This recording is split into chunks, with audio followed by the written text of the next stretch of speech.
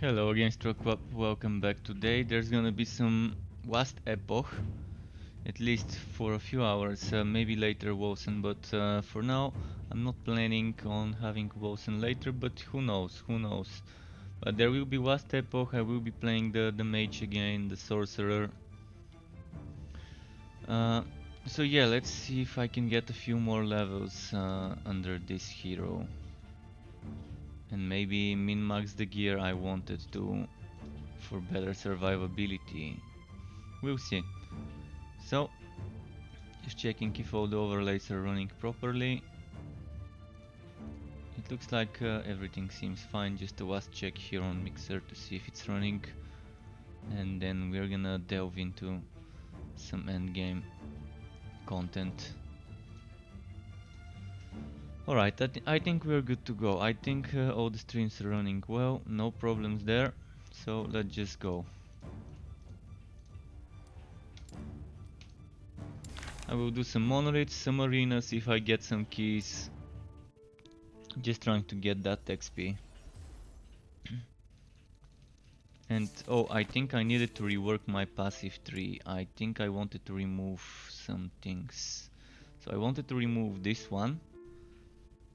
And there was one more thing I wanted to remove. I can't remember which one. Was it this thing here with the mana? 4 points of mana. I can't remove that. Not right now. So let's go to the brainy boy. And there's gonna be some nice changes with the next patch, which is coming later this month. They're even changing the portal animation. That was the latest review, I guess. So, what do I remove? I remove this, respec, and then I think I want to remove this. There.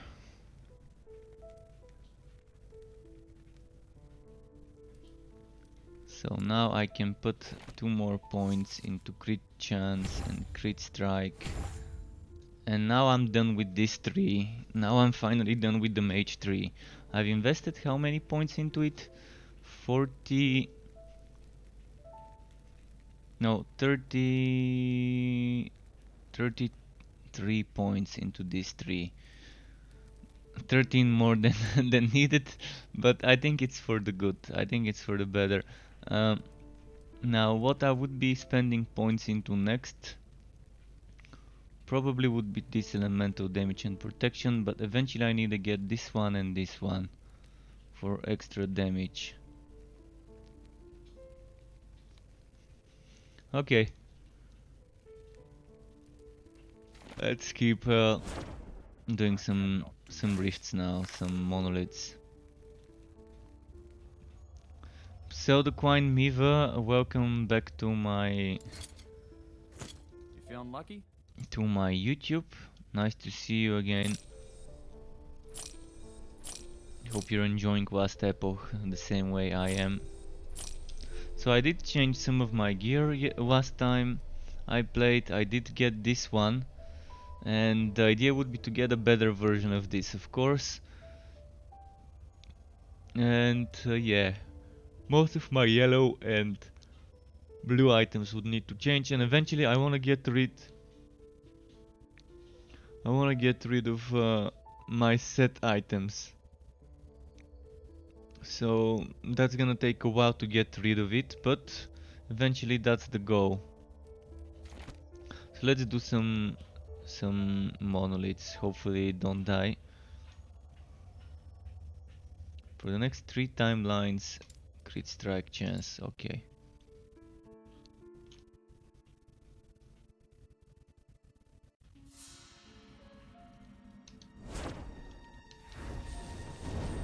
Oh shit, I'm trying to use the wrong buttons here.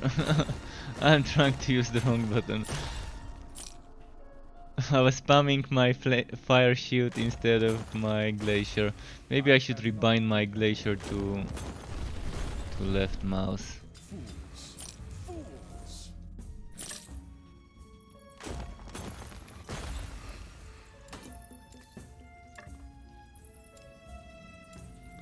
Right, I should probably stop picking up things that I don't need.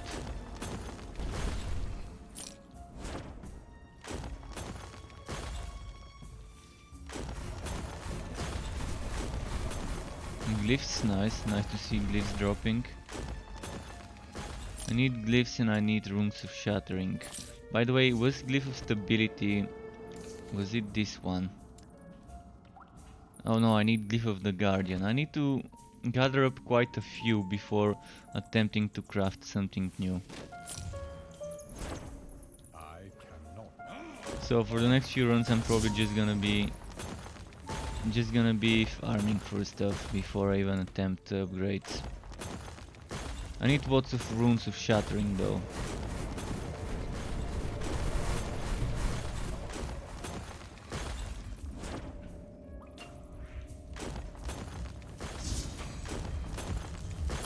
Thankfully it's dropping some items.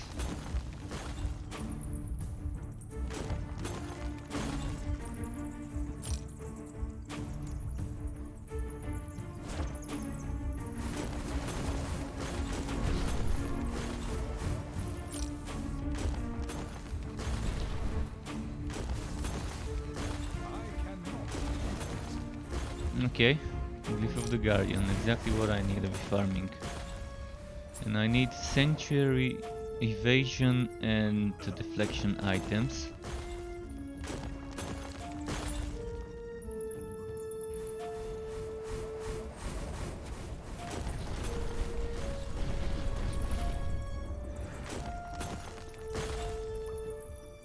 Oh no. That mana. Wondering what to get for mana purposes. Should I get my weapon upgraded for more mana when I get a new one? Or would it be better to just get accessories for more mana again?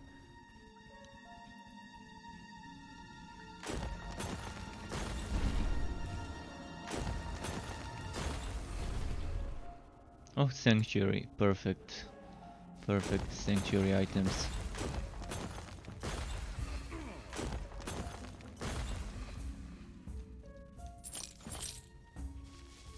What's the mission? Slay or Huron the Rampart? The Rampant, okay. So he's gonna be raging. I cannot.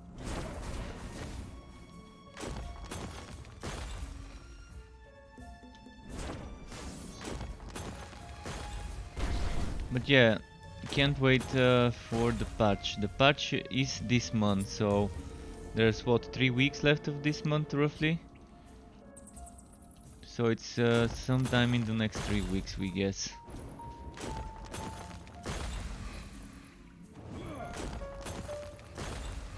But it has been confirmed it's coming this month. Patch 077. So far this mage does feel fun to play. It would require some more min-maxing of the items to be able to do better in arena and to survive more while still dealing damage. But as you can see, my gear is not perfect, so there's room to grow. With this. I wanna in the next few days probably start playing a new character as well, because I wanna try them all. I'm not sure what the next one would be. Maybe I should just wait for the patch and try a rogue and then go into Blade Dancer.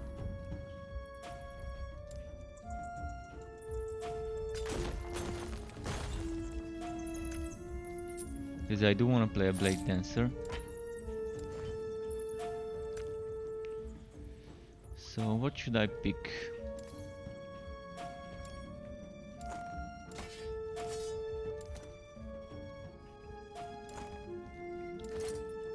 I could pick some more.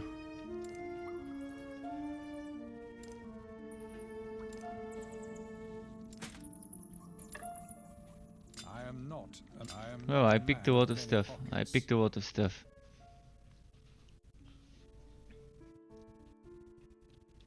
What about here? Woes of glyphs, but again, mostly glyphs of stability, not of the Guardian. It's tilted towards dropping more stability rather than Guardian glyphs.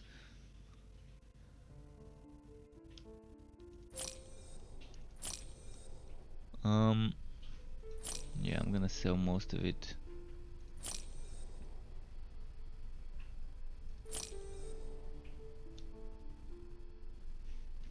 What can change on this item? The casting speed can change and the HP can change. Right, I'm gonna compare it to the one I've got.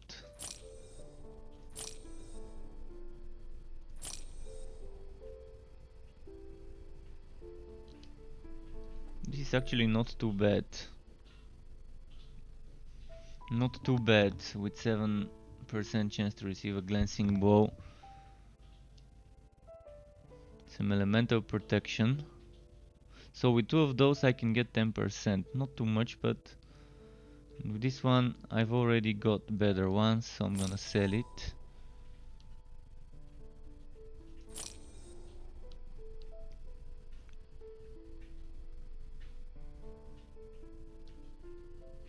Lightning protection, base spell damage. Okay, runes of shattering. I'm gonna buy the shit out of those.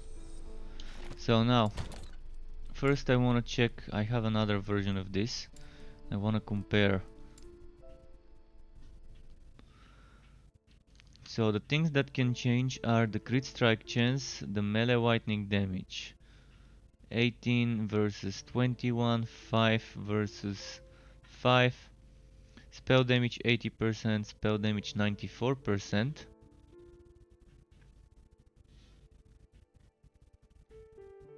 So this seems like the superior one. Maxed melee, max crit chance, close to max spell damage. The mana cost is -6, here it's here it's maxed out. Well, this seems still a better one, even though it's 2 more mana cost.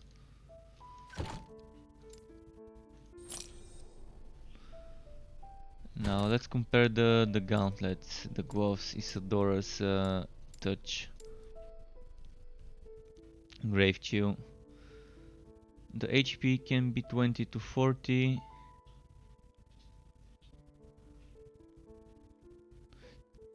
This seems to have more casting speed, less HP.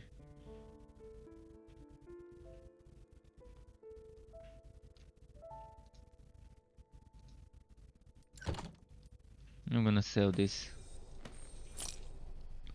Alright, and I think that was it, kind of. Oh no, deflection, no, no, no, no. I was saving this. I was saving this.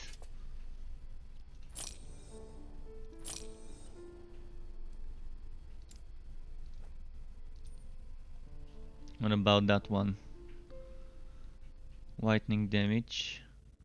Melee elemental damage. That might be nice for a spellblade. And there's more runes of shattering here.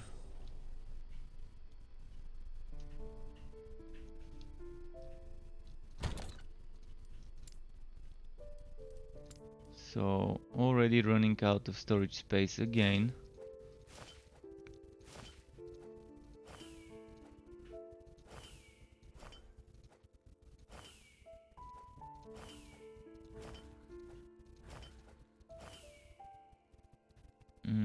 I'm gonna do something here.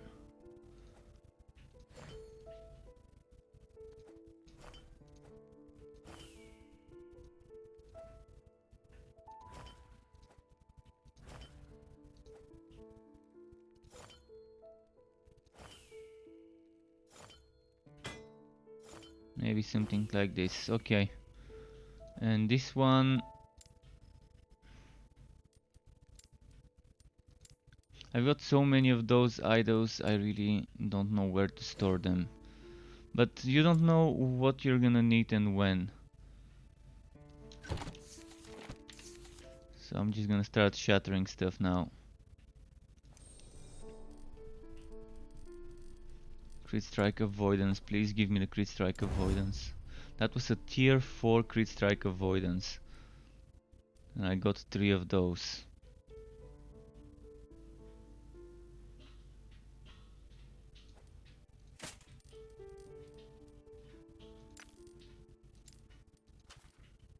Please don't break. Please don't break. Nice, 2 tier 5s. I mean, it's gonna be hard to beat 3 tier 5s.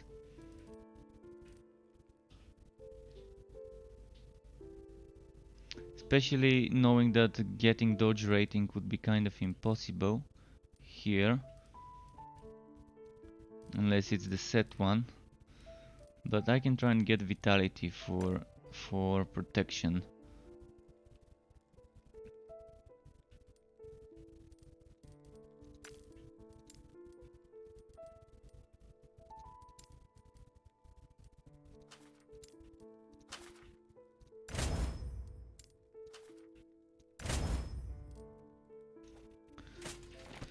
Let's see now. I'm losing all my 10% dodge rating if I remove this item.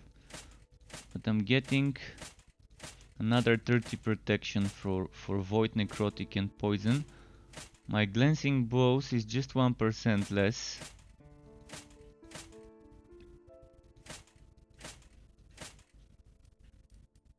And my crit strike avoidance is going to 94%. I think this is a very good trade-off.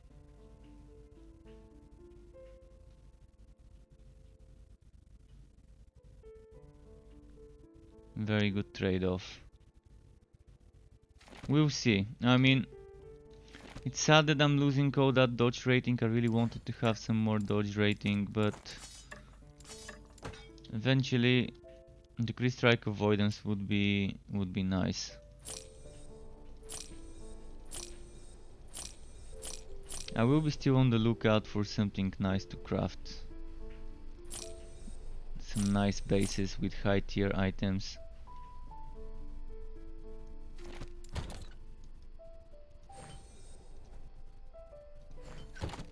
Let's do the next one. 4 timelines of HP and damage, or 4 timelines with crit avoidance and HP. I'm gonna grab this one.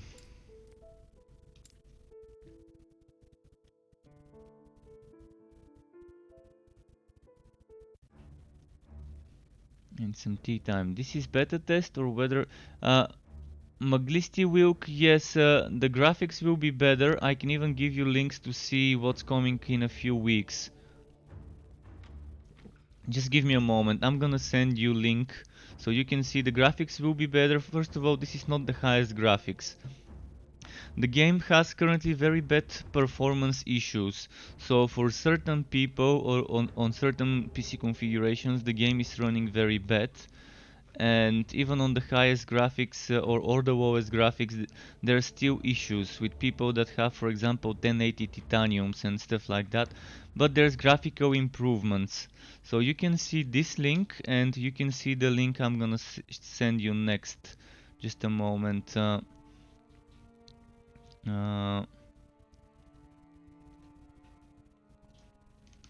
So those two links, one of them you can see screenshots, on the second one you can even see video. So basically they're changing their shader. Their shader is getting changed, so that means the whole shadows and whiting would be working differently and reflections would be working differently and all of that. So visually the game would become better. They're a small team, so there's so much they can do in the amount of time they've got, but at least they're working. They know what the weak link of the game is, being the animations, the visuals, and the performance. So if they're working on that, that's good news. But yeah, this is probably on lowest set, not lowest, but on medium/low settings. So you can see, or maybe that was ultra. That might have been ultra. Okay, let's reduce the graphics. That probably was ultra. I normally don't play on ultra, but last time I played, I set it to ultra so I can show some people how the game is on ultra. But normally I play on medium, and I normally reduce some stuff. I normally reduce the volumetric and ambient. This is what I normally do. But let's go back to Ultra. I guess it's nice to have it on Ultra for now. For me, it doesn't matter whether it's Ultra or not. I have the performance issues regardless on what settings I am. But this month there's an update coming. An update within the next 2 or 3 weeks, which is supposedly gonna introduce this new shader. So they either made a new shader themselves or bought one to use.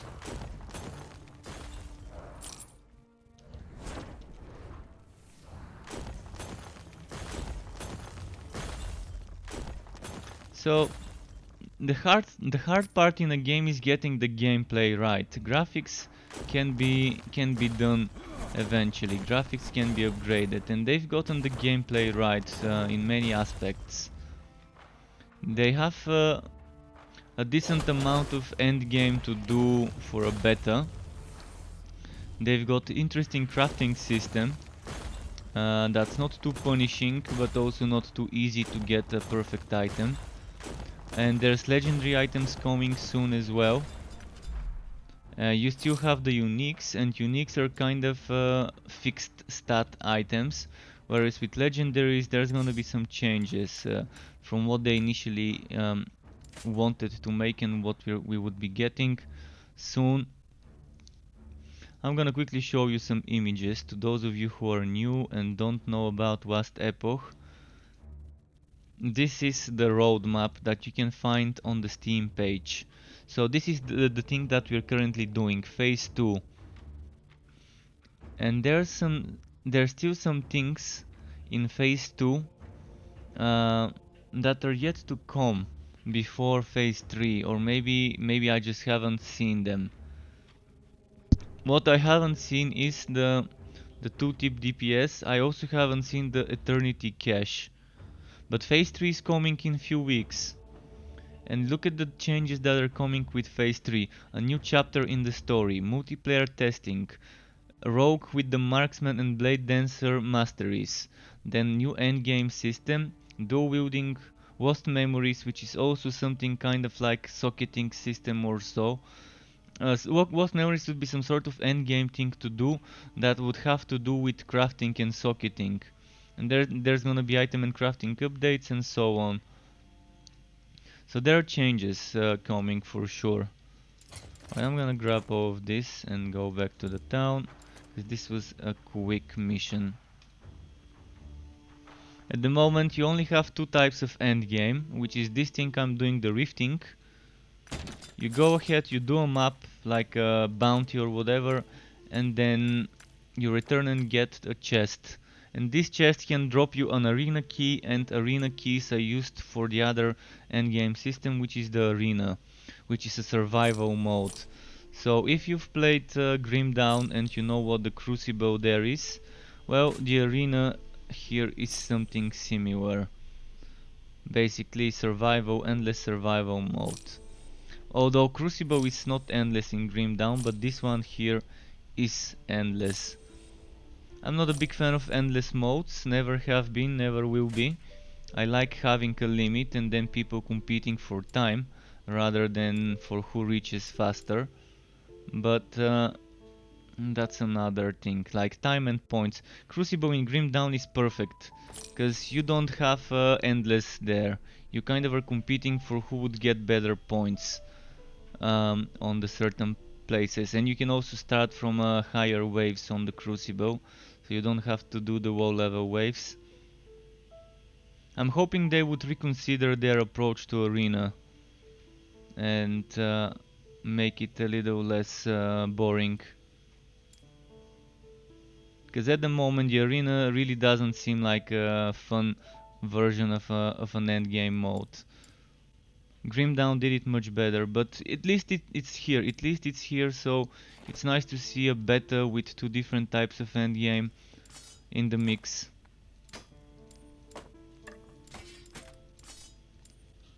most things are probably placeholders. I'm assuming that a lot of the things would change before the game launches.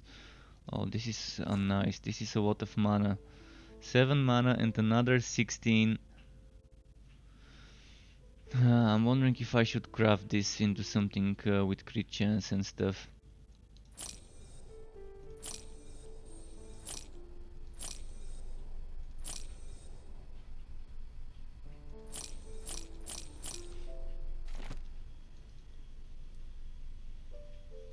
But yeah, at the moment, if you want to be doing arena and if you want to go into the leaderboards, you have to do few hours of non-stop grinding, because you can't pause and continue where you left off.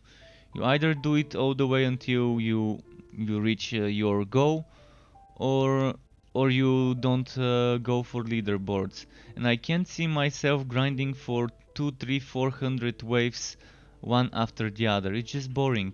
Super boring to do the same content over and over and over again for like 10 hours. And in order to get a record like this, you have to do it that way. It's just not my kind of gameplay. If I have to be stuck doing the same content for hours rather than doing a little bit of this, a little bit of that. But there's a lot of classes. You have 5 basic classes, and then each of those has 3 masteries. At the moment, not all of those masteries are released, but they will be. That's why you don't like Grimdown? Oh, just a second, guys, just a second, because there's a bot spamming. Seriously, bot? Seriously? In the worst possible time, the bot. Alright, gotta moderate, just give me a moment. Well, the Crucible is optional. The Crucible is optional, no one is forcing you in Grimdown to play the Crucible.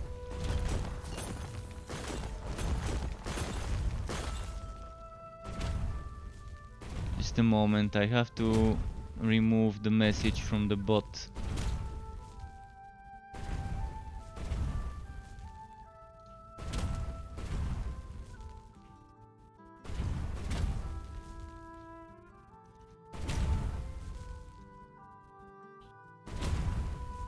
There we go. Now it's gone. But yeah, the Crucible in Grimdown is optional, no one is forcing people to play it, but it is a nice endgame mode. And it has different buffs, it has different places where to start from, whereas this one here is just for try-hard hardcore gamers. It's not for the more casual players. So if the game wants to only cater for the 1%, for the people who want to be meta, who want to try hard, then okay, that's fine. There's games for everyone, but if they want a broader audience, they have to reconsider their approach to certain things. If they want to win the casual players along with the hardcore ones. Okay, I've gotten rid of the bot messages and I'm able to play again. But yeah, the Crucible is just an optional expansion. It's not something that you even need to buy in Grimdown. And you still have the Shattered Realms, which is your rifting, which also has points from where you can start. You also can pick from where to start in the Shattered Realms. You don't have to start from the very first level every time you do it. And you have a lot of other stuff there. You have the roguelike dungeons like Bastion of Chaos and what was the other one? Steps of Torment, Port Valkyrie, etc. It would be nice to see some sort of dungeons here as well later on. I mean, Grimdown does a lot of things nice, but I'm not a big fan of having to start over and spend so many hours to reach max level in Grimdown. That's probably why I'm probably not gonna like last Epoch when it launches, due to the XP was they're gonna be doing a death penalty of XP, the same way the same way Path of Exile does it. And reaching level 100 would be super difficult to do after that. The way I like games is I like getting to max level fast, and the real fun for me begins when I reach max level. Before I reach max level, I don't feel like I'm playing the game. Because I like to be able to reach max level, then start respecing, then start changing my build, start finding the best setup I want, changing my passives, changing my actives, changing the masteries on my actives. This is what I like doing in games, reaching max level and then finding new builds. And if reaching max level is slow, I just quit, because I can't be bothered to spend 2 months just trying to reach max level, or 1 month just trying to reach max level. In Grim Dawn it's not that slow. I mean, in Grim Dawn I can reach level 100, but I've done it so many times that it's just, I can't play the game anymore. I've done like at least 15 max level characters in Grim Dawn over the last few years.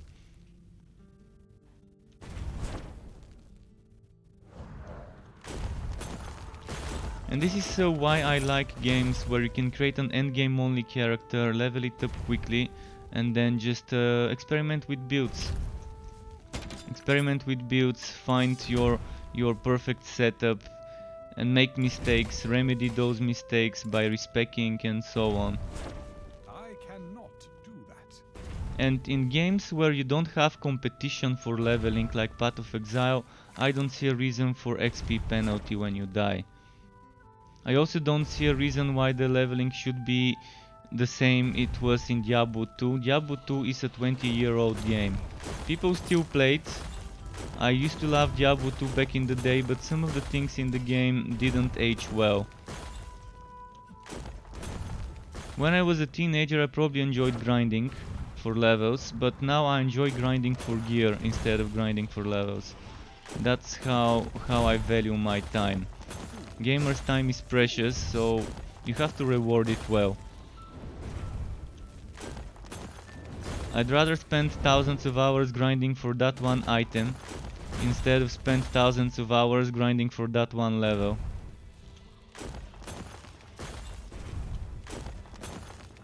And I was kind of sad to learn that this game would be adding a death penalty for XP. Was one of the things I liked about it, that they don't have that penalty for casuals like me that die often.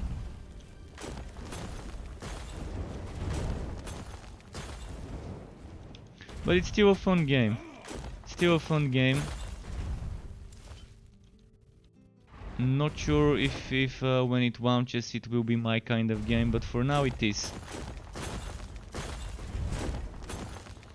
It would be nice if there's a casual mode, like create a character that cannot play with others, and maybe like a solo self-found mode, but for more casual people that don't get punished severely and that don't participate in the leaderboards.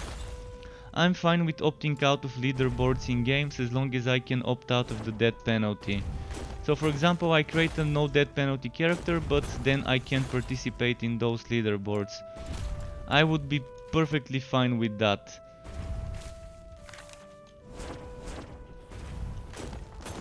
But there's mods, so if someone makes a high XP mode without death penalty for this game, I'm definitely gonna enjoy it more than the base game. I am not a man of many pockets.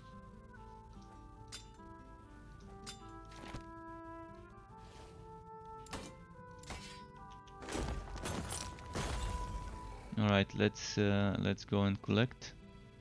So far the game has a lot of nice things. The gameplay is the hard thing to get right, as I've said. And this game has done the gameplay well, it's done itemization well as well. So they've done the difficult things right so far. The crafting system, I'm really loving it and I can't wait to see the updates. I also can't wait to see the changes regarding socketing and how legendary items fit into the whole system. That's not bad, but yeah, I'm not gonna keep it. Uh, so do I want to keep this thing? I'm probably not. This one I might keep though.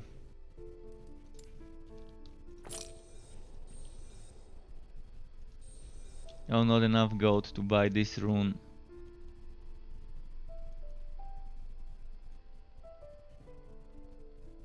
Okay, let's see.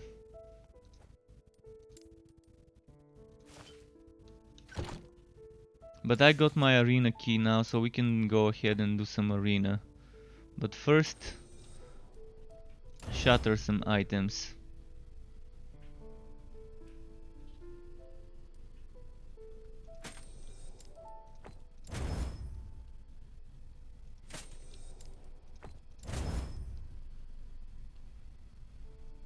Was I saving this for crafting? To replace this one? I can't remember, but let's see this. Crit strike avoidance, glancing bow, more glancing bow, and those.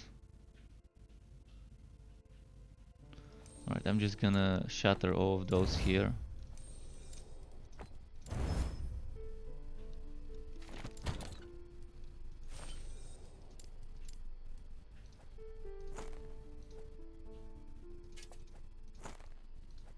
I'm gonna put those items there.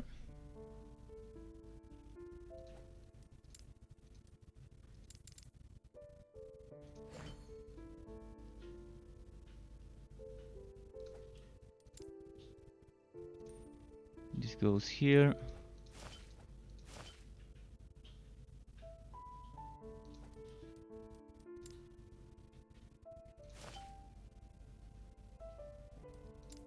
Alright, let's go do arena now.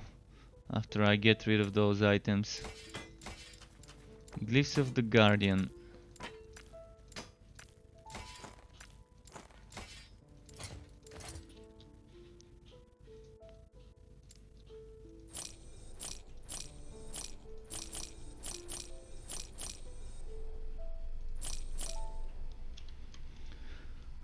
One companions, 33 chill, 27 chill duration.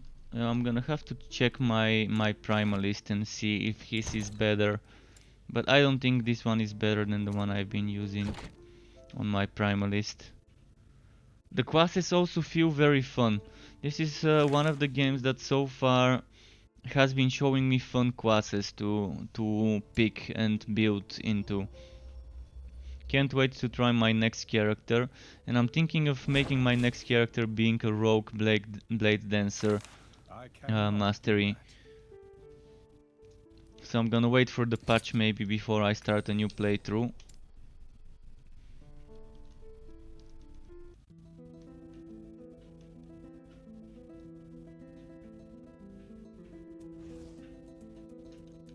Casual players don't tend to hang around forums bitching about OP. And they don't mind some OP. Well, what do you mean by bitching about OP? Do you mean min-maxers bitching about things being overpowered and not? I don't care if something is overpowered in a game that doesn't have competitive, but this game has competitive. So if they want to balance classes, they need to make sure that there is no overpowered stuff. If the game is only co-op without competitive, I don't care whether it's balanced or not. But if there is competitive like those leaderboards, things need to be balanced. I mean, just the term competitive PvE sounds boring to me. It sounds like a joke from a kid's book. Competitive and PvE in one sentence. But some people like competing for PvE. It has always been like that back since the 80s when there were arcade games with leaderboards, people were competing for PvE, not for PvP. And that's okay. Some people love doing it. It's not my kind of competitive mode. If I do competitive, I'd rather do a PvP game. But I no longer wanna do PvP. I used to only do PvP when I was a teenager. Now I just wanna be a Care Bear and kill some mobs. without caring whether I'm doing it fast enough or not. But yeah, things need to be balanced. Things need to be balanced in a game that has competitive. And mind you, there are players who tend to go into the forums and report when things are overpowered.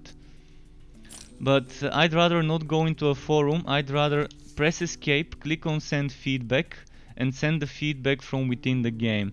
The same way I can do in Torchlight Frontiers, now known as Torchlight 3. I don't want to be made to go into Reddit or Discord or the forums to report a bug.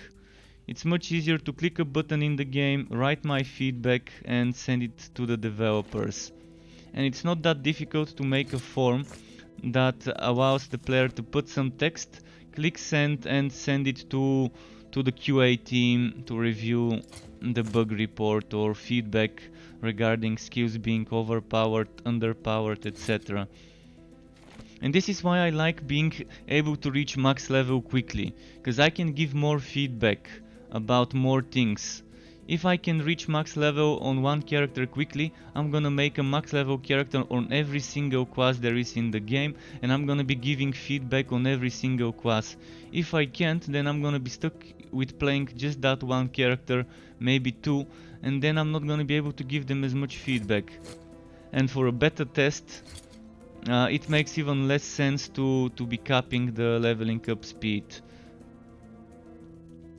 I mean, if it's an alpha or a beta, if I was a developer, I'd let people level up faster rather than limiting the amount of feedback I can get from a certain player.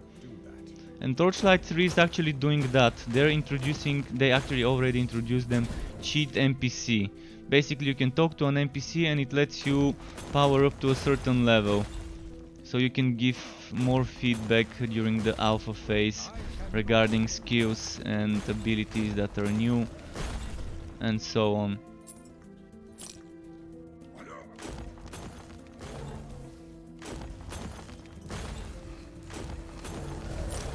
But yeah, there are some casual players that don't mind giving feedback.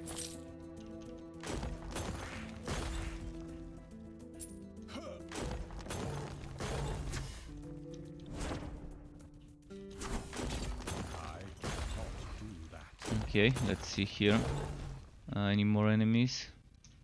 Oh no, the chimeras. I don't like the chimeras.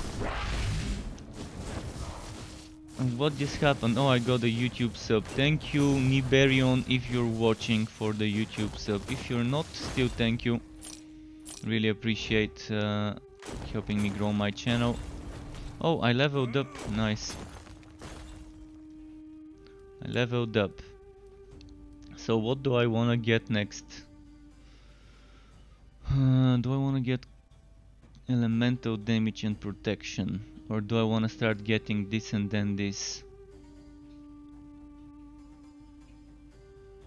I'm probably gonna keep getting this thing.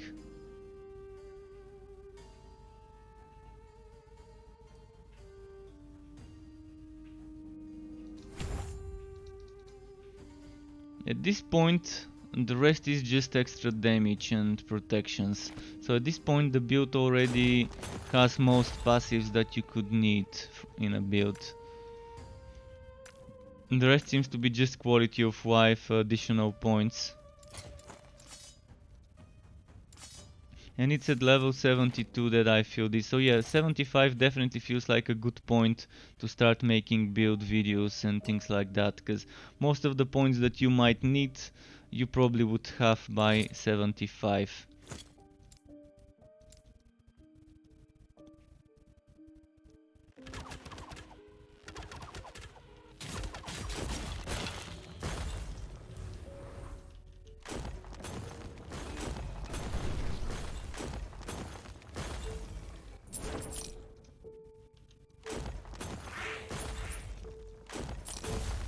There we go.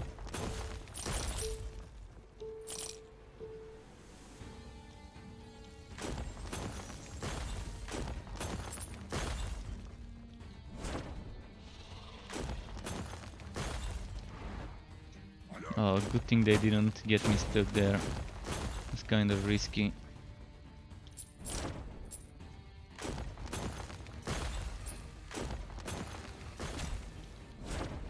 Oh wow, teleported right next to him.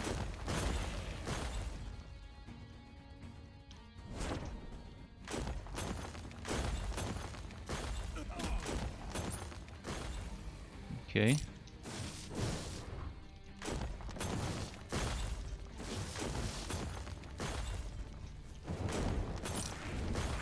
I can't wait to see that Eternity Cache system. Apparently the Eternity Cache system is like a box that we can put an item and some materials in one era. So let's say we go to the earliest era, to the Divine era, then we put the items there, and then we return later in another era, later in the years, like the Imperial or Ruined era, and then we get a stronger version of that item out of the box, or then we can get a stronger version. Not exactly sure how it works, and I'm not sure whether it's in the game.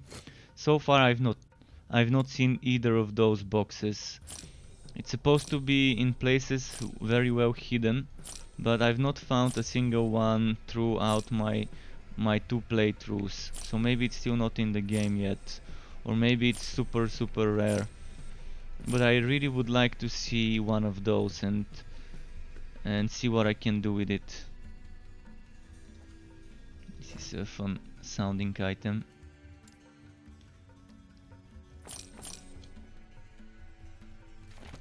Let's keep going.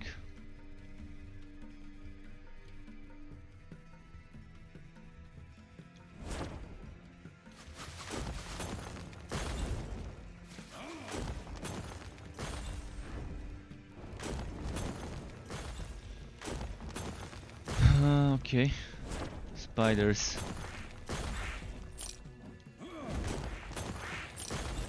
Oh no, not the outwame enemies. Those are so overpowered. See, that's my example of an overpowered enemy is this one with the outwame. When it's just a single one, it's fine, but when it's two or three of them at the same time, it's super overpowered, having to dodge all those hits with outwames and everything. And the attack speed as well. They don't have some sort of cooldown on this. They can just do another one right after the first one has ended. And if it's like three of those that you have to dodge, it can be a bit overpowered.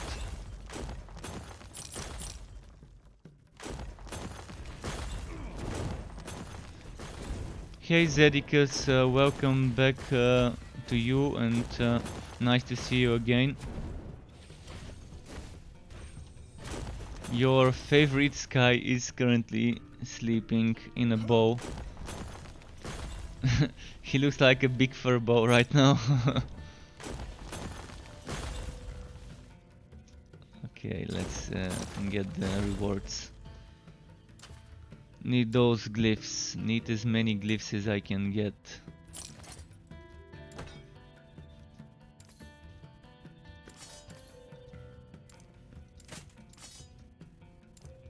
Alright, let's do the next wave.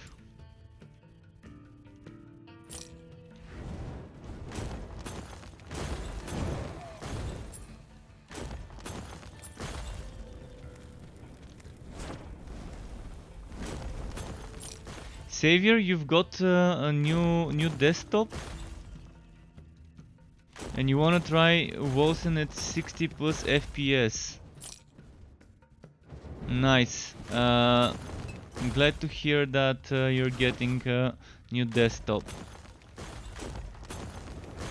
Good luck with the fast delivery. I know the feeling of having to wait for something new that you've ordered to arrive. Oh, that impatience settling down.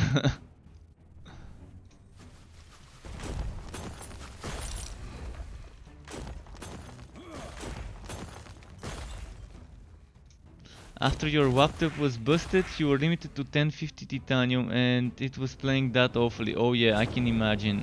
I can imagine. Well, and now you're gonna be doing it on a desktop, not on a laptop, so definitely something better.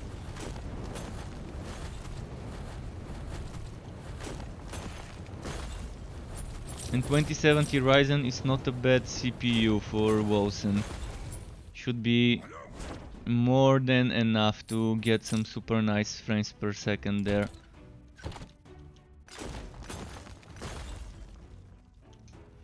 Let's see some more shards.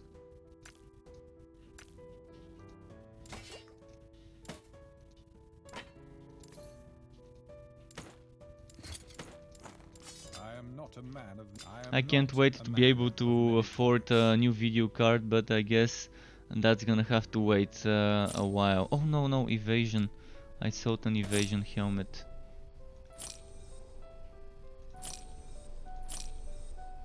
Evasion, so 2 evasion items. Niberion, thank you Niberion for the follow on Twitch. Welcome to my channel. Nice to have you here. It is appreciated.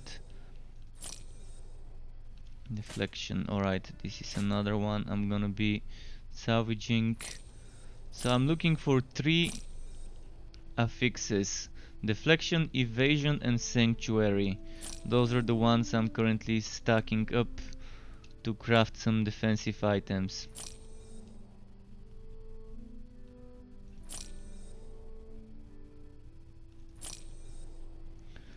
This one was 41% cold damage. This was a nice amulet damage wise. Alright, so let me quickly stash this. I'm gonna fix it later. So I wanna be shattering some items for materials.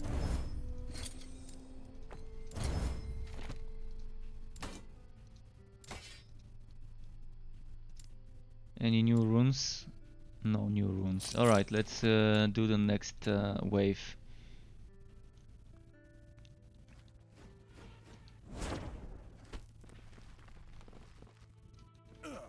So for you it's 2 days max. Yeah, I guess it depends on the country. Here I normally like to order something and just go and pick it up from the shop myself, if I can. If the shop is nearby, but if the shop isn't nearby, of course I'd rather opt in for delivery. What happens in my country is all the shops are kind of getting their supplies from probably the same warehouse. There's probably one big warehouse that's importing video cards, motherboards, CPUs and all of that other PC components.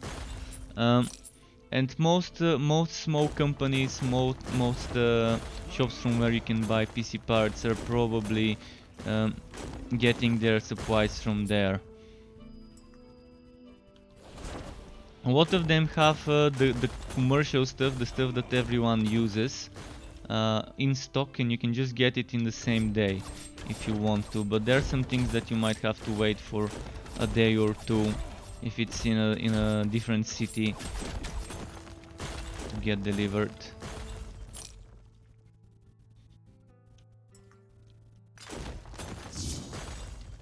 One, 2 days seems like a reasonable amount of time for a delivery.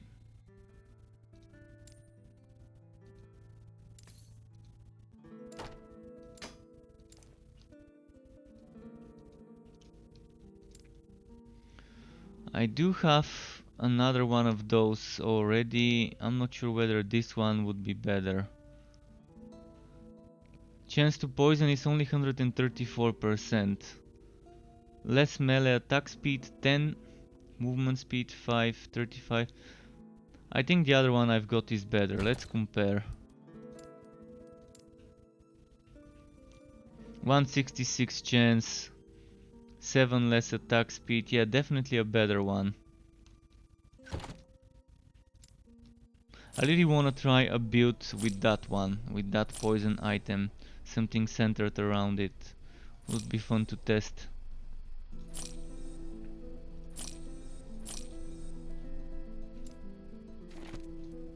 Let's go.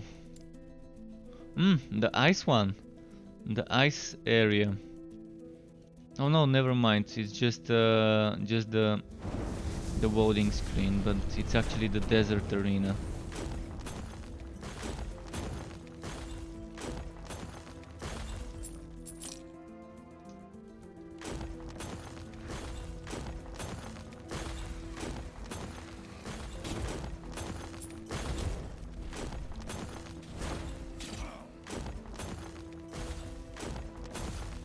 we go.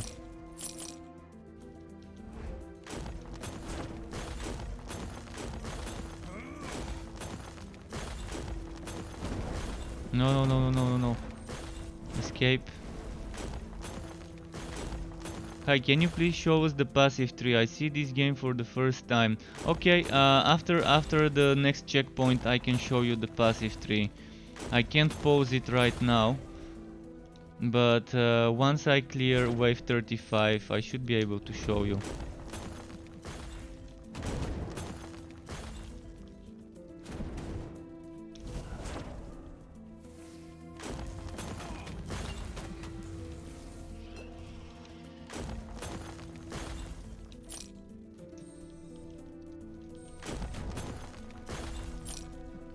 This game has two types of passive trees. One of them is for passive passives, the other one is for passives related to a specific skill. So you're gonna see in a moment what I'm talking about. Kinda may not be the best at explaining it, but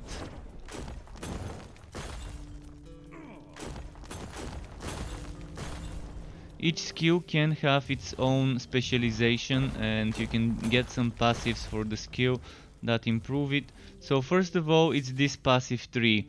You start as a class. My class was mage, and then you have a choice of three different specializations, three different masteries. So each mastery would give you different bonuses. It would unlock different skills as you level up into that mastery. So this is the mage.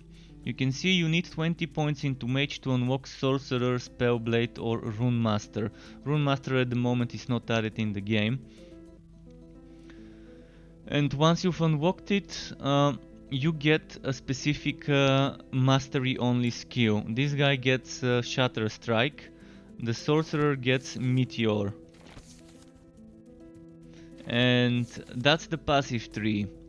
You kind of, as you invest, you reach certain thresholds that allow you to invest into certain skills, and you also need to invest certain points into one skill to unlock another.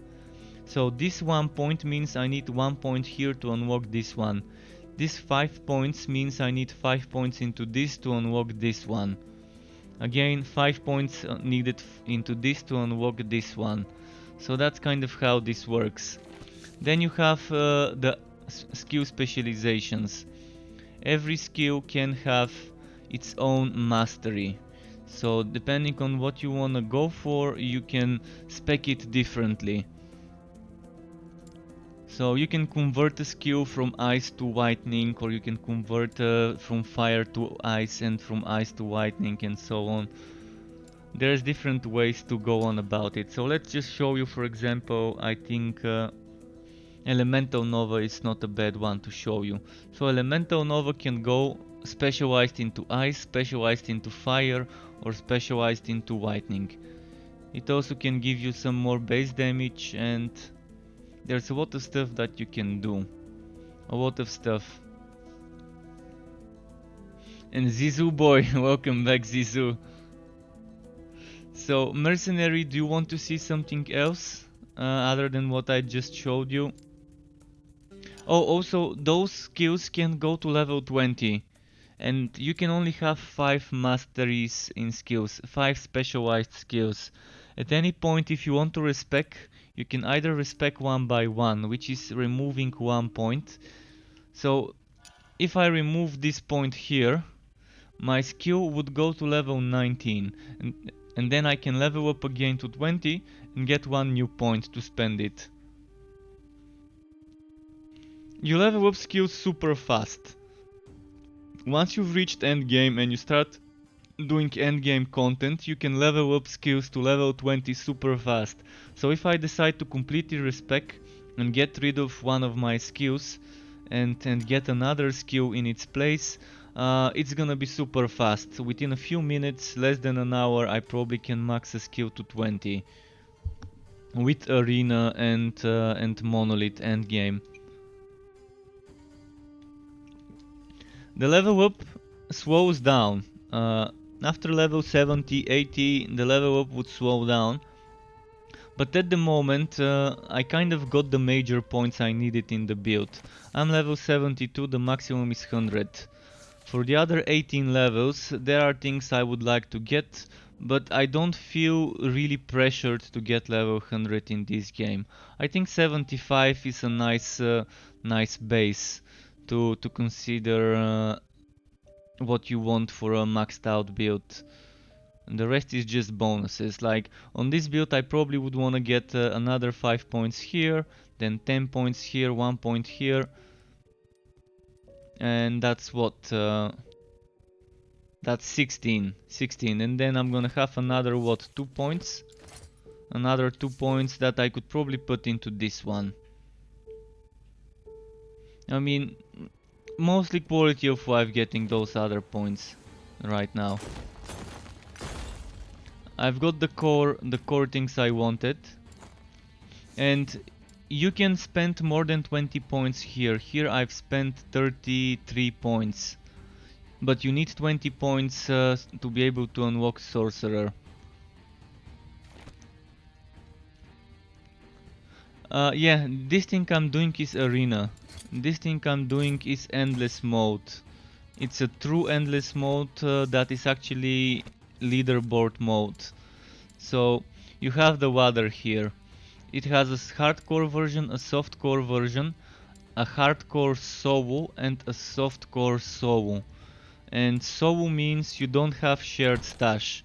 So if you're playing a solo character, it doesn't mean that you're not grouping up with others, because at the moment no one can group up with others until they add the multiplayer. It just means there is no shared stash. And it's also gonna mean that you're not gonna be able to group up with others, I guess, when they add the multiplayer. But for now, this is the only thing that makes solo different than non-solo. You cannot use the items you farmed on other characters, on a solo character. I'm assuming later solo would really mean solo self-found, like not being able to play with others as well when they add multiplayer.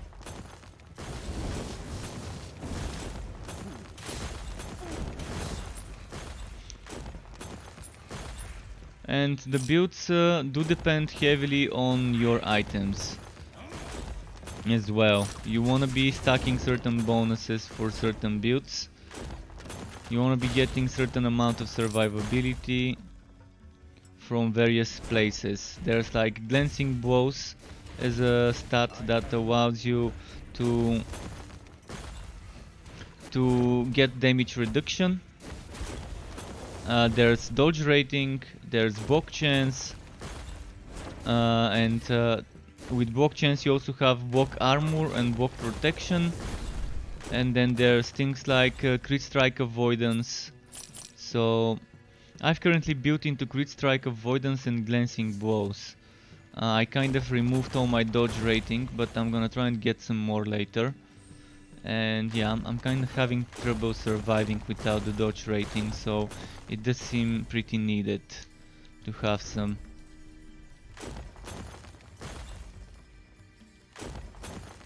It was much easier to survive on a dodge rating setup rather than crit strike avoidance. Because it's better to dodge a hit completely rather than just take a regular hit instead of a crit.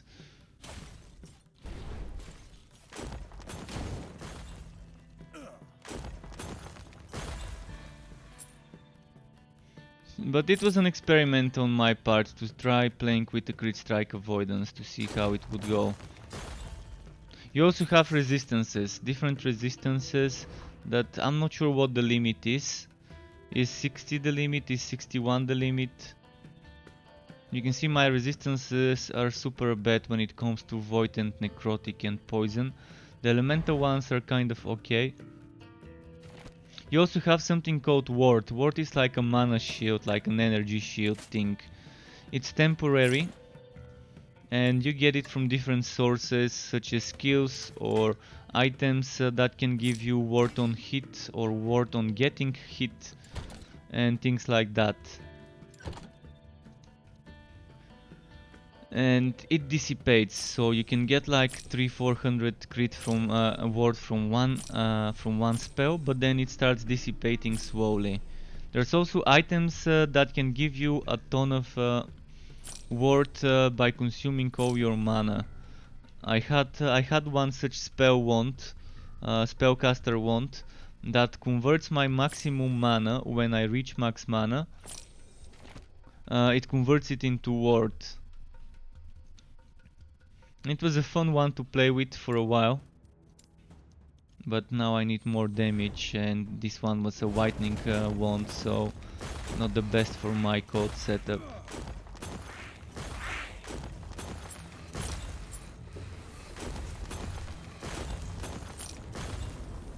And the game has been receiving steady updates.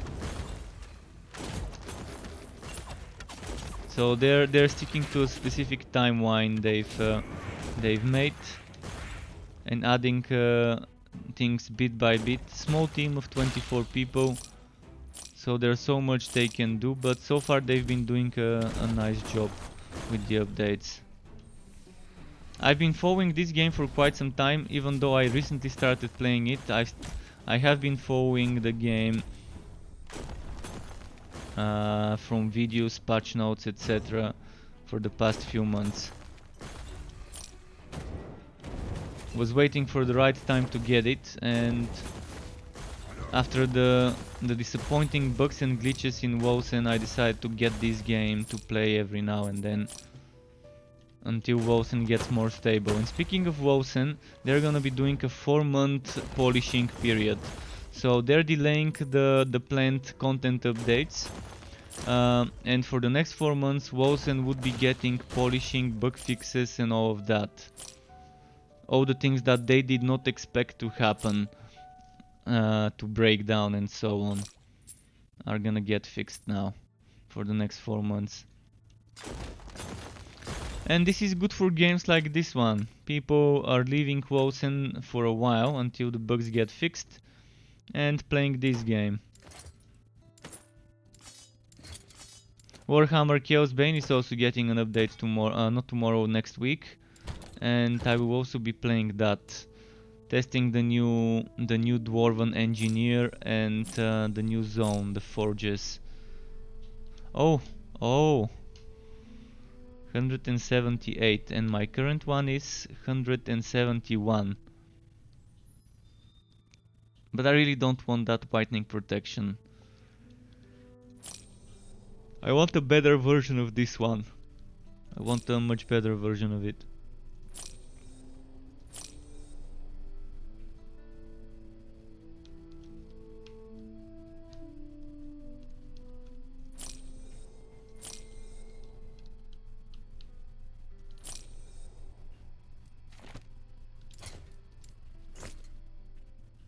You see a health potion. Are there any other consumables? No, only a health potion. So for the mana you have to get creative. You have to figure out ways to get mana regen, mana cost reduction, mana gained on hit, on kill, etc. You have to figure out ways to get mana. There's only potions, HP potions, and different belts have different potion slots. So this can be between 2 and 5 potion slots. And you have to pick up those potions. Yeah, you can go into negative numbers, so as long as you have mana, you can cast a skill and it would consume the mana needed and go into negative if it consumes more than you've got. As long as you have over 0, you can go into negative. And there are certain skills that use the negative mana mechanic to give you more mana regeneration. So this skill Focus had something similar. Let me check where it was. Max mana gained while negative plus 5% per point. So this skill basically allows you to regenerate mana if you don't have any. I'm gonna show you. It's better to just show you how it works. So even though I'm not specialized in a skill, I can still use it. So let's waste my mana.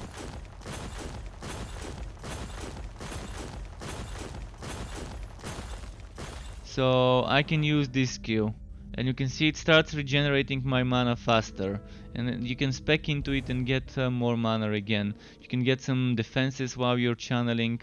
You're stuck in place while doing so. This skill, for example, has a node that gives me free spell after teleport. So I'm gonna teleport, and then the next spell I cast would cost 0 mana. So there's things to include in the build if you wanna be managing the mana.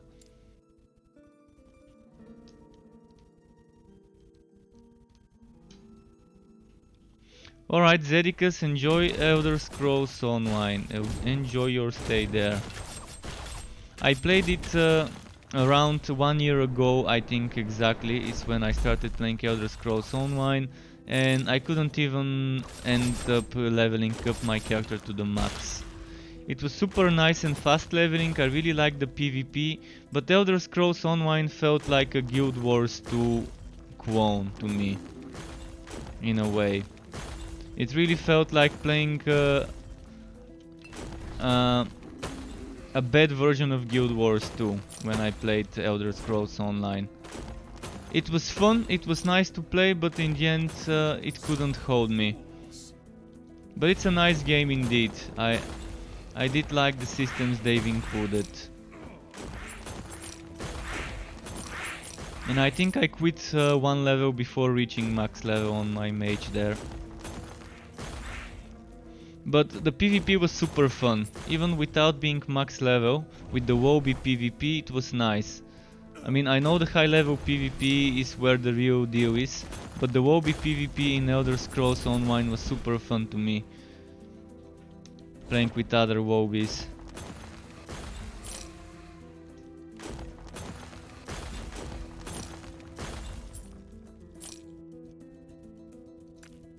But I don't know exactly what I didn't like about the game, but it felt like something was missing. 1 year ago, that was 1 year ago. I even had a subscription for the game to be getting the premium features back then.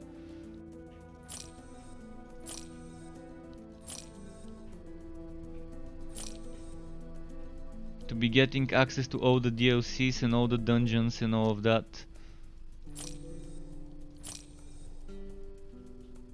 Deflection, okay.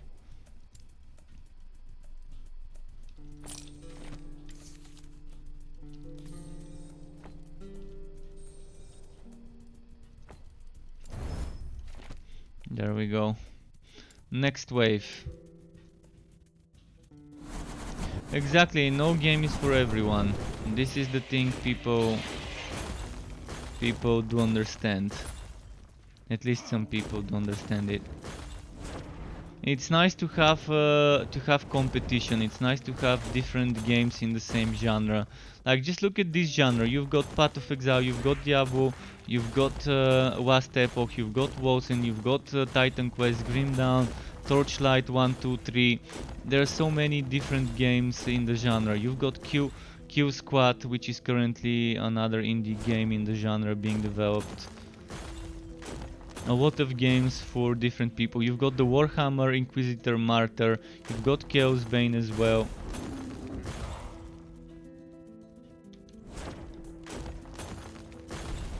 So there's a little bit for everyone.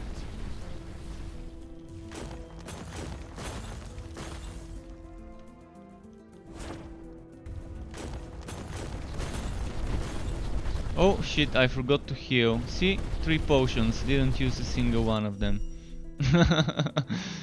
There goes my arena. At least I reached wave 50, so there was some good XP on the way. In the meantime, where do I spend the next point? I'm gonna get more protection and damage. More protection and damage. Back to Monolith. So now I'm gonna be doing the other endgame mode. For those of you who joined later on the stream, the other endgame mode is this. So basically you have, every time you have a choice of 2 timelines. Two, two, two maps that you can do, 2 rifts. And you can re-roll it once if you don't like the options. and the more timelines you conquer, the more bonuses you get. So you can see this would give me for the next timelines, for the next 5 rifts, for the next 5 maps I would get those bonuses. So this one would show up here on the next map and on the next 4 after that as well. The same, like the item rarity would get added here and the XP gained would be added here. If I pick this one, then that's gonna happen for the next 4 timelines. I'd rather pick this one. Thank you for the follow, mercenary. Thank you for the follow. Welcome to the Struck Club.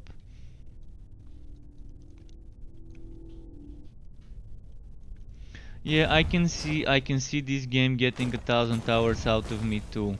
But keep in mind, if you don't like death penalties, when the game launches there will be some. There will be a death penalty, so you're gonna have to play a bit more safe. Death penalties focus, they force people to play Care Bear builds.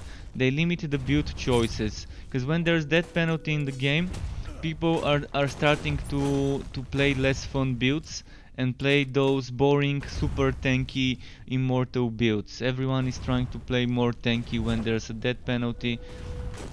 You can see in Path of Exile, when it's at the beginning of the league, most people are picking those builds, the boring meta, super tanky setups that barely even die on bosses, for example. And yeah, one of the reasons I'm not a big fan of death penalty is this. It kind of forces people into playing builds they don't want to play. Exactly, that's what hardcore mode is for. If you wanna get challenged, you can do hardcore. If you wanna get challenged, you can do a sadistic mode, masochistic mode. The masochist mode makes the enemies much stronger and much harder to kill. So there's that. It it makes your pets much easier to kill and you alongside them. So you have those challenges, and there's gonna be new challenges to do as well.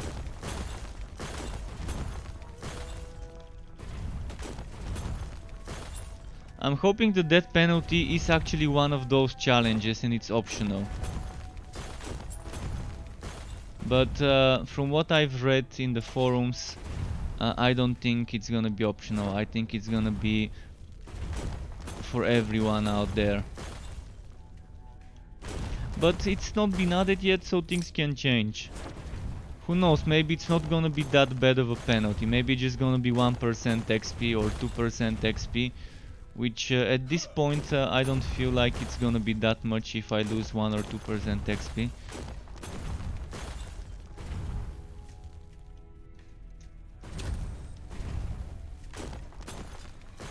But I still would rather not have XP loss. I'd rather have other things.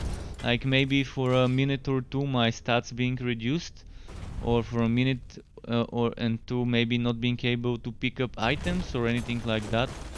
I'd rather not have XP loss but other types of punishment if I die.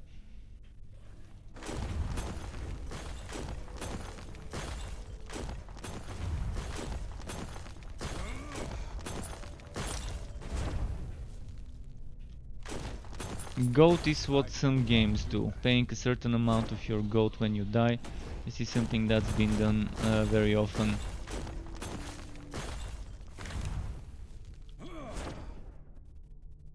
We'll see how it goes.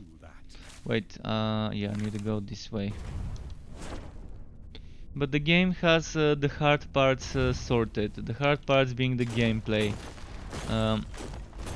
The nice skill system, the nice passives, masteries, classes. It has some nice endgame modes, good crafting systems. So some people say the visuals are the hard part, but I would say the hard part is the gameplay. No matter how beautiful your game is, if it is bad, good graphics would not save it. So this game has the hard part sorted.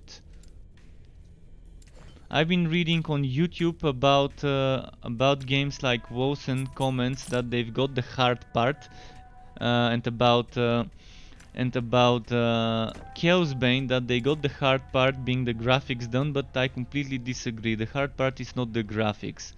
The hard part is not the visuals, it's the gameplay itself. If you're not creative, if you lack the capacity to create a fun game, giving it the best graphics won't save it. And this game definitely has the gameplay to hold me playing for quite some time. For example, Chaos Bane, I enjoy playing it, but it can get boring super fast. Super fast. Very limited itemization systems, limiting the builds based on those itemization systems in Warhammer Chaos Bane. Not a bad game, but not something that can compete with the others on the market. Not sure what just happened. Was that a YouTube sub or a Mixer follow? Thank you if you're watching. And Ouija, a wave back to you as well. Just saw the message. I am not a man Okay, let of me many quickly pockets. sell before picking all that wood. And there's a lot of wood to pick, as you can see. Deflection, this needs to be saved.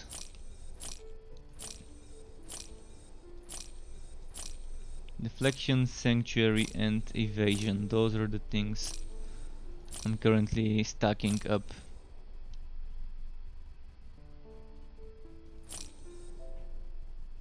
Increased cold damage, but this is only 16%. So that's like lowest of the low.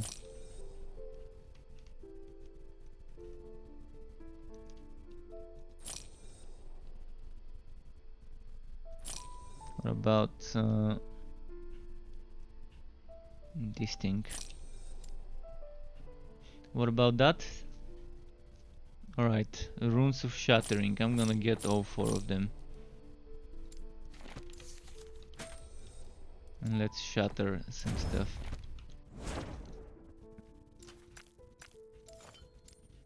But yeah, the leveling so far feels fine in this game.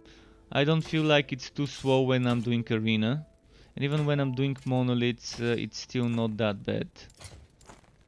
I am not a man of many pockets. Especially when you end up stacking up high level monoliths and you're getting so many XP bonuses stacking together.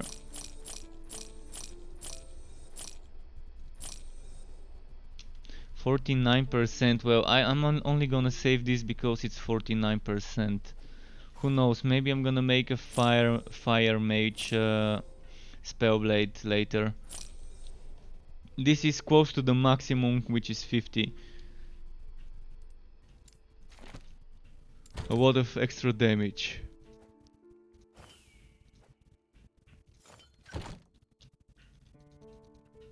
I'm a big fan of this system, like Diablo 2 charms, having those idols here in the idol inventory. Makes you make some tough choices. What do I wanna get there? Do I wanna get a big one? Do I wanna get more small ones that give me similar stats? Choices need to be made.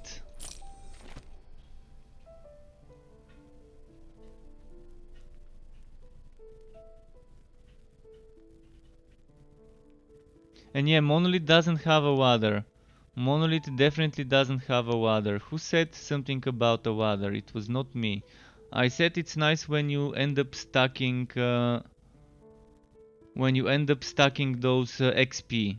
So it gets good XP in the monolith when you start stacking those bonuses. Like the higher you go into the monolith, the better the XP because you're stacking bonuses for the next 7 timelines. And at one time I had I think around 50% increased XP gain when doing a map, which is still quite nice. I hope you didn't misunderstand me earlier when I was talking about this. Because I've not read anything about a ladder for Monolith.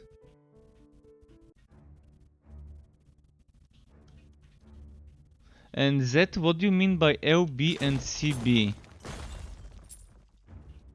They need a Care Bear LB. Do you mean leaderboard? And do you mean CB as a Care Bear? And how do I get to the ancient forest? What do you mean, how do you get to the ancient forest?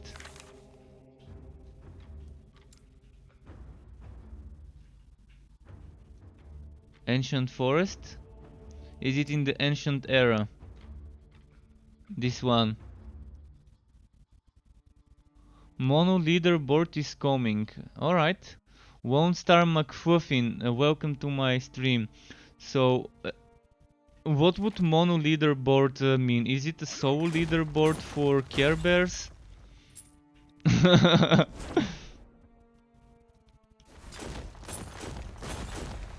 Shattered Valley in Ruined Era. Okay.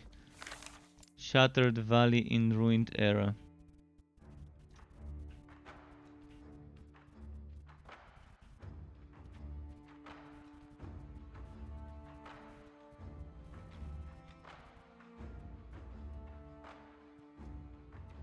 Oh, here, this one. Yeah.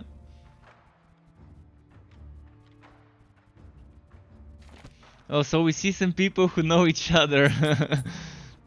Nice to see the community coming up together into the same stream.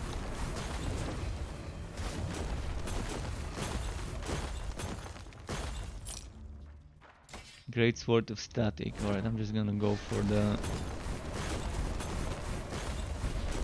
I'm gonna go for the mission, for the objective.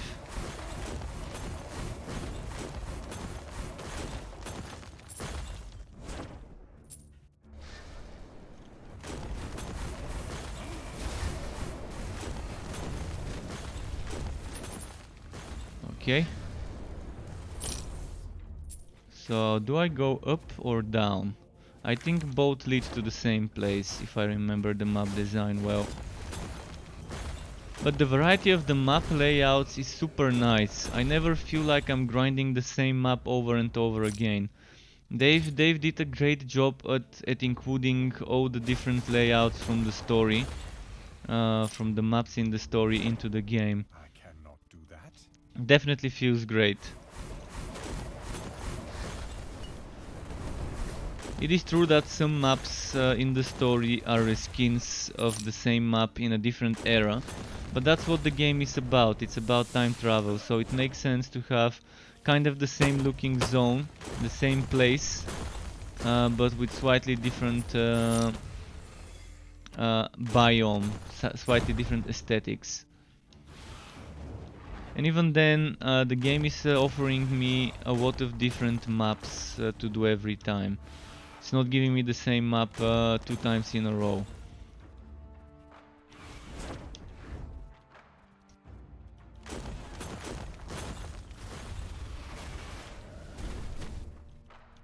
It's a nice concept, time travel in a hack and slash game.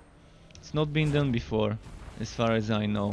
I mean, I've used to play. I think I played some time travel games back in my Sega.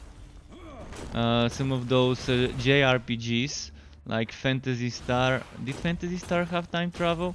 I remember in Phantasy Star we had like our family. So you would have your children inherit you, and then you would start playing with your children as the main character and things like that.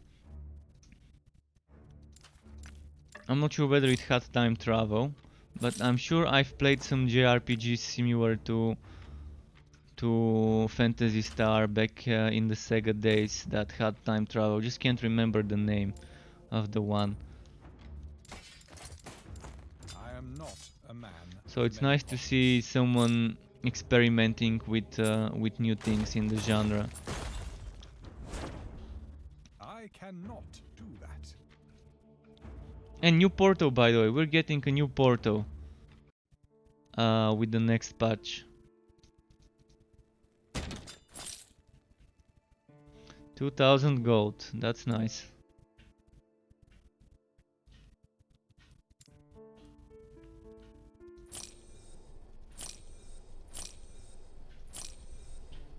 Chrono Tiger and Legends of the Wagoon. Oh, That sounds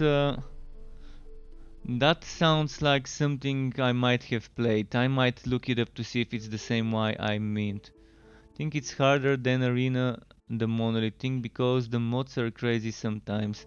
Yeah, the Monolith mods sometimes are crazy, but it's fun. It's fun. So there's gonna be Monolith leaderboards. That's nice. It will be similar to Arena leaderboards, tracking how many monos you reach without dying. Yeah, that would be fun. That would be fun. I'm having more fun playing the Monolith than the Arena. Cause I don't know, the Arena seems to be too grindy. You can't continue it later. You have to do it all in one go. And I don't think the average player would have the opportunity to spend like 5, 6, 7, 8, 9 hours just pushing arena, and then they're gonna be getting PTSD from the arena. They're gonna be dreaming arena maps, having nightmares of that arena grind. I don't think that's the way to do endless mode without giving the players the chance to pause and continue tomorrow. So the monolith would be great for people who still want to be competitive, but would rather do it at their own pacing. Pretty nice hearing that something like this is getting added.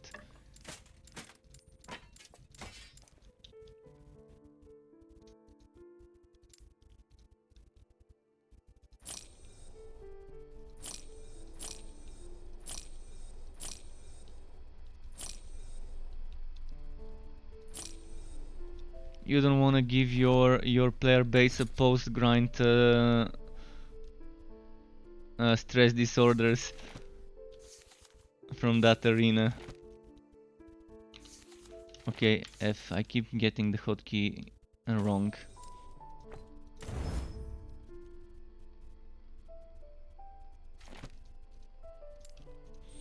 But yeah, I'm really collecting resources right now. I'm trying to collect as much of those things as I can. Glyph of the Guardian. And then I'm gonna start making better shoes, better gloves, better weapon. And in the end I need to change my rings and amulet. Because this set is giving me elemental protection and that is fine. But I wanna get something better. Something that's actually gonna give me more than just protection. So at the moment I'm on the farming phase, later I will be on the crafting phase. So they already have 50% damage. And do I want to give them another 30% damage? Or do I want to give them enrage? I really don't even understand how enrage works. Does it give them more damage and movement speed? Is it just damage? Is it just movement speed? Is it crit chance that they get when they enrage?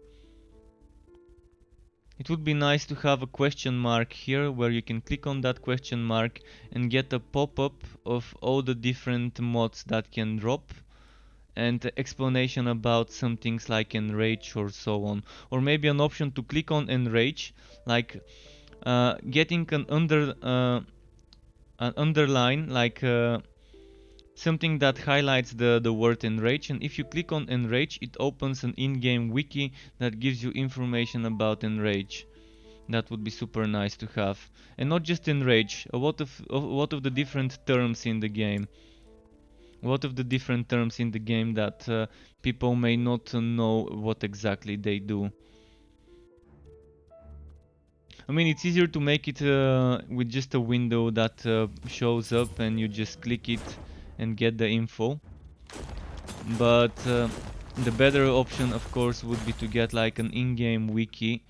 And once you click on a highlighted word, it brings up the information about that word from the wiki. But that's a lot more development hours to make it that way. So the simpler version is fine, I guess, of explaining certain mechanics and things.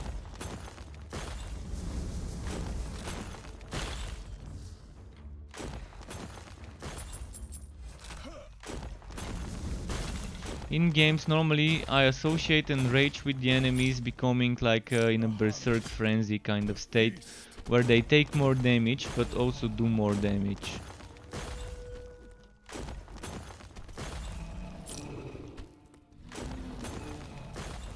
And sometimes I associate that with increased movement speed as well. So maybe that's how it is in this game.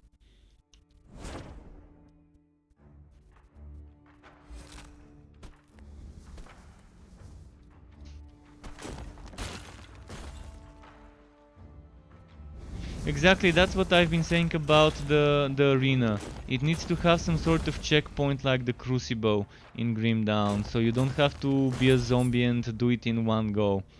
It's super difficult for the average player to spend that much time on the exact same content over and over again. First, it feels boring to be doing arena for more than a few hours. I understand people wanna be getting their records for EPIN, bragging rights. Look at my EPIN, it's bigger than yours, and all of that. But it really feels boring to have to do the same thing over and over and over again until you start bleeding from your eyes. So I think the arena needs some sort of quality of life rework. I'm assuming it's not the final version of the arena, it's a beta, things change.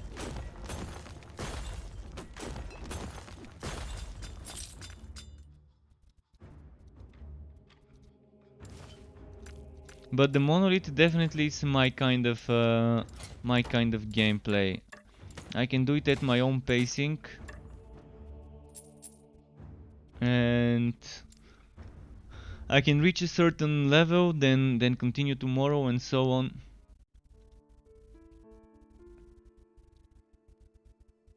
Let me catch up back on the chat.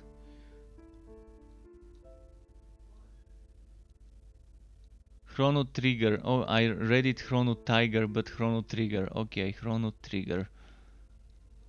Need to remember to look up Chrono Trigger later. It really sounds familiar to me. Sounds familiar to me. If it was a Sega game or a PlayStation game or something like that.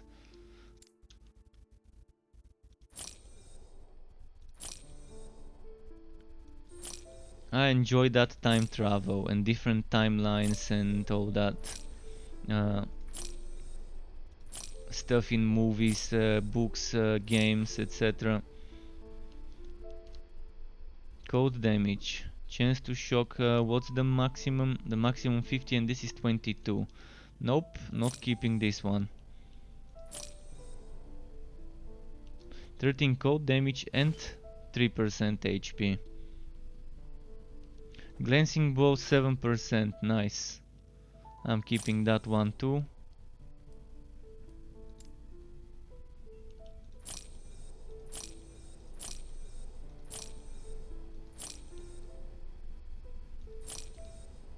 And I got myself an arena key so I can go ahead and do some more arena for XP.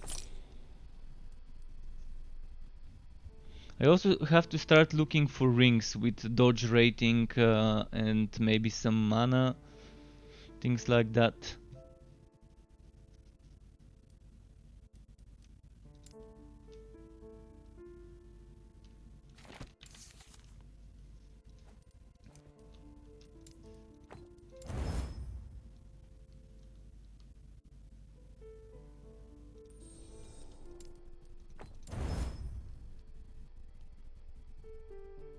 Mental protection dodge rating attunement. I'm not sure why I'm even keeping this. It actually probably automatically went there. Double the glancing blows.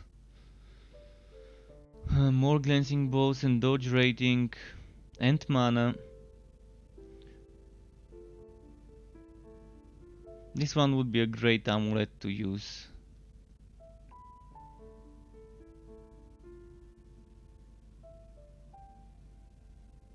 So the choice I need to make is, do I go for the 500 elemental protection or do I go for rings that might be a bit less elemental protection but more glancing blows and more other things. I'm gonna test it. Arena run without my set. I always knew this set would be temporary anyways.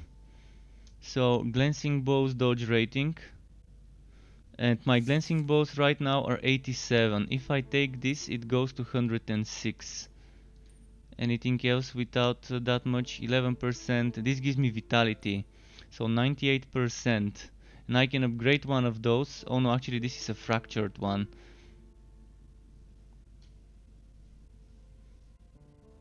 My mana is quite a lot, so I don't need mana in the ring. 85 dodge rating though. Crit strike chance.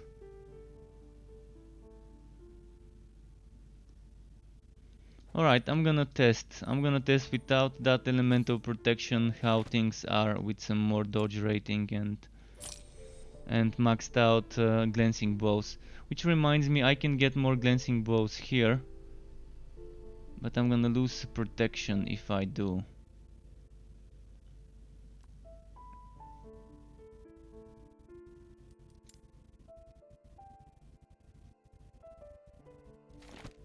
Let me check if I've got more bows.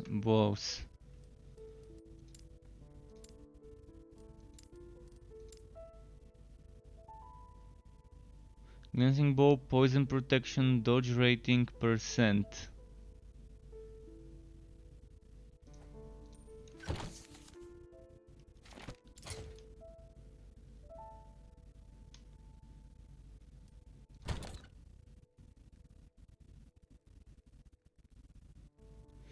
Dodge rating, glancing bow. I'm gonna lose vitality, but that actually might be worth crafting into something. It might be worth crafting this into something, because my crit strike avoidance right now is 94%.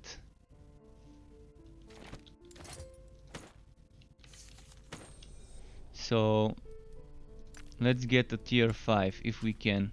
Break or not? Yes, 2 tier 5s. So that means I'm gonna need some vitality maybe for protection. Or maybe I can get dodge rating instead of vitality. But it's the set dodge rating, and I don't have many with that set bonus right now.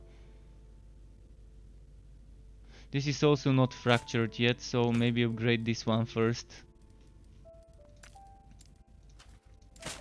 Alright. we tried.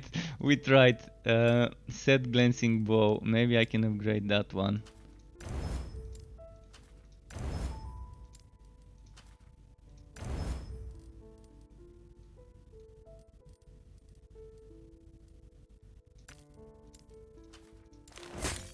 Well, we got tier 3 at least.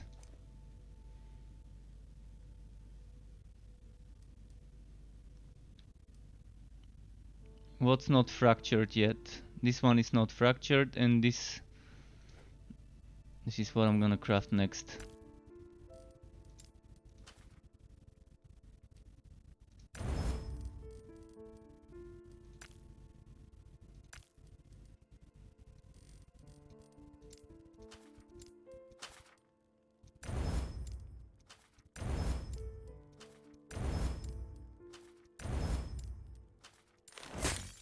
Alright, that's not bad. 2 tier 4, 1 tier 5 and a tier 2. And my dodge rating is now 12%. This is not fractured yet.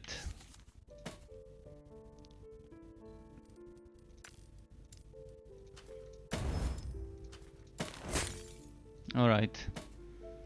So, everything fractured? I think it is. Well, still, got some more protection from the vitality here. And just few days ago this was kind of at 0.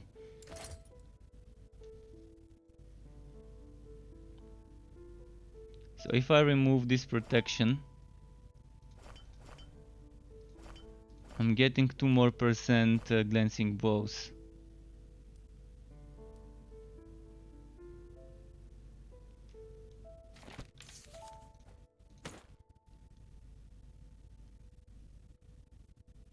%, 18%. Whitening protection, dodge rating, vitality.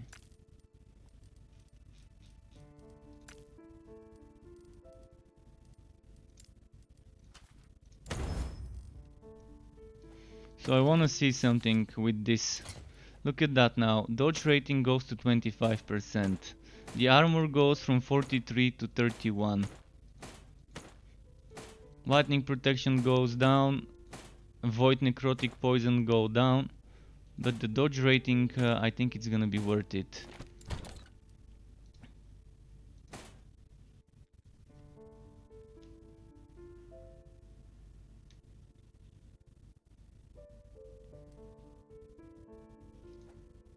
Alright, enough crafting. I think I did some good stuff. Now I'm ready to try arena without my set rings and amulet.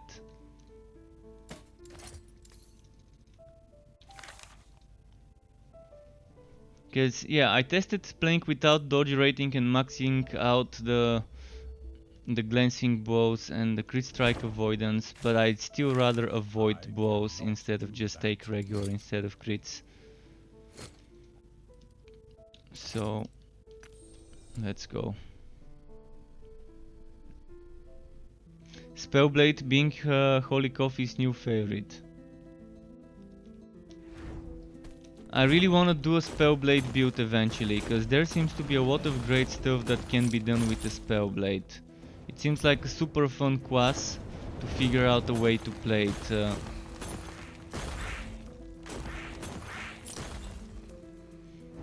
I've been saving up a lot of Spellblade items, and I'm wondering if I can make a fire Spellblade build viable. Because I've got a lot of fire items.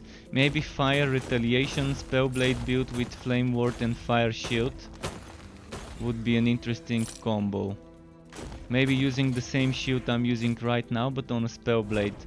Like a tanky Spellblade setup with retaliation and a ton of fire and melee damage is probably what I might try and make eventually when I go into the class.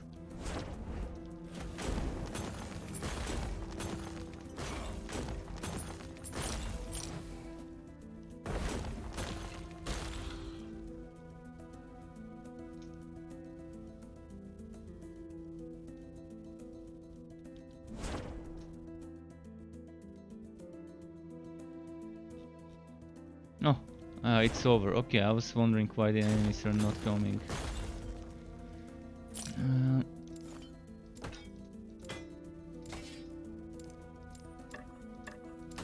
So my priority should be getting better rings now. Better rings, I probably don't need that much mana anymore. As long as it's over 300. Ooh, look at this beauty. 294 spell damage and it goes to 320.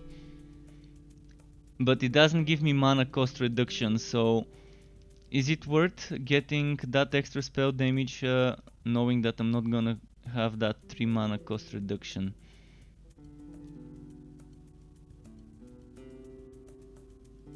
I would need to find a better one that doesn't give damage over time and gives more crit strike chance and spell damage. But it's nice, it's a nice wand. The damage I can get with one of those would be amazing. This one already has instability 6.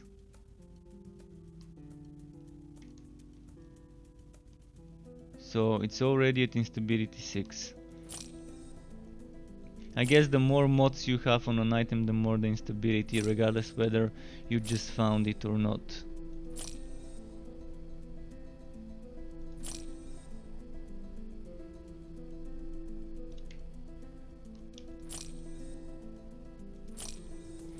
I also want to see a viable throwing attack build, to see what those throwing attack builds are. Tier 4, I'm gonna keep this one, maybe make it better.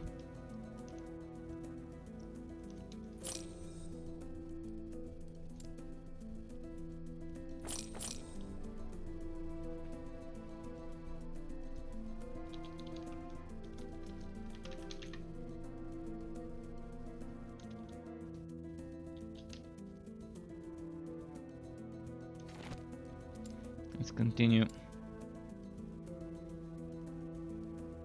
Multiplicative with other damage I get. Oh, multiplicative is quite nice. It is not bad. I cannot do that. So the base spell damage is what I would need the most. Okay.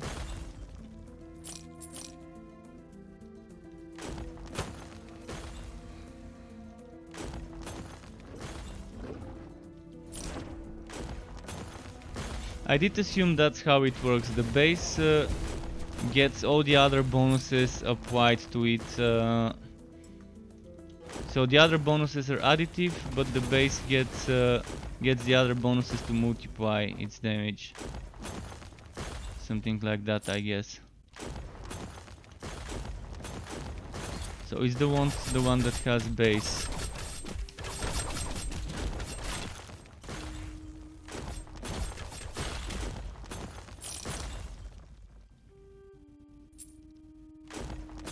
So on the wand, this damage is the base damage. The only reason why I decided to go for a Moonstone Scepter is it's the highest base spell damage with spell mana cost. If I wanna go for it without spell mana cost, I probably could use that one other wand that I just voted earlier. But 3 mana cost is quite nice. Let me see something. This one 50. But with a high mana base, if I have like close to 400 mana base, I don't even need that 3 mana cost reduction probably.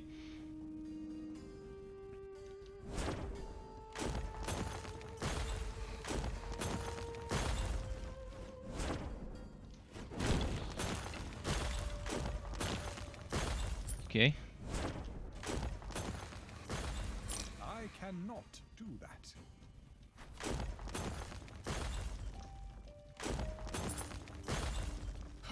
No, no, no. But yeah, there's so many classes in the game and I wanna try them all. But one by one, I can't play them all. I can't level them all at once. I wish I could start an endgame only character without having to go through the story again with every character I play. Especially knowing that there's gonna be a wipe and this is a beta. It would allow me to give feedback on more than just a few classes in a short amount of time.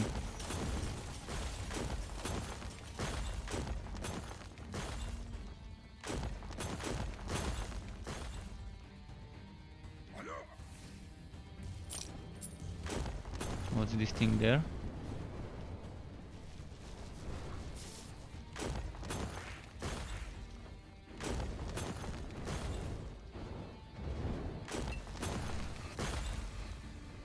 Okay, they're kind of grouped up, but that's better. It still takes a while to get used to playing without focus. I used to play with focus and to do breaks to regain my mana in between spell spamming.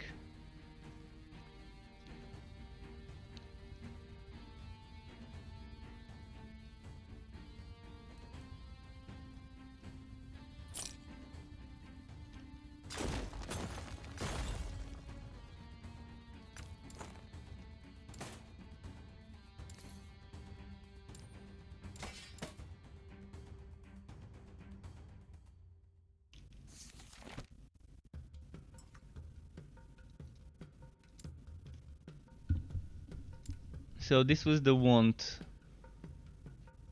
Prophecy wand. I need to find one with better bonuses, because I don't really want damage over time. And mana on the wand is not bad, but at the moment do I need that much mana? The mental protection is nice though.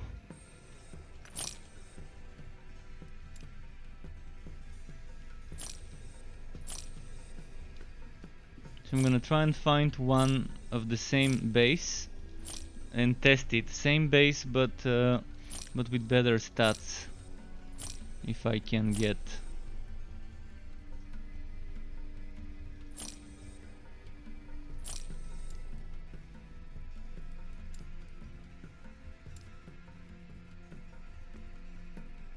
Right, let's go.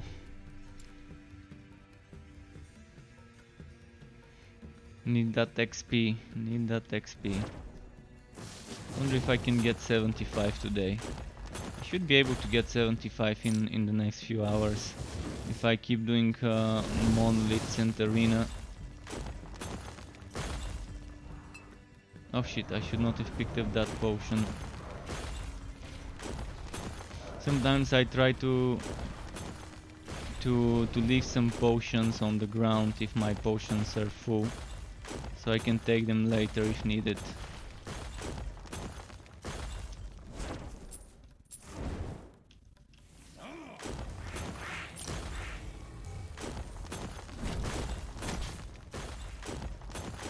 Those dodgy guys.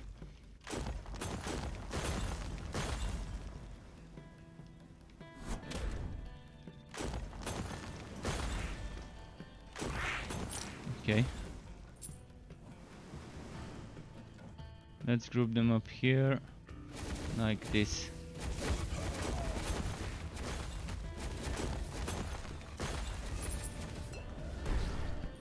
See, next 20. I cannot do that. I grouped up so many. I couldn't group all of them though. One of the enemy groups was kind of slow.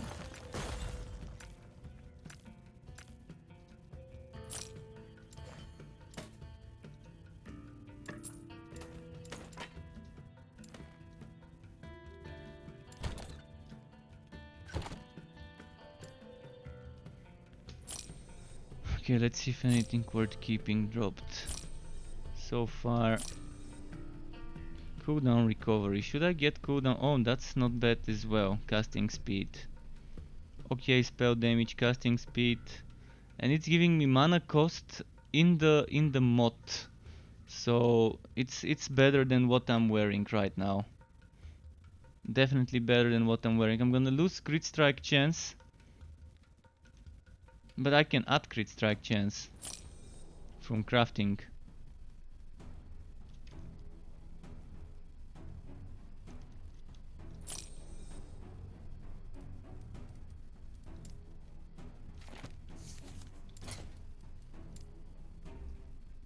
So my crit strike chance probably is gonna be 18. No, 22. Alright, just 2%. That's fine. 2%. Not that big of a deal. Getting more cast speed, more base spell damage modifier as well.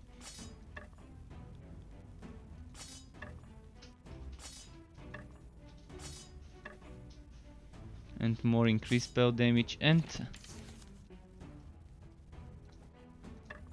let's try and remove something. I want to remove the fire protection or chance to chill. I mean, even if the casting speed gets removed, I'm gonna be fine.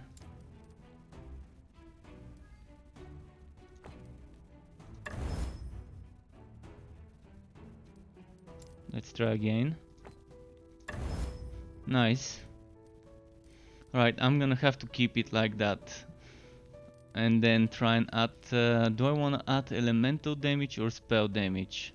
Not sure what can go higher. Or do I want to get some...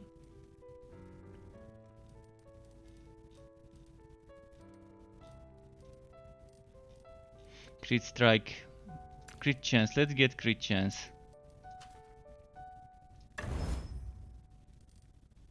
And now I need glyphs to be able to upgrade.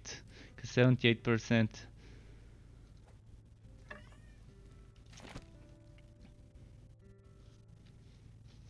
I want to be getting a bit better crit chance for my spells.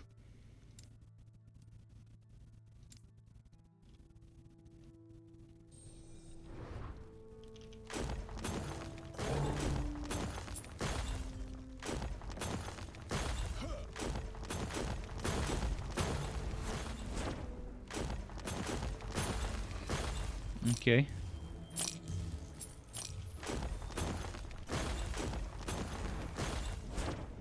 I'm wondering if I can make a 15k crit soon.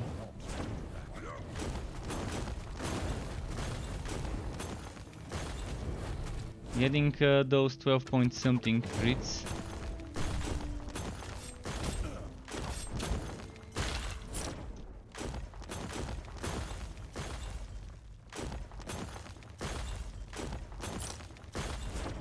This glass breaking sound. I cannot do that.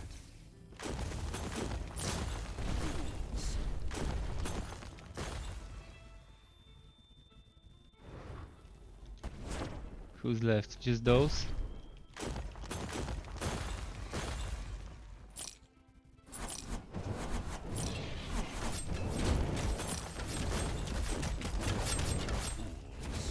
Ranged enemies, not the most pleasant to deal with on this build, but not so bad.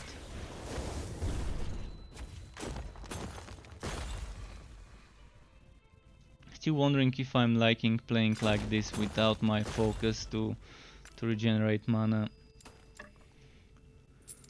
But if I don't spam my spell that much and remember to use teleports to get free spell casts, probably it's gonna work well in the end.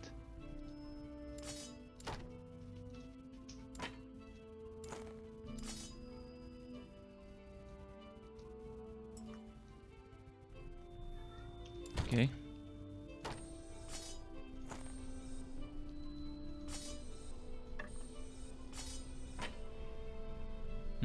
Chance to slow attackers, that's nice for tanks.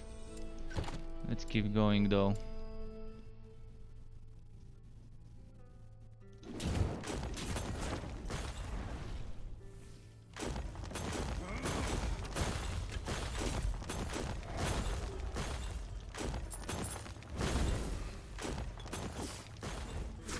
I cannot do that.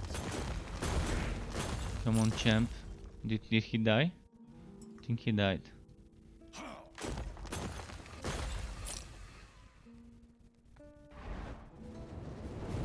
Oh, my nemesis, the Immortal Eye, with that auto aim attack. At least it's just once. When I get 3 of those attacking me at the same time, it's super hard for me to deal with all those.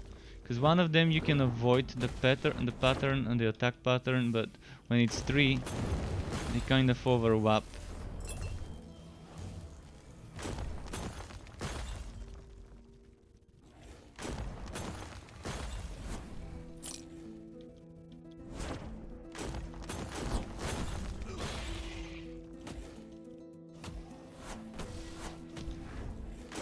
Come on, mana, be fast.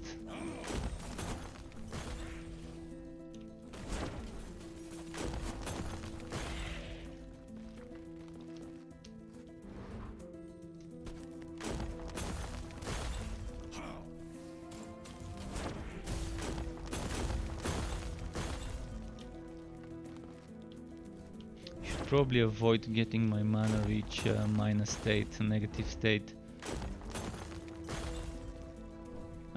Shit.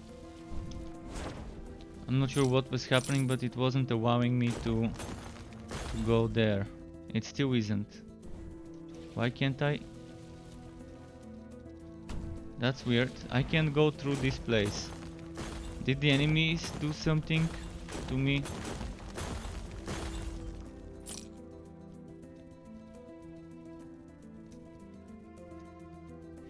Oh, it's the icicles, the ice shards. So I can't go that way on this map, never mind. It's a bit difficult for me to realize there's some ice shards that are preventing me from going through.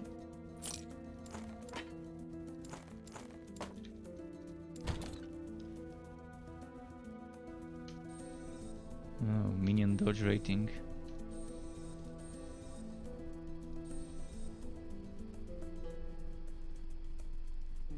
What's mine? Mana, crit chance, vitality, mana.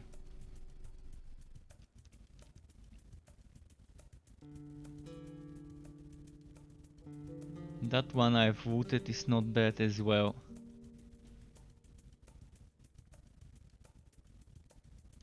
Did I have another set dodge rating?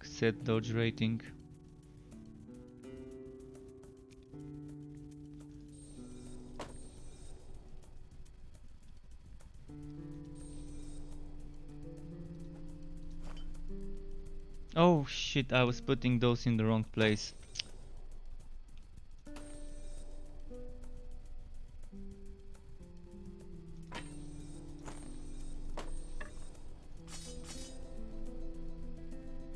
Yeah, this was supposed to be items I'm selling, not items I'm putting in my storage. Again, I keep clicking the wrong place.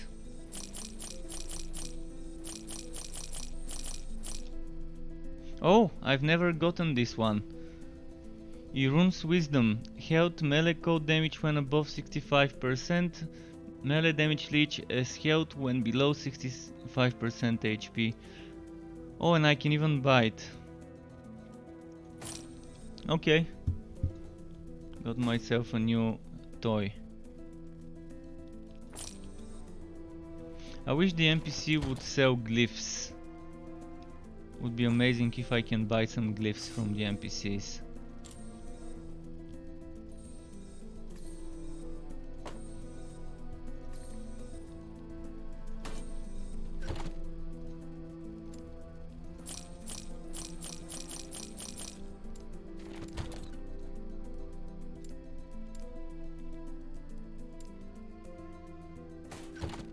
Okay, let's go. Already seeing some nice unique items that might open up some interesting melee builds. Really want to try a Void Knight and a Spellblade.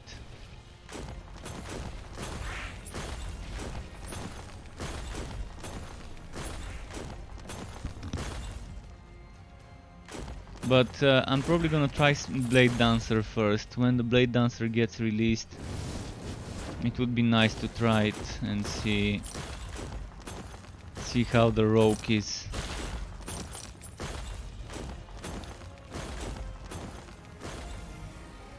I'm wondering if the Falconer class would be a pet ranger. Pet ranger with some eagles, falcons, etc. Some birds of prey.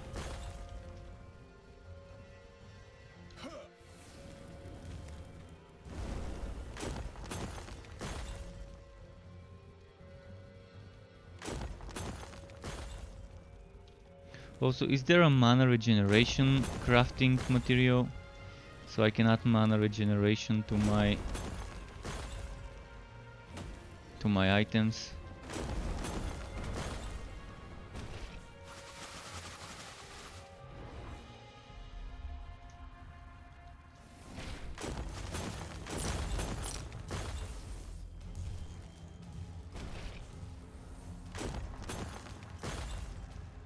Really miss that mana regen skill, the focus.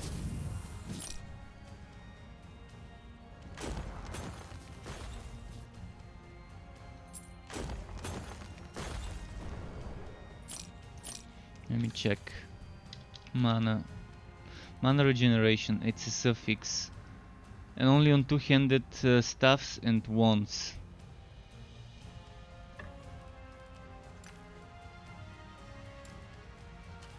Please don't break. Nice.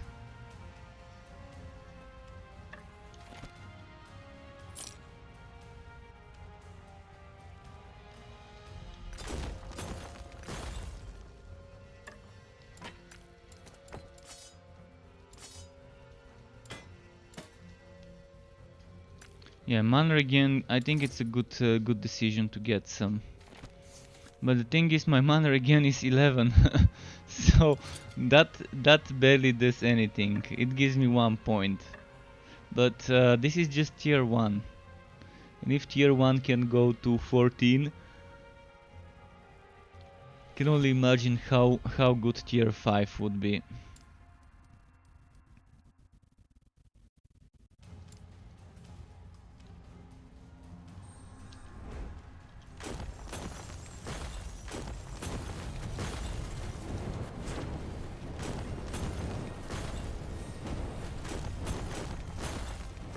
Okay, dealt with those. One of my hated enemies. Most of the enemies I hate in the game are undead, because they're super hard to deal with. Some of them, the chimeras, the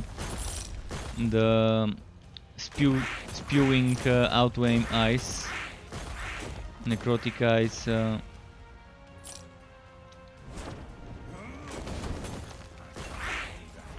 And then there's those ice enemies, the ones that keep shooting projectiles. But those are kind of easy to deal with if you see them on time.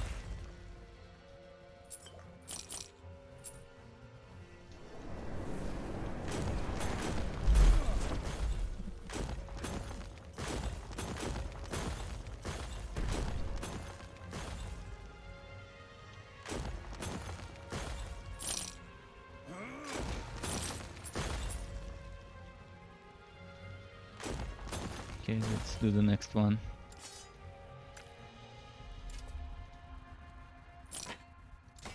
Wave 40.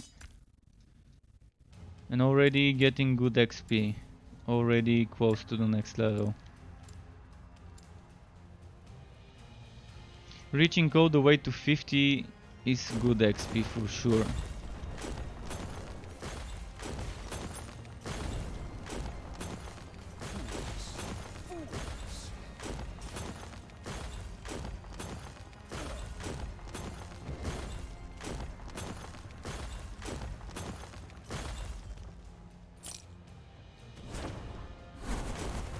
No, no, no, no, no. I cannot do that.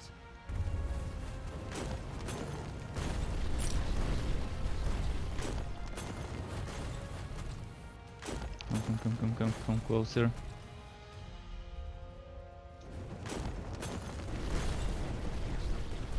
Wow, now there's 3 of them.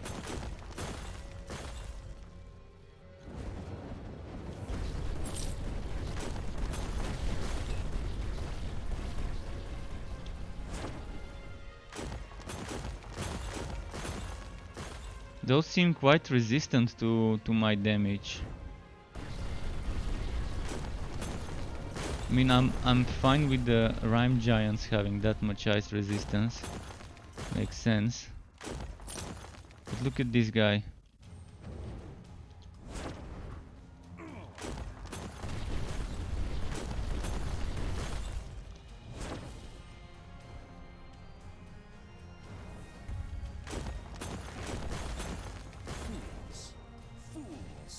He's still not dead.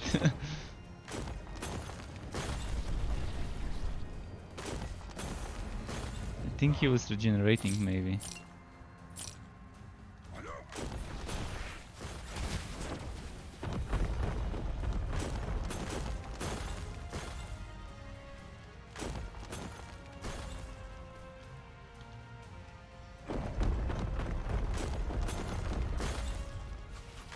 Oh, there's another one of those. Right, I'm gonna wait for my mana to regen before I start attacking those. It's regenerating super slow though.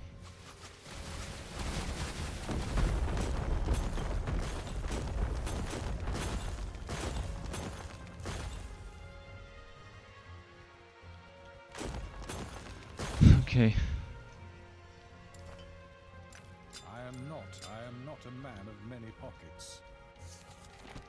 So I'm gonna get more protection and damage. Later I wanna get this and this, but for now I'd rather grab that one here first.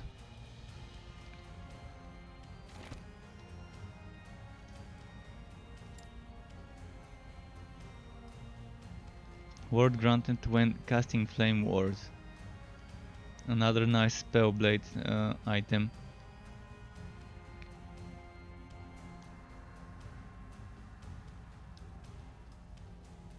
Wife Leech for a Necro.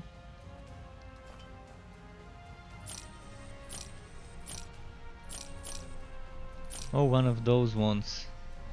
But yeah, low damage.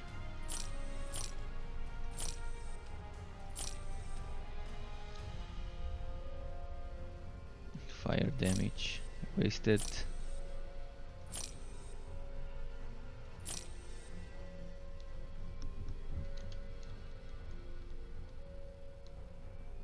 So the same glancing bows as my current one. -5 and oh no crit strike avoidance.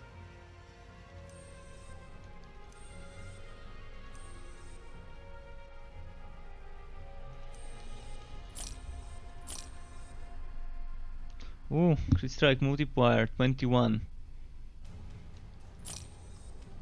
I'm wondering if I should focus on the crit chance or just get rid of my crit chance bonuses and get something else. Because I really want to make a crit based build, but it's so hard to get good crit chance so far. I've been trying to stack up crits and it's never enough.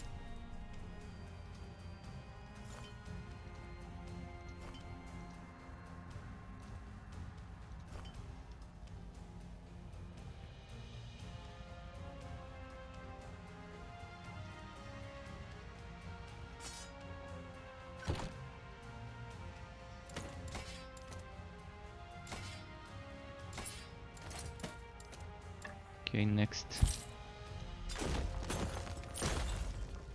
Can we make it to 50? Let's see.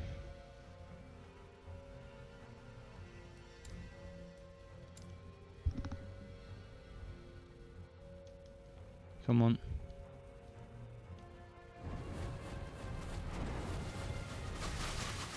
A lot of ranged enemies. Not really pleasant, but we can do this.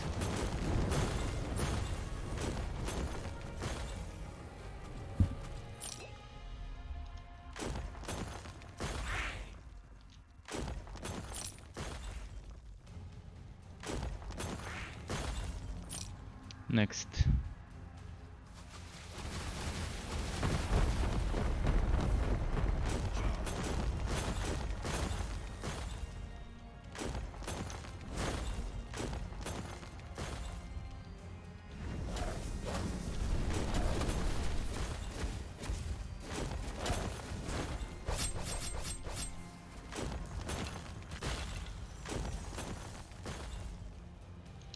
Okay, that worked kind of nice.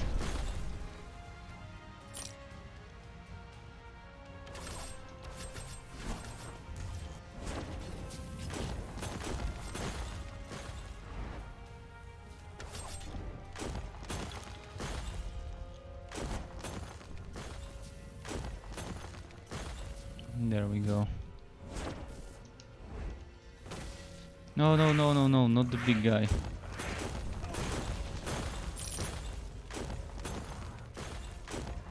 And there's Corpus as well. Yeah, I'm gonna teleport to the other side.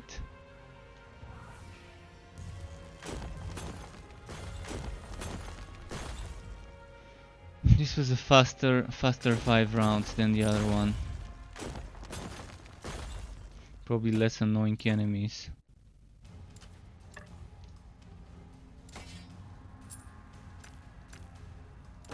I am not a man of many pockets.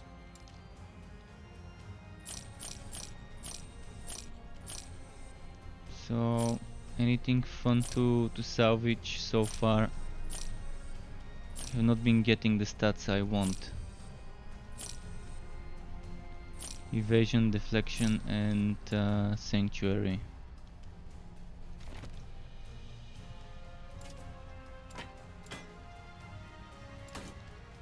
Did I get any guardian glyphs? This is not fractured and this is not fractured. 2 items that are not fractured yet. Let's go for the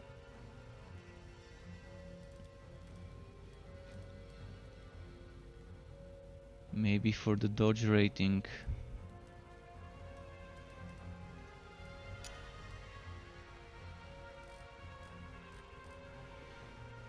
Well, don't tell me I don't have more of those prefixes. Alright. So that prefix is called Scout. I'm gonna have to look out for Scout items.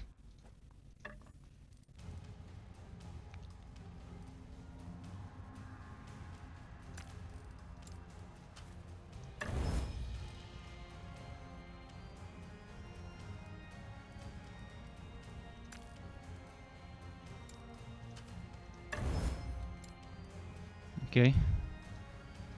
So far so good.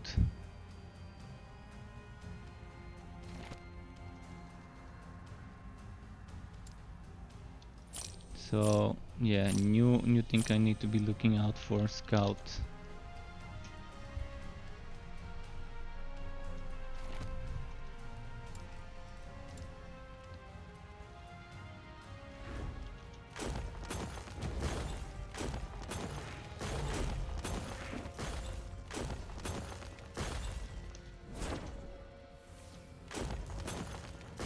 Can we make it to wave 60 this time?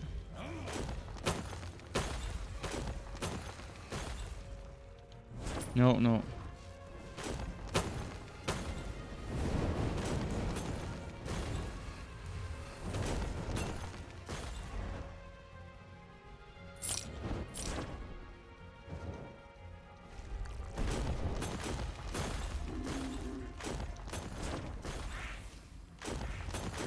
Okay, I think we're doing fine so far. Had a few close calls though. I had a few close calls where I had to quick use a potion. It's mostly the ranged enemies that are giving me trouble now.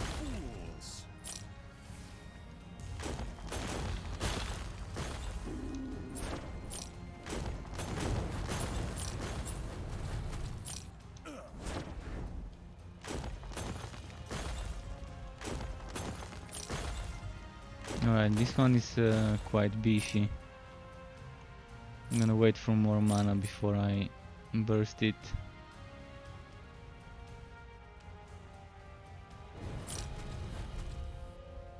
Okay, this should be enough.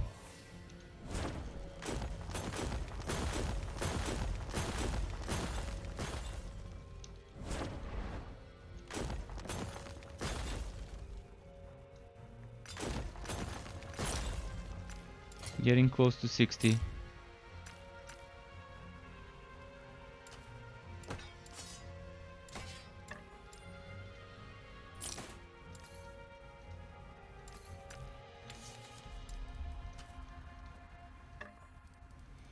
Let's try get more mana regen. Nice tier 3. Thinking about the utility here, more regen would keep my DPS going, even if I don't crit as much.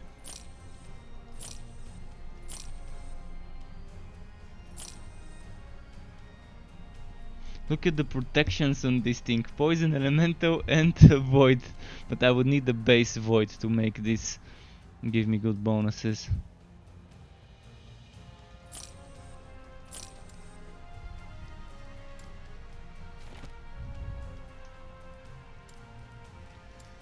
Okay, attempting to get 60 now.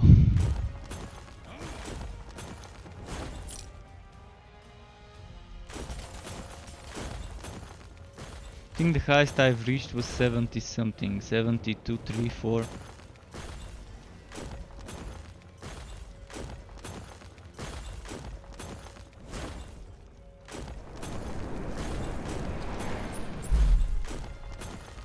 Oh wow.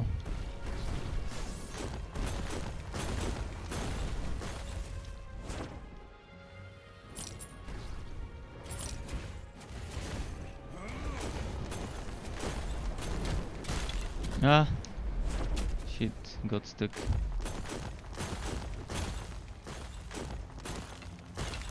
Was that 59? That was actually 58 I was just doing.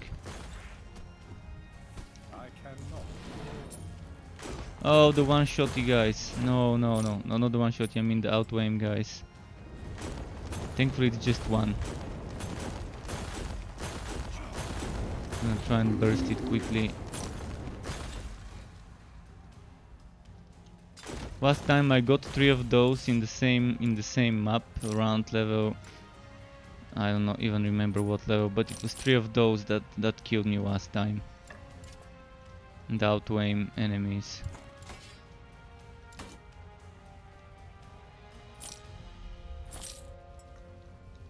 How's the goat? 10,000, nice.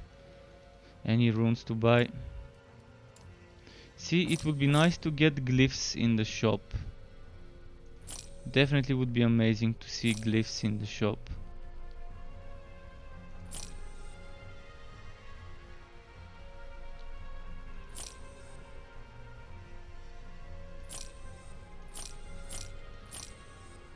What about this one?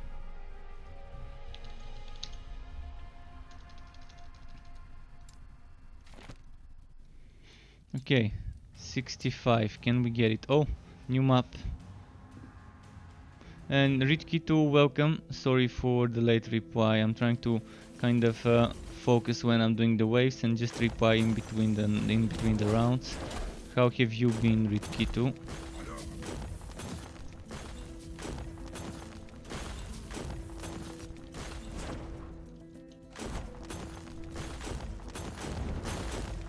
Oops, here.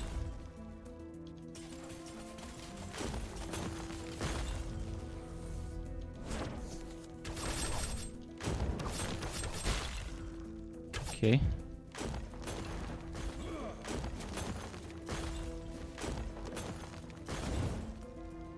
Void touched Skelly Man.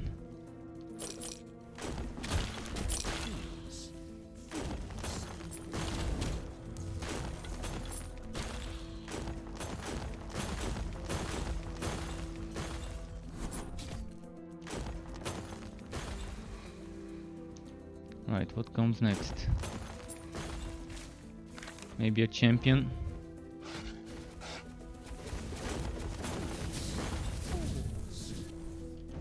Oh, one of the outweighing enemies. And Chimeras, of course, it's gonna be all of those annoying enemies in one place.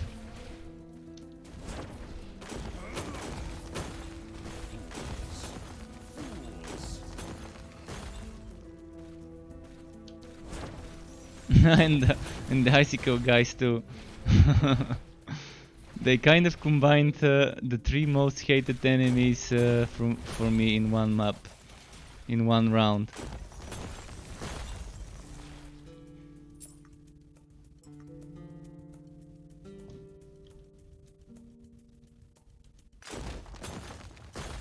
Nice.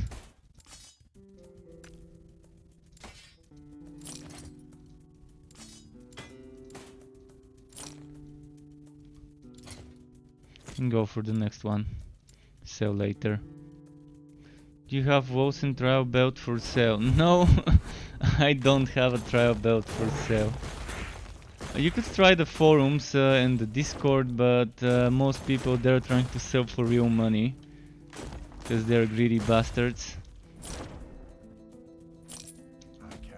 If I had a trial belt, I could give it to a viewer for free. Like I could make a giveaway for a trial belt if I get one, and just give it away to one lucky viewer. But I've not even gotten the one I'm using myself. It was given to me by someone else.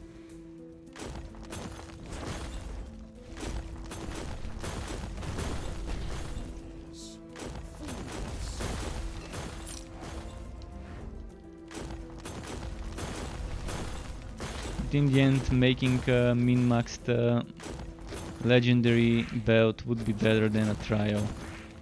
If your build can afford using Mark of Impurity as a skill.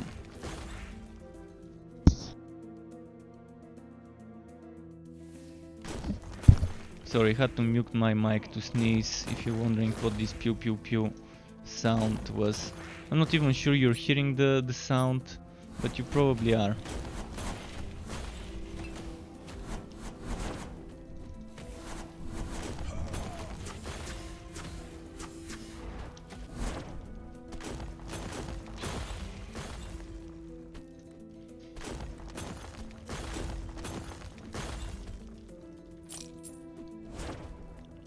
So wave 70 cleared. Okay. Let's see for some potions here. There should be one somewhere. There we go.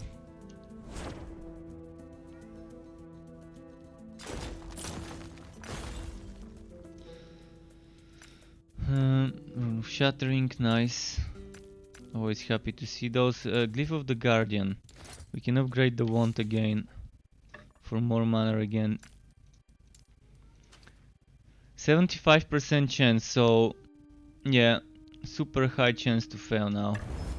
But still, got it to tier 4. So my mana regen is with 2 points more now.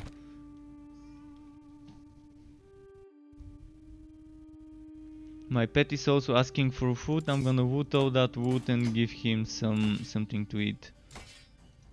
I am not a man of many pockets. I am not a man of many pockets. Just get rid of the stuff quickly. Oh, deflection, nice. Saving that for dismantle.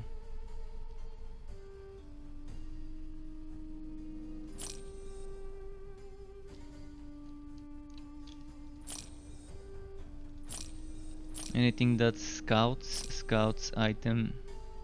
Oh, crit strike avoidance. Wait. I want that. More deflection.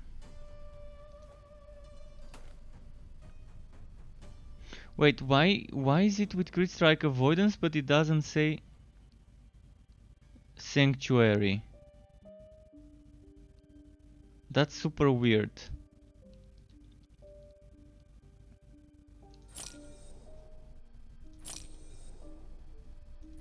Does it only give you the second affix, the second suffix as the suffix at the end?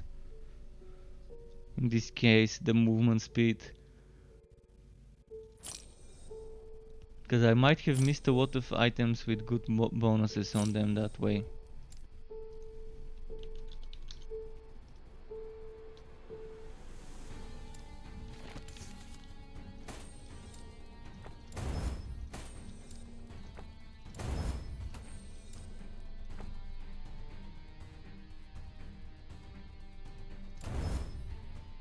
Alright, I'm gonna quickly give my pet some food now. So just give me 1 minute. I'm here. I've got wireless headset, so I can give him some. Pet, say hello.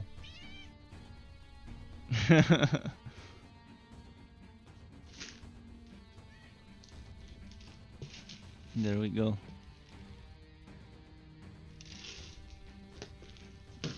Okay, I'm ready now. Let's see if we can get wave 75.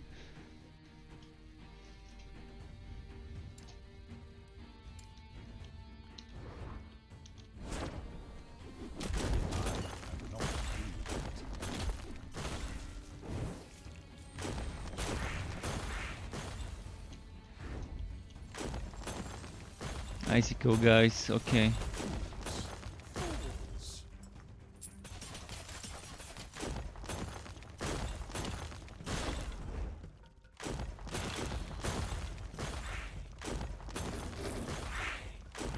Nice.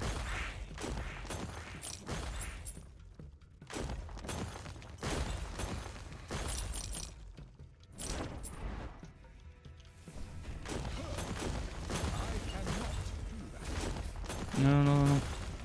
Teleport.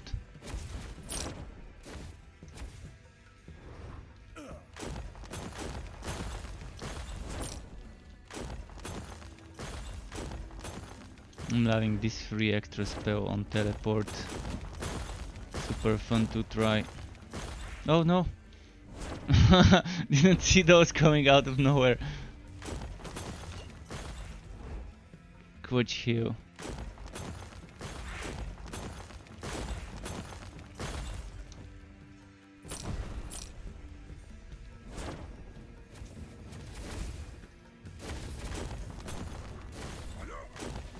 That's quite a lot of them already. Resist physical damage fast.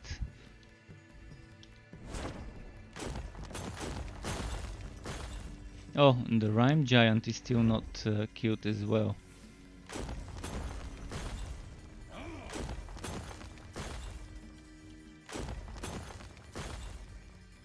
Okay, let's group them up together if we can.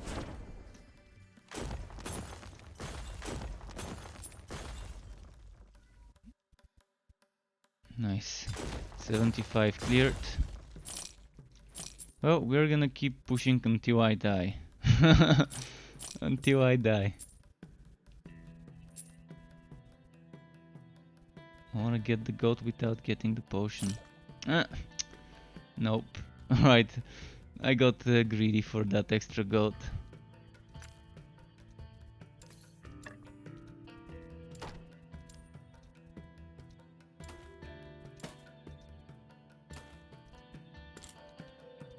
Next, can we get wave 80?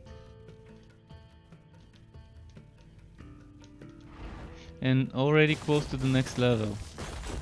Definitely amazing XP after a certain wave is reached.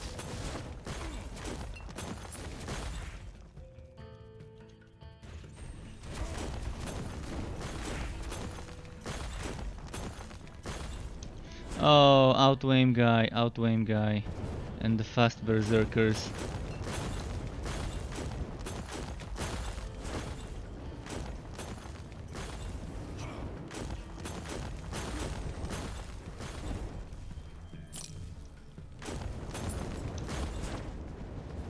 Another outwame guy. The game is throwing those at me all the time.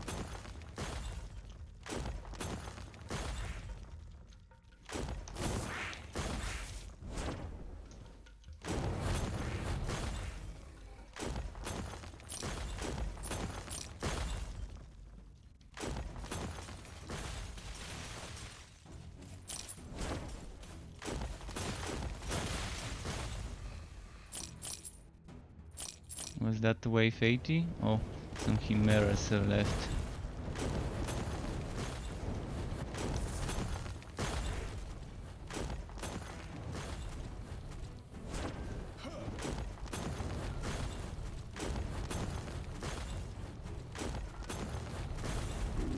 Okay, nice.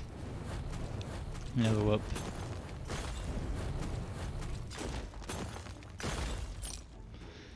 So 75.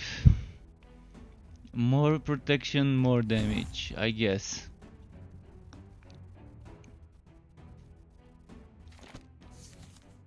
So the protection is going up.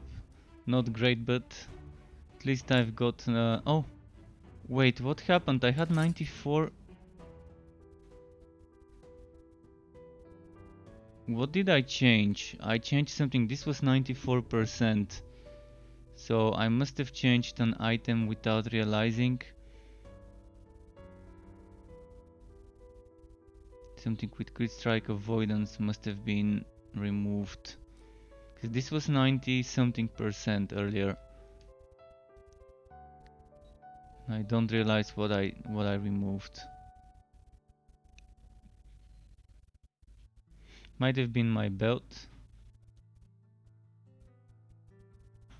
Well, I can upgrade this belt when I have enough materials for crit strike avoidance. But definitely had more here. I am not a man. Let's see the buyback. Maybe I sold an item. If it still has the stuff there. Nope. Didn't sell it.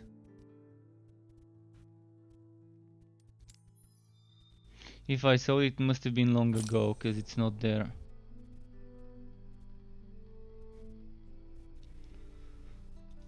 But yeah, less crit strike avoidance now.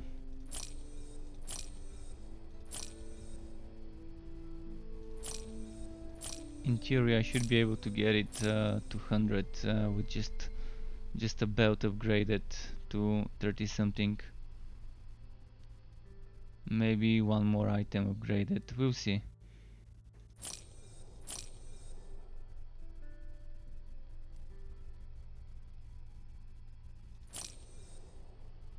Chance to ignite, whitening.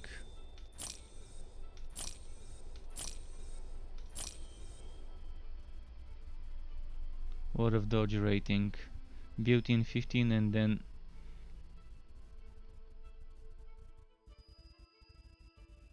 So this is 85, this is 6074. And has 2 tier 4s on it.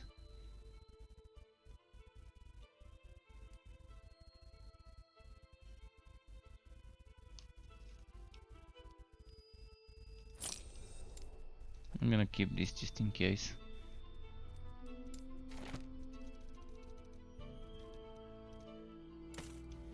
Alright, let's start the next one. Can we get to 85? 85.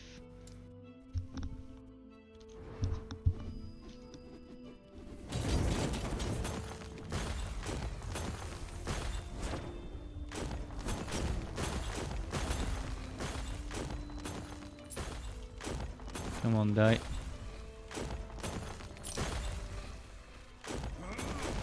No.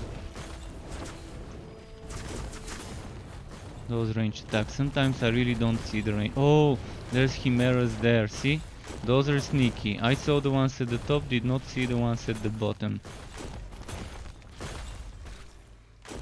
And since they're mortars, super hard to avoid sometimes.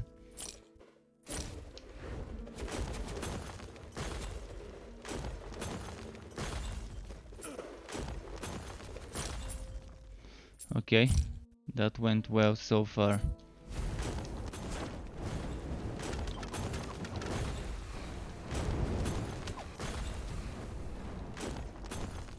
The game is throwing so many ranged enemies at me.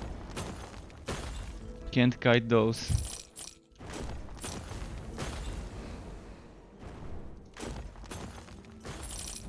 Oh, and not the big mortar guy with the stones.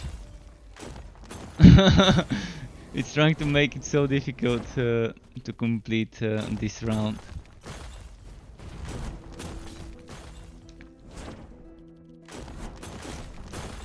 No, I knew it. It's just super difficult round. So much stuff to avoid on the ground.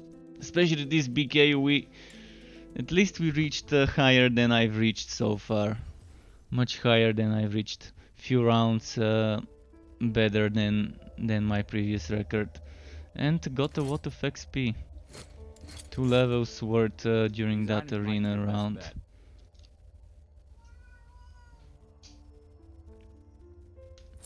Let's see here.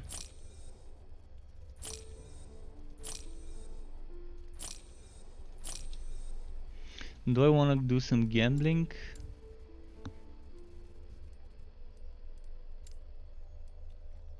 I'm not seeing good bases, so I might save my money for other stuff.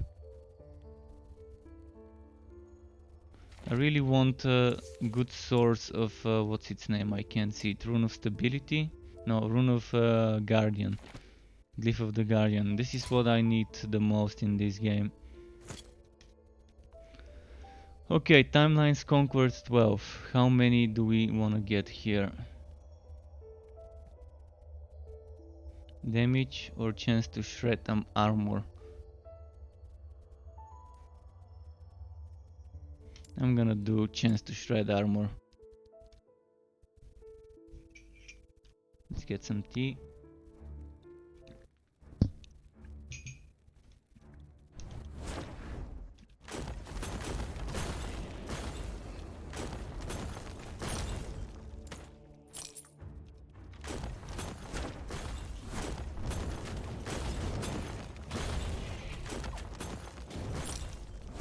Alright. I cannot do that. What's the mission? Imperial Spire.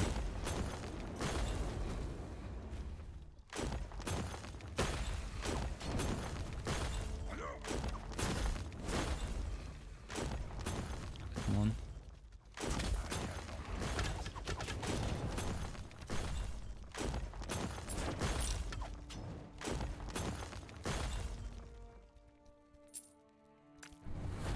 Sanctuary, that's nice. Need more of those.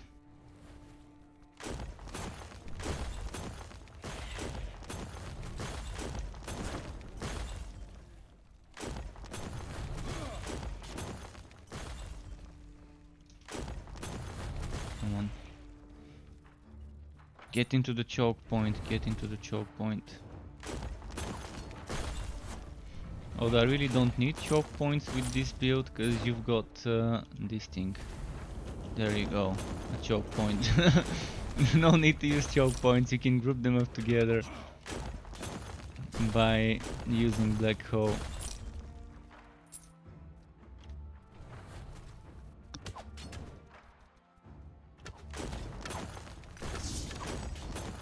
What dropped? Snowblind. Have I gotten this before? I think I've gotten it, yeah.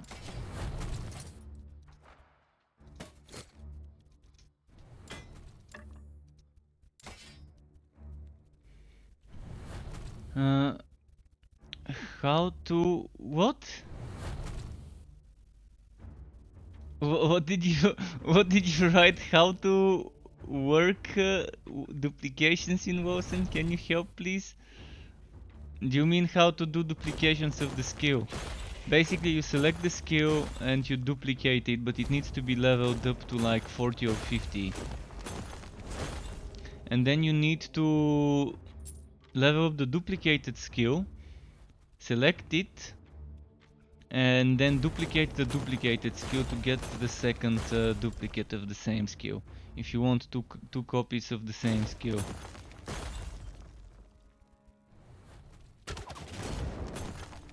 So first you talk to the Metro. Once you have like level 30 or 40 of the skill. How to work with them? Well, then you open your inventory. You open your skill inventory, the skill menu. Then you select the skill, and at the top, above the skill modifiers, you would see the different duplicates. So let's say you select the skill, then select the duplicate, then grab the duplicate from the left hand side. It would have a number 1 or number 2.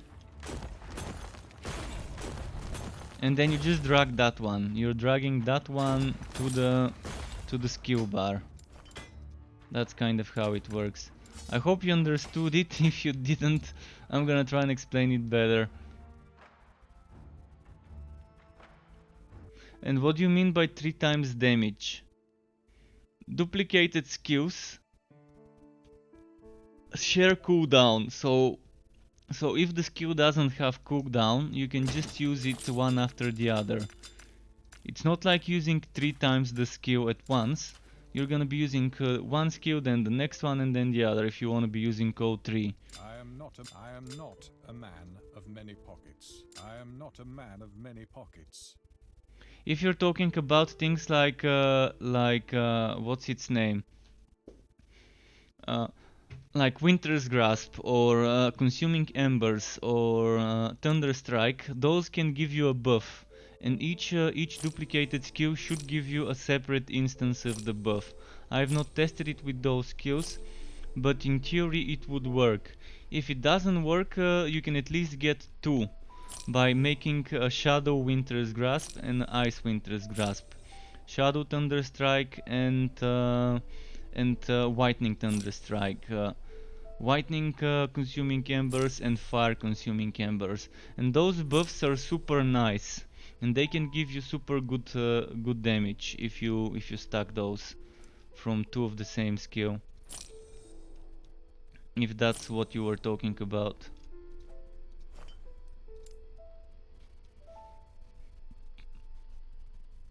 No cooldown skills are gonna be hard to provide 3 times the damage, because you're still gonna have to go through the animation. You can't use no cooldown skills, 3 of them at the same time.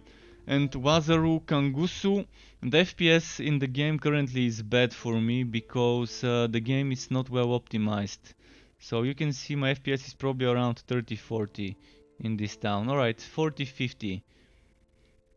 40-50, the game is not optimized well, but this is changing apparently in the next update. There's gonna be a new shader introduced in the next update, so it's gonna be different. So hopefully it's better optimized with the new shader. But you can see my FPS is not the greatest.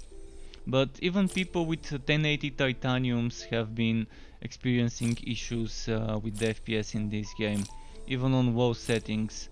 So hopefully with the next upgrade, update, there's gonna be an upgrade on the performance side of things.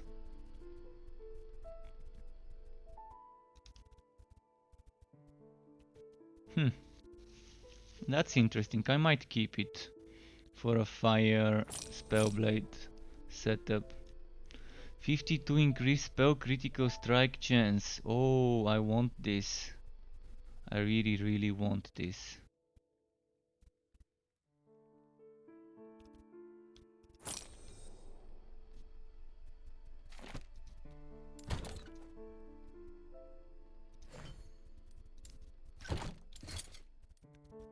So I'm losing some vitality, but I'm just losing one vitality because this one gives one. I'm losing 24 mana, which I can afford right now. Okay, what can we craft for this item?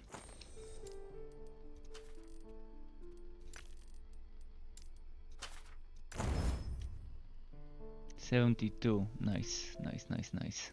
So I can add suffixes. A lot of suffixes can be added. Chance to receive glancing bow can be added. Dodge rating maybe? No dodge rating. Can add mana and chance to receive dodge rate. Or maybe I can add a protection, kind of.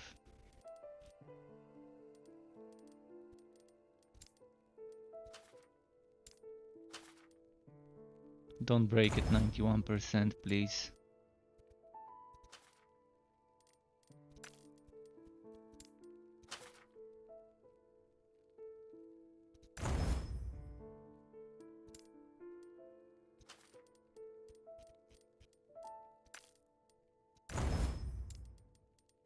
Okay.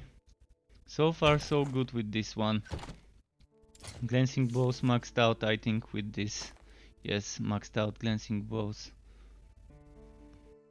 And I can replace this belt and get rid of that 3%. And get something with more crit avoidance.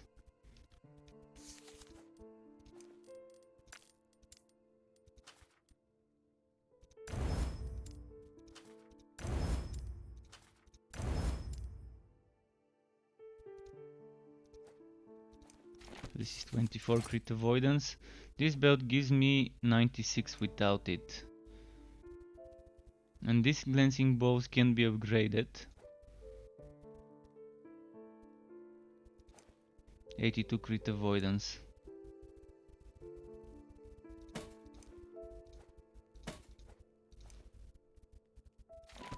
Okay, I'm happy with the results here. Getting that survivability sorted. Now let's quickly check something. This is called Snowbind.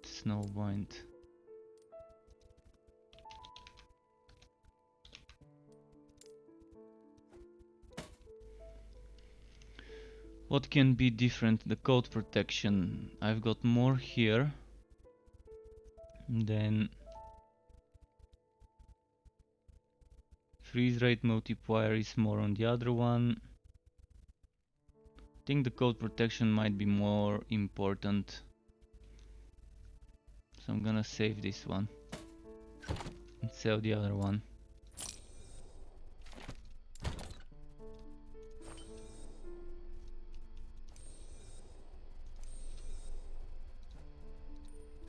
Okay.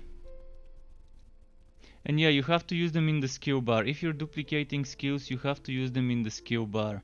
That's the only reason you would want to be duplicating a skill. Because you're using each copy of the skill in the skill bar. And they all have their separate animations, so if you use them at the same time, even if they have 0 cooldown, it's probably not gonna trigger all of them. I need to check it if it works like that with a 0 cooldown skill that's duplicated.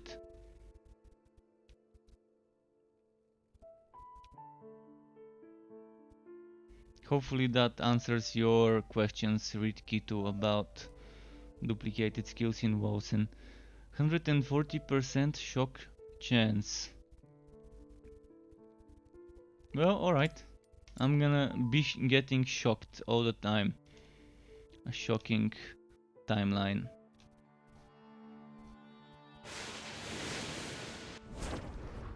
I cannot do that.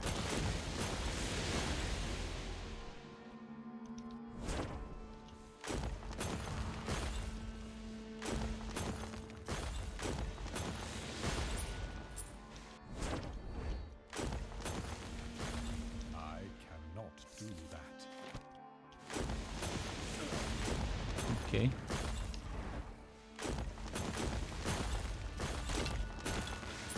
I should probably focus on getting cooldown recovery in helmets as well. I cannot do that.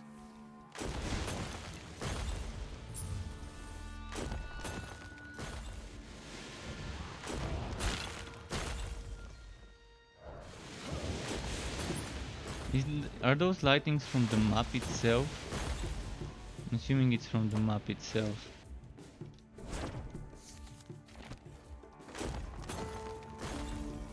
I cannot do that.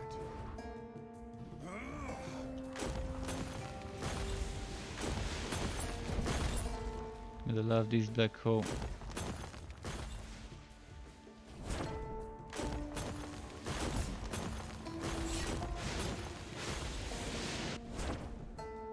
I cannot do that. I cannot do that.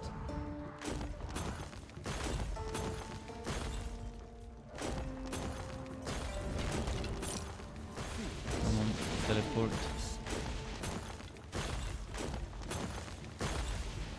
So yeah, let's see. I'm missing my objective. One of them is here. And the other one is probably further south. I cannot do that.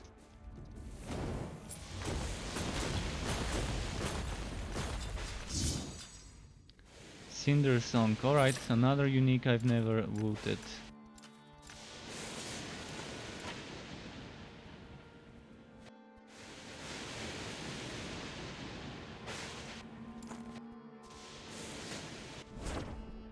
Moving on.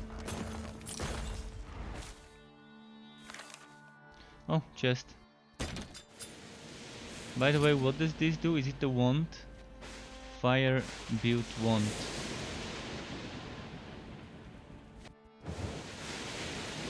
Fireball has 2 additional projectiles. That's an interesting wand for a fireball build.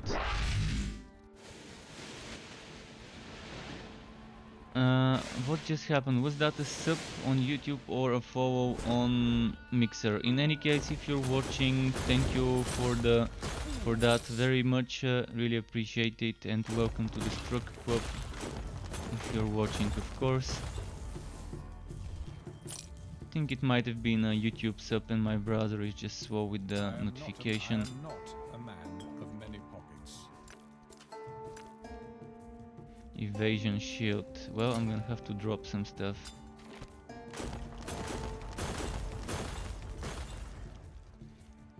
So dropping. By the way, fireball. I wanted to see fireball. Triple. Yeah, that's gonna be fun. I wanna try a fireball build later, eventually. That would require a lot of respecking. But I've got the fire helmet in the warehouse somewhere, and this wand would be nice as well. 2 additional projectiles. Still probably won't give me as much coverage as a glacier. Because look at that big glacier chunk. The AoE of that skill is just unmatched. But fireball times 3 with black hole and maybe some piercing. Does fireball have piercing as an option somewhere? Extra projectiles 2, so that means I can get 5 fireball projectiles with that wand. Oh, 2 per point? Never mind. So, 2, 3, 4, 5, 6, 7, 8 fireball projectiles with this wand. And crit chance gets converted into stun chance times 20. Interesting, so the stunner fireball. What else can we get? Fireballs fire in sequence in the same direction and can now hit the same target, but fireball releases fewer projectiles and has reduced cut speed. That's nice because you're getting those projectiles in the same place. So for single damage for bosses, my stats, you might want to get dodge chance and chance to receive glancing blows and crit strike avoidance. Crit strike avoidance is not that difficult to get because you can get up to 30 for a single item. But chance to receive glancing blows is nice because when you get that to 100%, that's gonna make you take half the damage from every hit. And if you take half the damage from every hit, and if you're avoiding every critical and making it a normal, it's gonna help. But dodging is even better, cause you're not even getting any damage at all if you have dodge. So at the moment I'm working on the dodge, I've kind of am getting closer to maxing out crit strike avoidance, getting closer to maxing out glancing blows.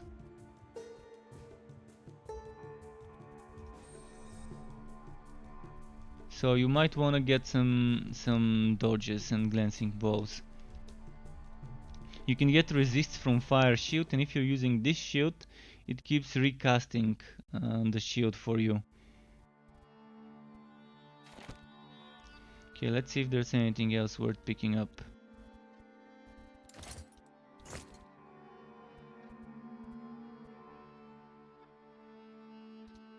This I want to pick up. Oh, more deflection.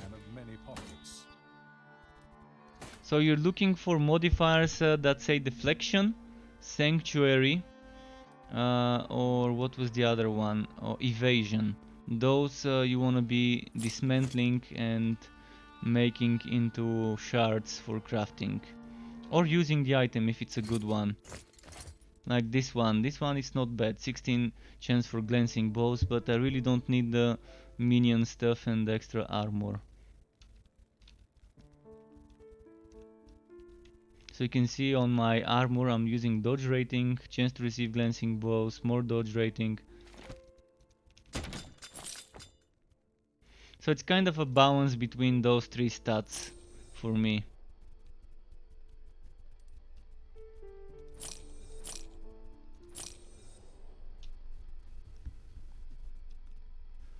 And you can even get glancing blows in here or dodge rating in here if you can get some good ones. So the idols are a great way to get something that you're missing. Crit strike avoidance and dodge rating in a belt. I'm gonna buy this one.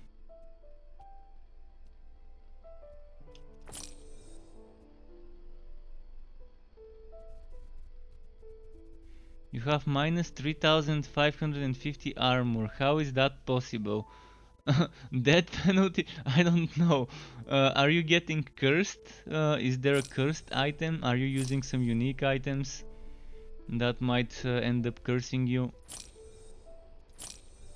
I'm a new player to this game. I mean, it's my first week, I think, still. So, I've not played much. You can see this one is level 75 and I've got another level 60 something Beastmaster, and that's kind of it for me. So definitely am not a veteran in here. But some of my viewers have been giving me some hints regarding certain things.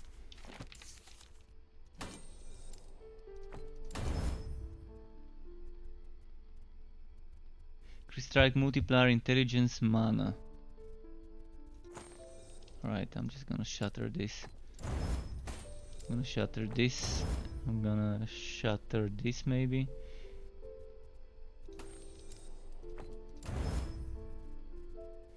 This I might wanna craft. I need better crit strike avoidance, right?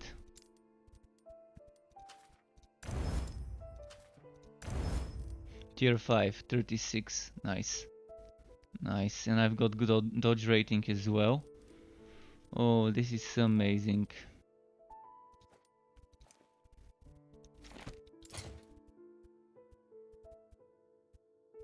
Only 3 potion slots, but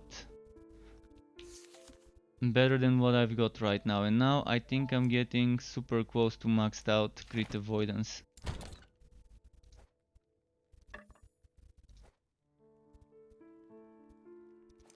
some other belts here.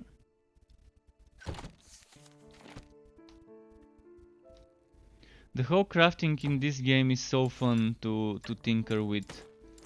It's not that punishing, but it's not super easy either, so it's like a nice balance. And since there are gonna be more changes to it, more stuff added to it, I can't wait, especially with sockets and stuff like that.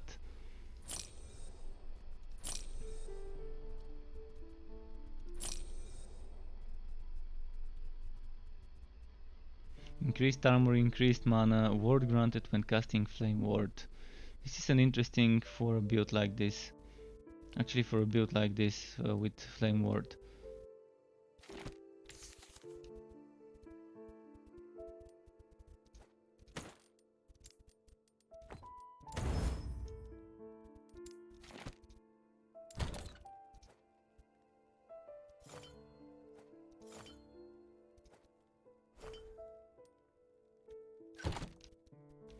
Okay, next.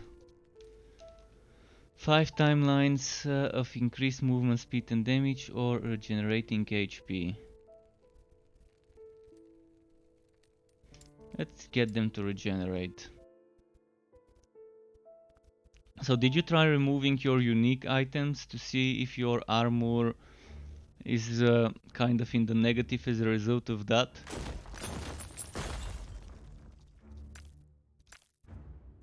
Also, is your game and your character legit? Like, are you using some tools? Because if you're using some tools, it might end up messing with the game. Like some third-party mods or whatever. If your game is legit and you're still getting minus on the armor, I'm not sure what could be causing this. Might be some sort of a weird bug. Try unequipping everything and see how much armor you've got without your items. Maybe it might be a passive that reduces armor. I'm not sure what class you are using. Are you using a mage? Like a sorcerer like me? Because it's weird, it's the first time I'm hearing about someone going into the negative in armor. In protection, I could go into the negative with the shocking boots before. When I was using the shock boots, that end up shocking you when you stop moving. With those I could get my elemental protection in the negative when I didn't have enough elemental protection.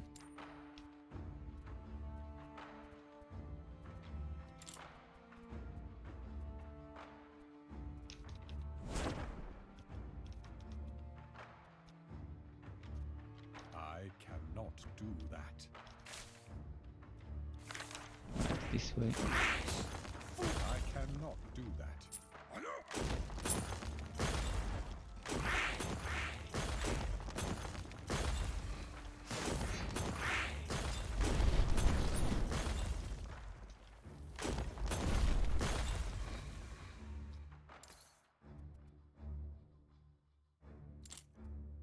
Strike avoidance, nice.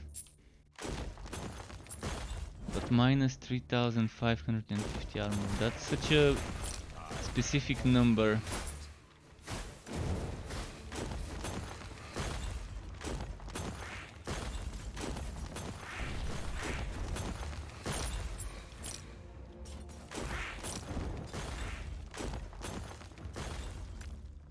There's also armor shredding. Some enemies can shred armor. So you can see now if I get hit, this map allows the enemies to shred armor on hit. So let's get them to hit me. Just this guy. So you see it's shredding my armor. Now I've got I had like 1% instead of 30 or something like that.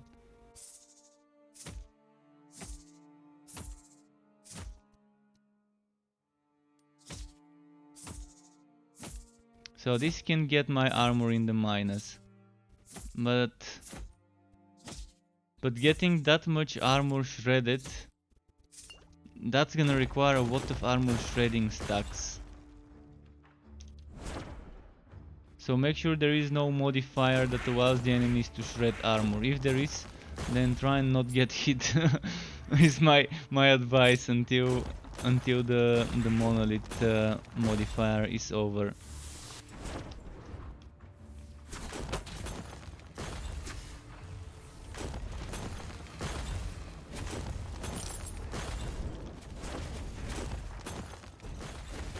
I cannot.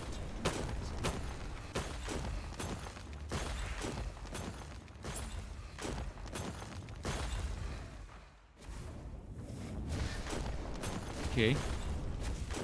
Little guy here.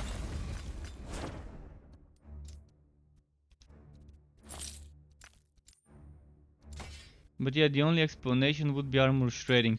But if you're getting that much armor in the negative in the town, then there's definitely some sort of bug. If it's not an item causing it or a passive skill causing it.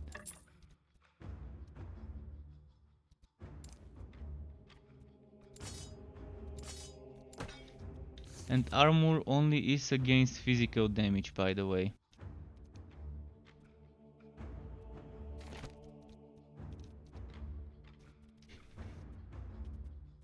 There is quite a big number of enemies who use physical together with other elements though. Oh, arena key, another one. Well, maybe we can do another arena run, who knows. Although it is getting close to time for dinner, it's almost 8 in the evening. So maybe I can do an arena run, see how far I can get, then make a break for dinner, and then continue on maybe the primalist, or maybe again on this one. Oh, look at this thing I've got. It has fire protection, which I'd rather not have, but it's fine. I'm just losing chance to chew on hit for fire protection. If I add increased crit strike chance, I won't care about losing that 36 spell damage, cause I'm getting better base, and better base of course is nice. And then I need to get mana regeneration on this wand and crit strike chance. But yeah, I think I found myself a new crafting base for a weapon.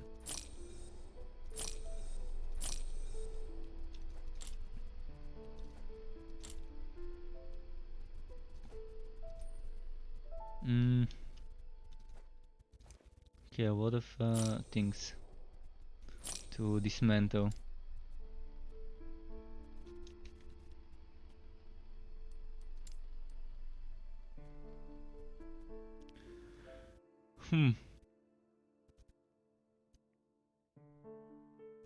Okay, let's dismantle.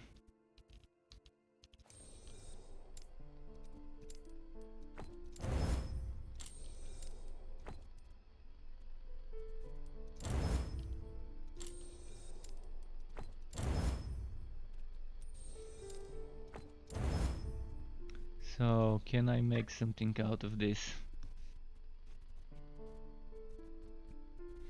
Mana regeneration would be needed.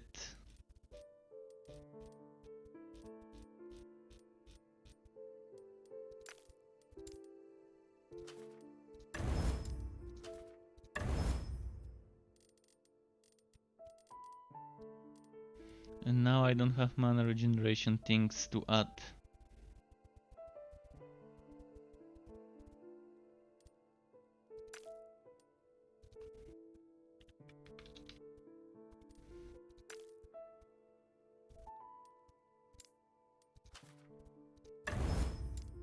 Please don't break on 84. Nice.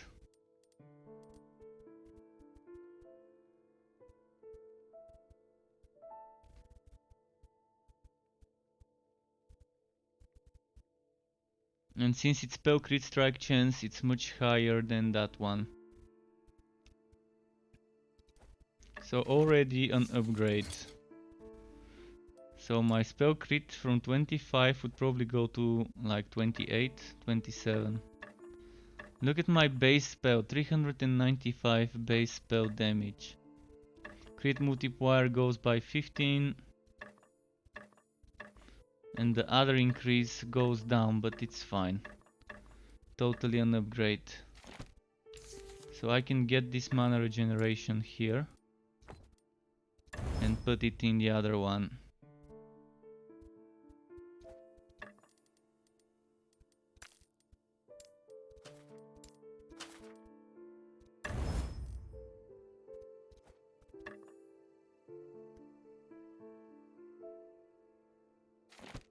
Okay, not bad.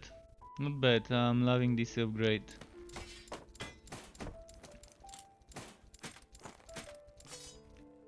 Still trying to get the 15,000 critical hit. So maybe now that we're going into the arena, I might be able to get it with this wand. With that extra crit multiplier bonus.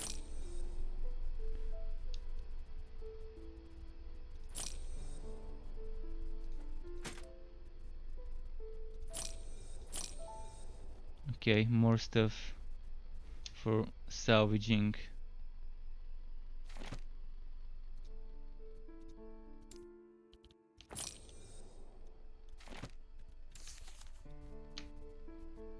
Crit avoidance 12.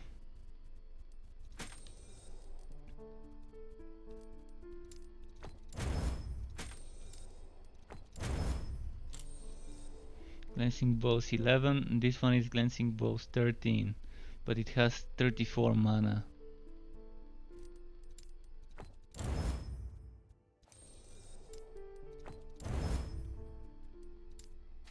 Okay, arena time, arena time. Let's see how far we can get this time.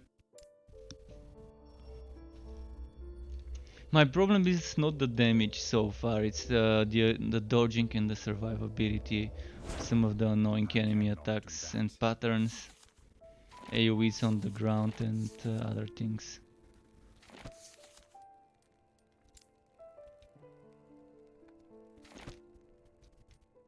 So let's enter.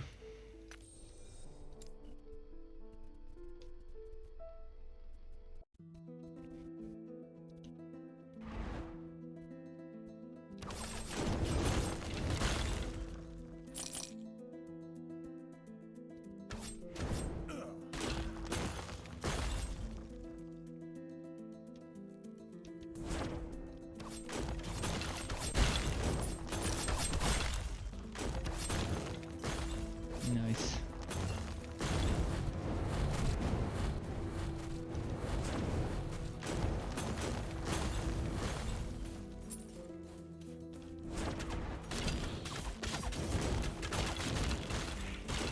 The lowest I've reached was 6.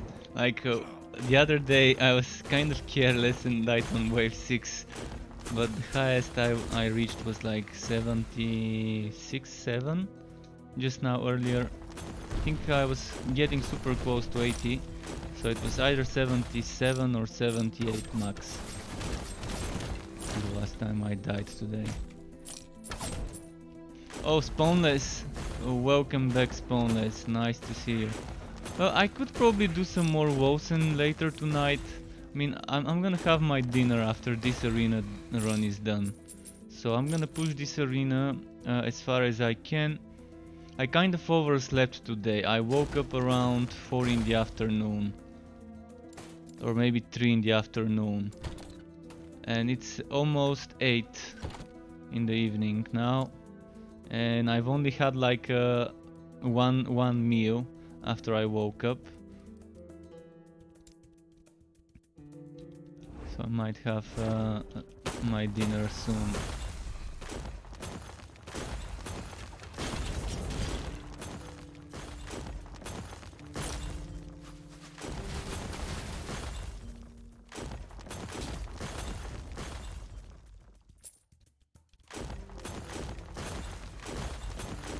I was doing some Wilson yesterday with that golem setup with Havocorp.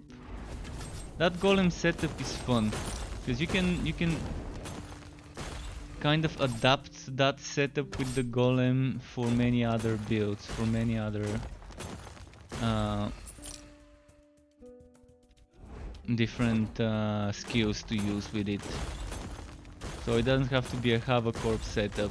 And in my build video, if you type exclamation golem, you can see the build video for the golem build in Wosen.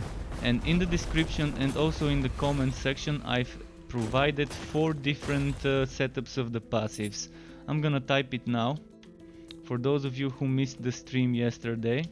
So this is the video I uploaded yesterday for Wosen the golem build, and in the description and in the comments I've given 3 different passive setups. The passive setup from the video, which is with 3 golems, a passive setup that I was playing last night, which is with 1 golem and with more ferocity instead of toughness, and more mobility, such as Aether jump. And then there's a setup if you want to use it as a bleeding edge kind of setup, which is probably not your meta bleeding edge version, of course, but it will give you some survivability if you decide to use it with a bleeding edge setup. Let's see. Chance to receive a glancing blow when hit with protection.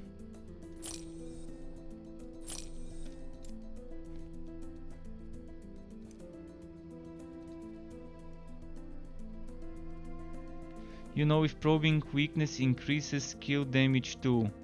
It says basic attacks, not sure if attack skills are included. If it says basic attacks, it's only basics. So it's only things like when you're holding shift and attacking. I'm assuming you're talking about Wosen. And yeah, I've tested most of those skills even before they were fixed, and it definitely was just basic attacks. I've been trying a lot of those in the first few days when I was heavily experimenting. And yeah, basic attacks is just basics. If the word basic is there, then it doesn't affect skill attacks.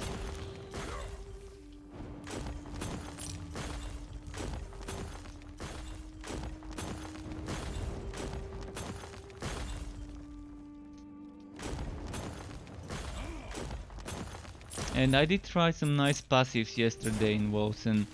And this passive with the ammunition is super great for ranged builds, for projectile builds.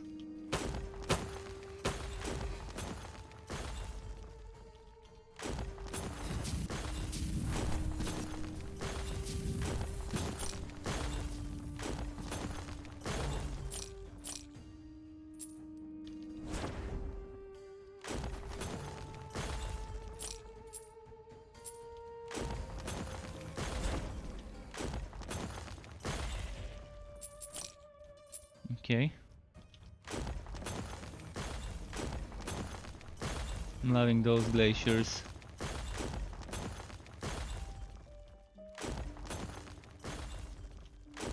So yeah, if it's that stance note, you definitely are talking about basic attacks there. A couple of weeks ago when I tried it, it was basic attack stuff. I think Wosen really needs a testing dummy in the town where we can test the damage. See, even this game has it and it's a beta. This game has it, Grimdown has it, many games have test damage dummies. You can go and attack an immortal enemy and test your DPS and test things like skills like that. Wosen would benefit greatly from something like this, getting added into Stormfall. And it definitely is not hard to add a test dummy. You're basically adding some sort of an object that is immortal, that doesn't die, or maybe has super high regeneration, something like that, and millions and billions of HP, anything like that, as long as you can just see the damage you're doing to it. And as long as you can reduce the armor of that enemy or resistances with different skills, penetrations, etc. So it shouldn't be that difficult. It's like adding a static mob that doesn't attack. But it's gonna be nice if you have a mob that can attack as well. Just doing 1 damage, but things that can proc on dodge and stuff like that. Ritkitu, there is no max wave. Max wave is at the moment unlimited, so you can get as high as you want, as long as you can. Not a big fan of real endless modes. Honestly, I'd rather have a limit and people competing for points, or people competing for time, how fast someone cleared something.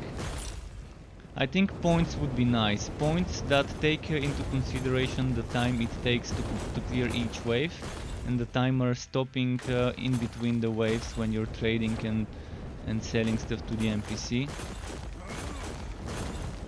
Bigger fan of things that have limit. One of the reasons why I'm not a big fan of Diablo 3. Not Diablo 2, Diablo 3. I'm a big fan of Diablo 2, but not of Diablo 3.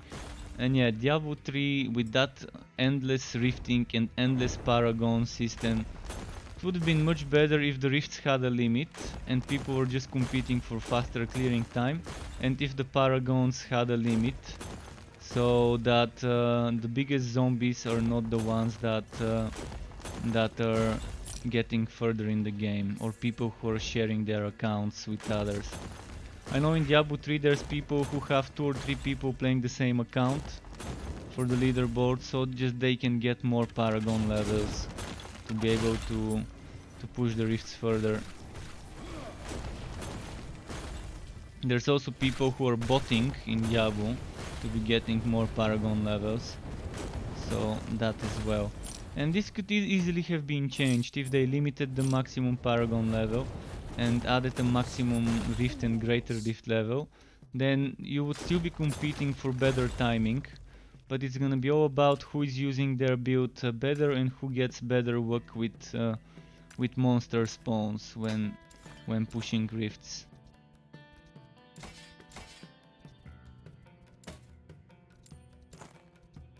Currently in this game, it's not just about the build, but also about whether someone even has the patience to push to like 2, 3, 400 waves. I definitely can't stay and play more than like 100 waves before this getting boring. But I don't think I can even reach a wave 100 with my current items, even if I try to. Increase melee elemental damage. This is super high. I'm probably gonna keep it.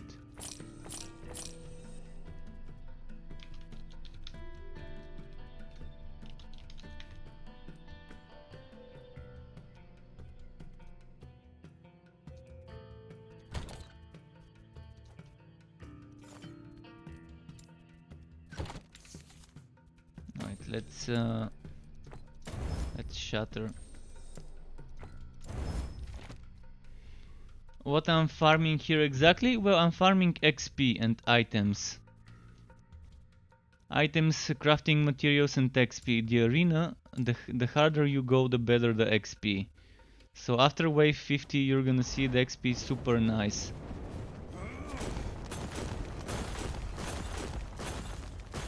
Because if you minimize the downtime, like let's say I'm not selling every round. Let's say I'm picking up the items in one round and then selling those items after the next round is done. Every 10 waves, let's say. And maybe let's say I'm not picking every single item of the ground and I'm not selling every item. And that's gonna be super meta leveling after wave 50. If you can push further and further and further.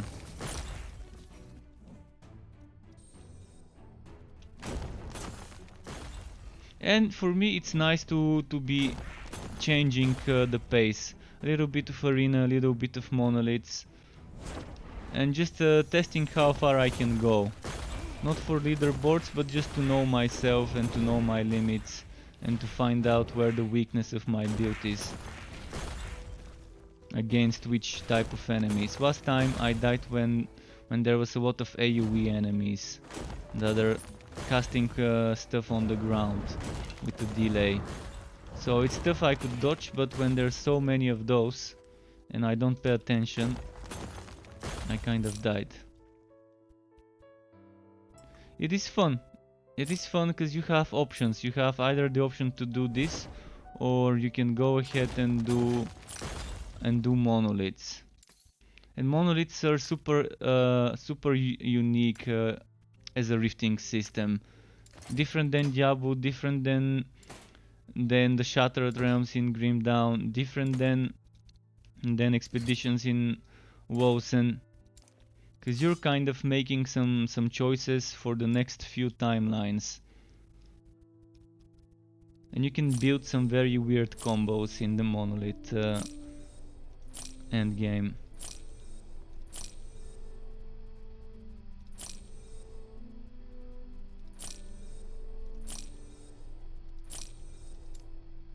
It can be challenging, both this place and the monoliths can be challenging, but the modifiers from the monoliths are super weird sometimes. You can end up making it super hard for yourself and stack a ton of damage for the enemies or a ton of HP. Or let them shred your armor with each hit.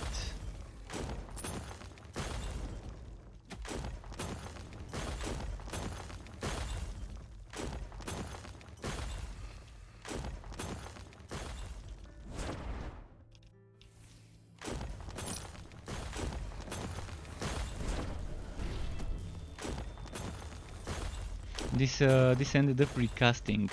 My black hole has a chance to recast after it expires, which is kind of double the duration in a way. Let's say it's chance for double duration instead of recasting. Although it is officially called recasting, but it's easier to understand if I call it chance for double duration.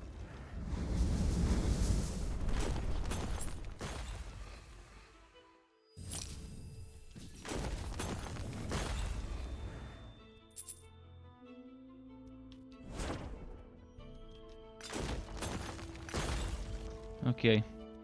Each wave is harder, yeah, like each wave gets harder. Let's say maybe each 5 waves. I'm not sure whether it's each single wave or each 5 waves, but every 5 waves you can see I have a chance to pause, wood, sell, and then go further afterwards.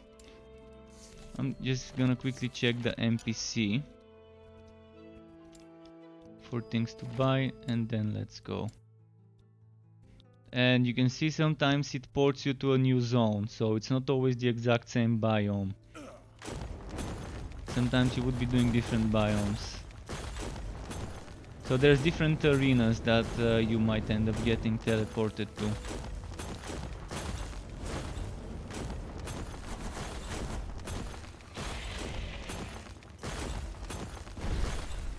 And the higher you go, the more XP the enemies start giving you.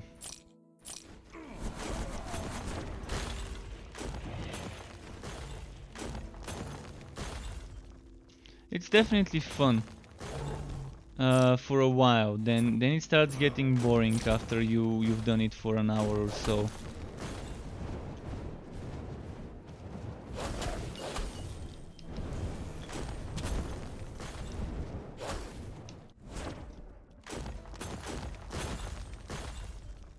He almost died there because those wolves can be super armor ready if you let them hit you.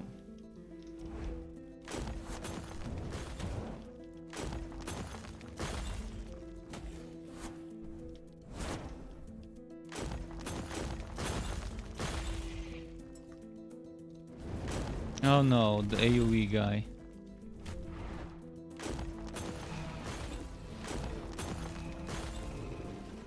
And I couldn't kill him, that's not good at all. I cannot.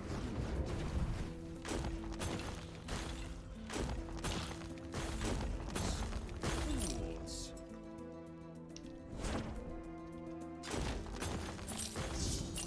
Oh, unique. Unique. Is it better than the one I'm wearing? Let's compare.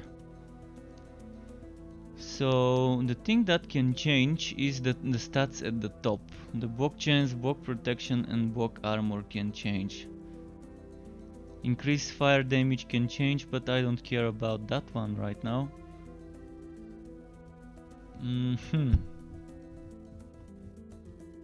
Well, it's hard. Do I want more bog chance or do I want more bog protection?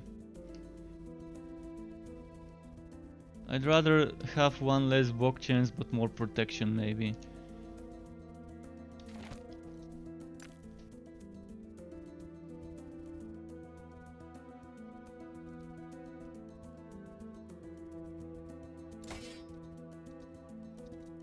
Let's sell, because I've got a lot of items.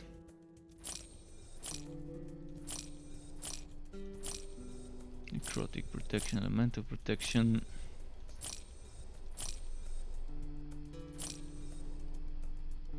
Okay, I'm gonna sell this one.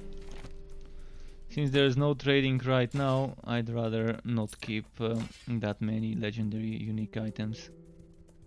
Speaking of legendaries, I can't wait for them to add legendaries in the game and see what the legendary items are.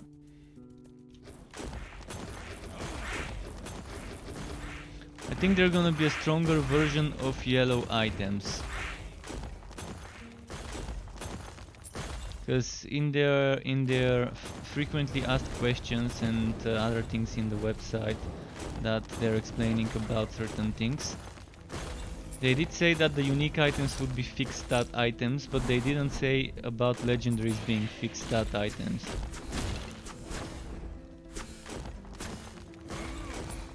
And it said something like they wanted to do one thing with legendaries, but then they decided to kind of change their approach to those. So I'm wondering what they decided to make them be. Would we be able to wear more than one legendary? Would there be a limit of X number of legendaries? Or would legendaries just be a stronger version of yellow items with one more additional affix? Or would legendary items be items that have sockets and other items not having sockets? We're gonna have to wait and see. Wow, I survived this super hard hit.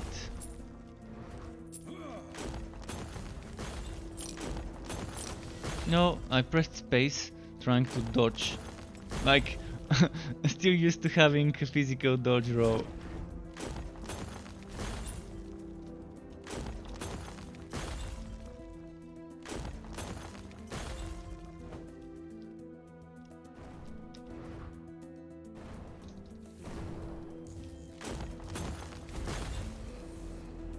Okay, nice.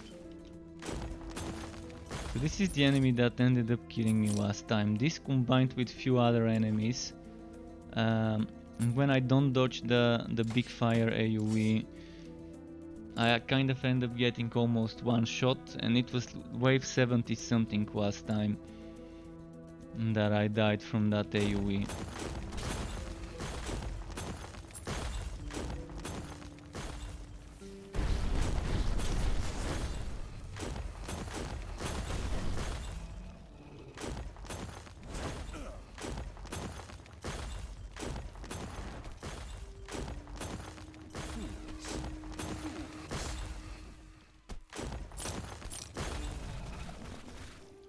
Come on, don't die right now. Chimeras, not a big fan of those either.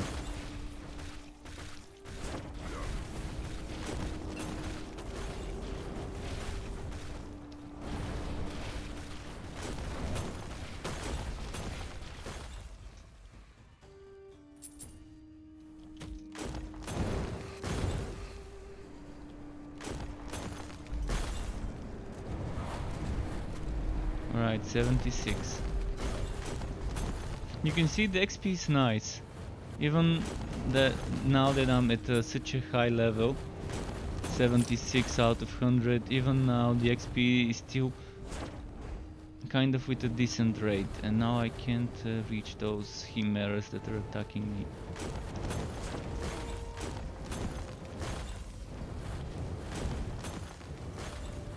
There we go.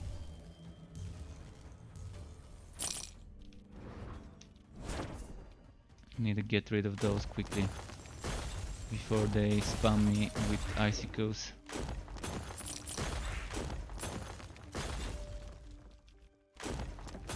Okay, more protection, more damage.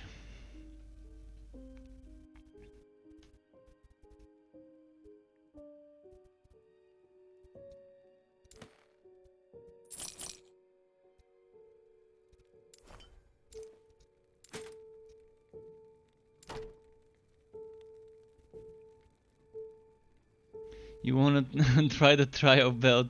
Well, if you don't have the trial belt, as I say again, just try use Mark of Impurity until you get it.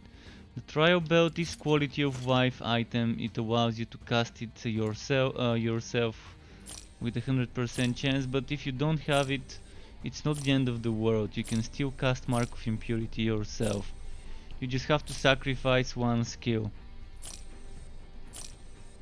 It still works.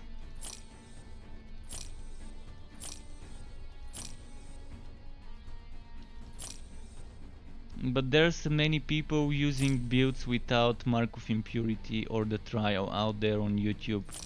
Uh, that can still kind of clear some content to a certain extent.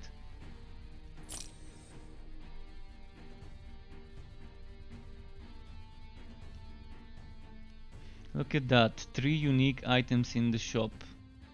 I can buy all 3 of them, but I really don't need them because I've got them already, and the differences would probably be small.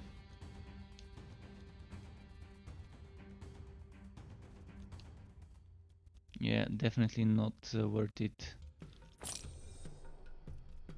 But it's nice to see unique items in the shop.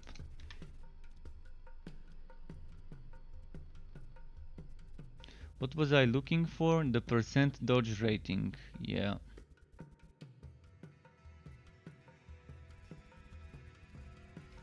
Because this dodge rating was tier 5.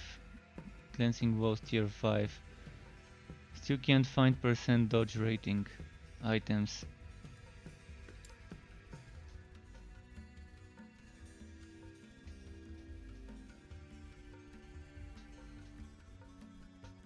Yeah, you can actually farm the trial belt solo. You can solo farm the trial belt in story mode. Because if you know the location where the vendor spawns in the story mode, you can just keep logging in and out and using the waypoints to teleport to the locations where the vendor spawns. Yeah, in story mode you can farm it solo. But you have to know all the locations where the vendor can spawn.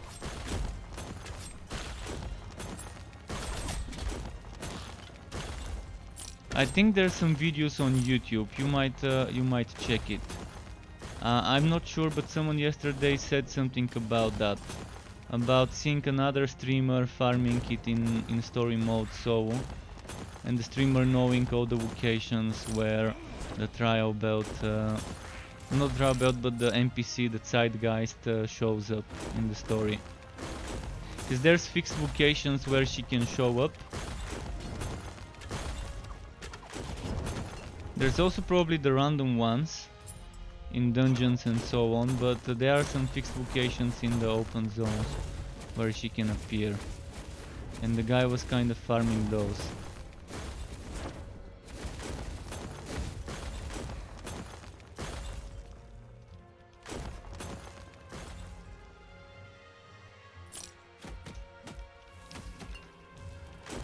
Wow, they're doing so much damage now.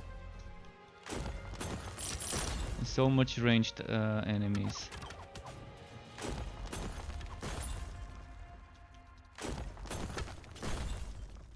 Wow, look at those. They're barely taking any damage from the big hits.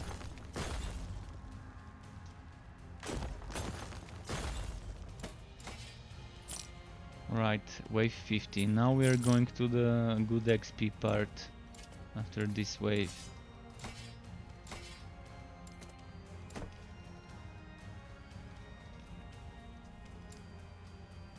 Oh, by the way, they also made changes to the minimum level required. So if you're making in WoWsen a new character, an out, what you can do is at level 50 you can equip high level items. So 187 items that you've looted after the patch from yesterday only require level 50. They used to require level 60. So let's see if I can do a few more waves, a few more rounds, because I'm starting to feel hungry. I'm gonna try and push it to 70 and then maybe I can continue. afterwards. I can probably not close my game and just have dinner, then return and start a new stream and continue. We'll see.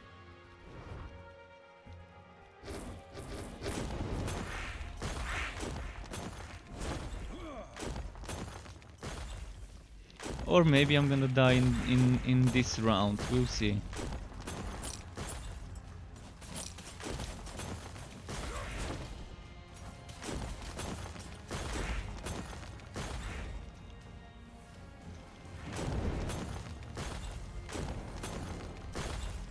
I'm trying to line of sight them.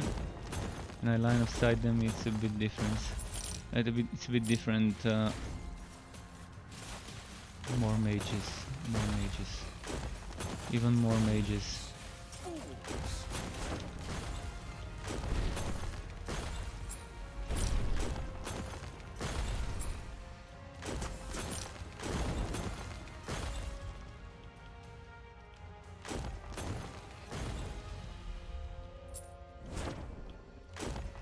Come on, there we go.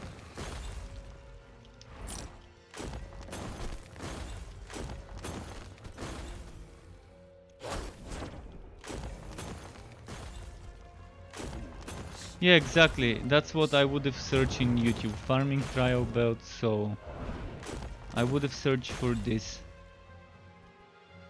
But it definitely is much slower. I mean, if you find a second person to farm it together with, it's much better. So you can see if any other of my viewers wants to farm the vendor together, but you have to have money. You need to have gold in case it's in the shop. Because imagine not having 100,000 and something gold and the NPC showing itself. Actually, it's even much better if you farm it on a low level difficulty. Because it's gonna be cheaper and you don't need the trial belt to be 187. Because the trial belt, if I remember correctly, was capped at level 40 or 50. So if you farm a lower level NPC, it's gonna be cheaper to buy the items, the unique items.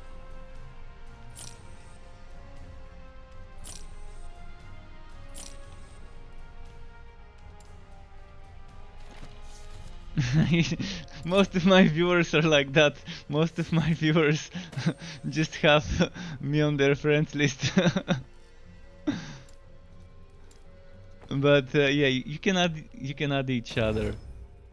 There's quite a few of you here.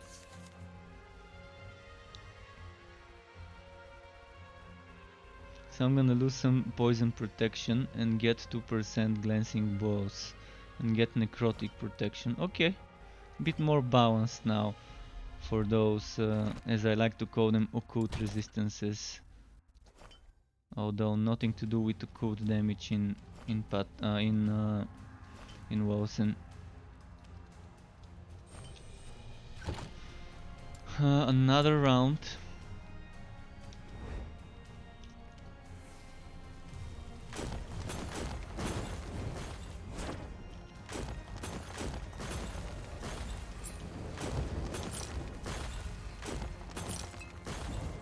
Why did I use those potions?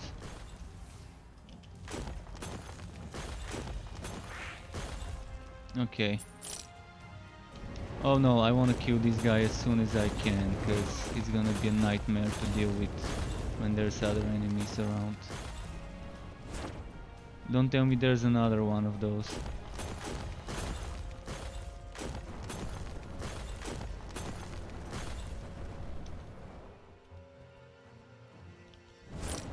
Oh, and now it's the fire one.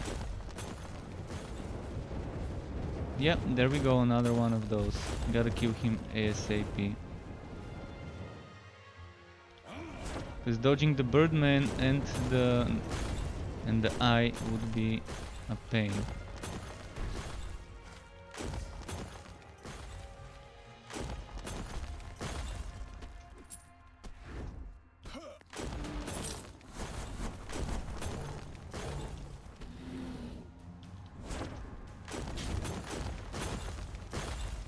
Right, getting there. Wave 60 cleared.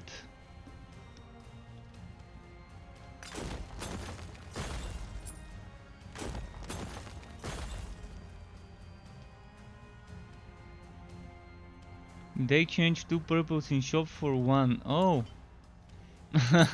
Yeah, good work. Good work with the NPC farming. I mean, if you have the time and patience, you can do it. But if you don't have it, it's gonna take ages.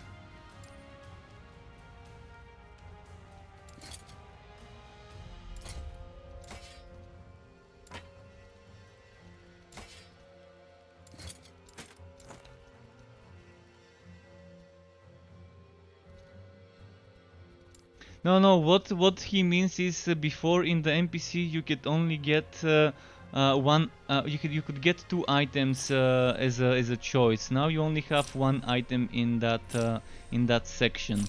It's always random. It's not gonna be just 1 item, but it's gonna be 1 random item. So it's all unique items can show up there, but 1 at a time. Maybe that sounds a bit easier to understand. Oh, percent dodge rating. This is what I've been waiting for.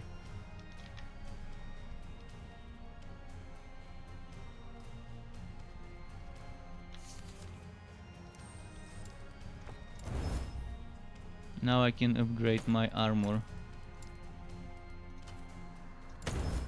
Nice, it didn't fail. Alright, let's upgrade the mana again if I can. Nice. 1 more. Please don't fail. Nice.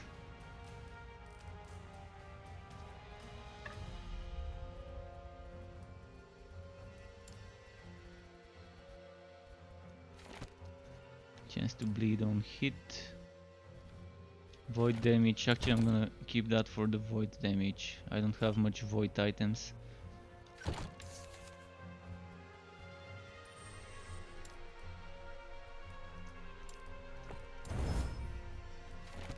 So, from my items, this is not shattered and this is not shattered. 2 items that I can upgrade. Fractured, I mean. Oh, and this one can also be upgraded.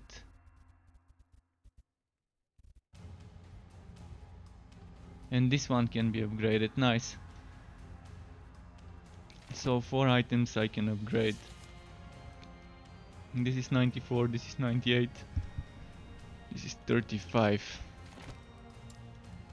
Alright, let's try and do 1 or 2 more rounds.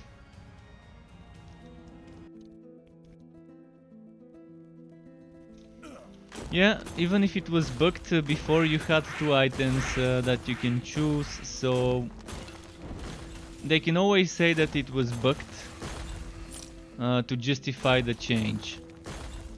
Regardless whether it was intentional or not, you're never gonna know.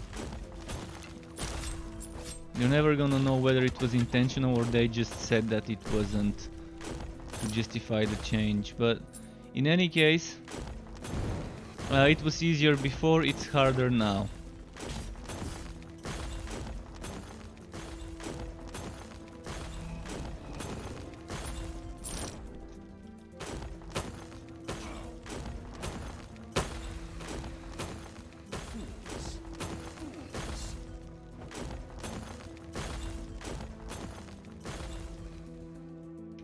Oh wow.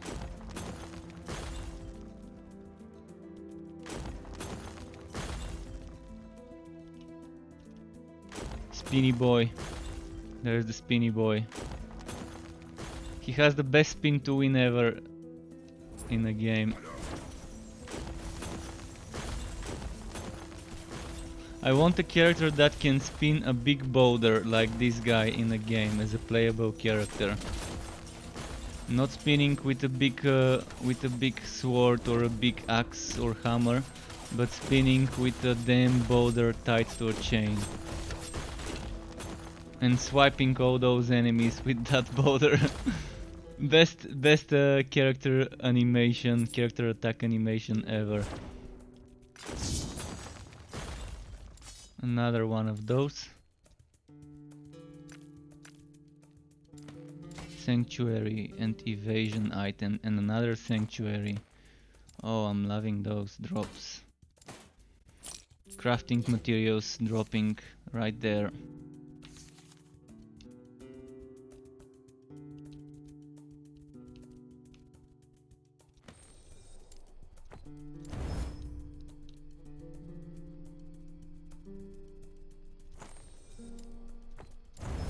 And 21 avoidance. This one is 34 mana and glancing bows. Is the glancing bows tier 5? Yes, and the mana is tier 5 too. This one is tier 4? Yeah, tier 4.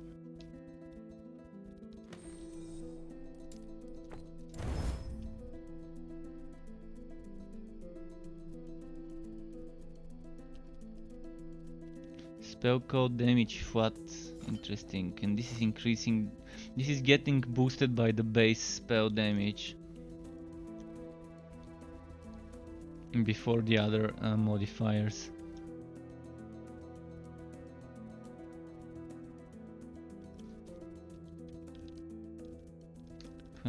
Alright, I've got a better version of this already.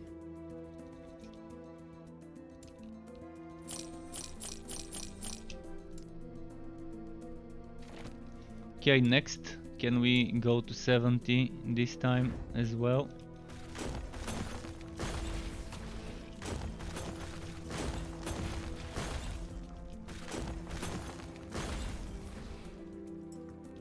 I cannot do that.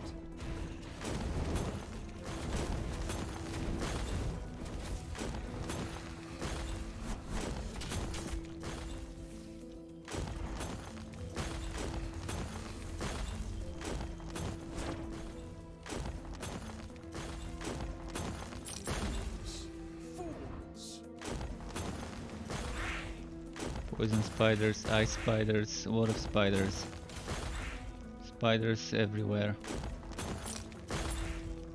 So far, yeah, working out on some of the pulls and some of the dodges.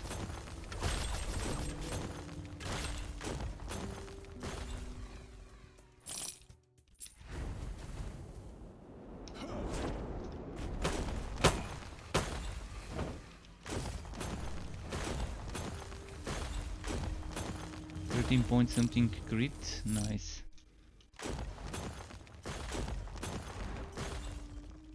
Is that the last of them? I think it is. Oh, he didn't die. Was pretty close. Stability glyphs, nice. I need guardian glyphs though. There we go, guardian glyph. So what do I want to use the guardian glyph on right now? Here I've got spell crit maxed. Oh no, spell crit is not maxed even.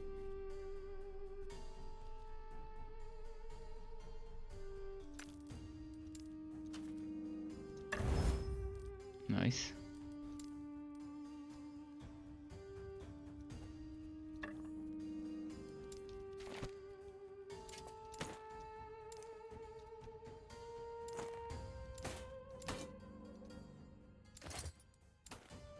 And next. Let's see if I can reach 70 this time.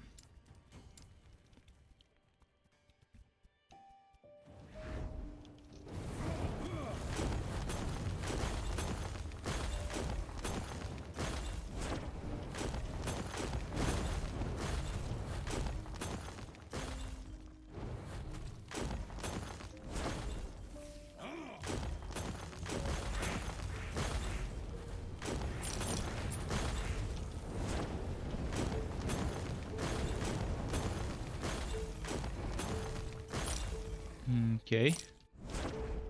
Getting there. Is that the teleporty bears?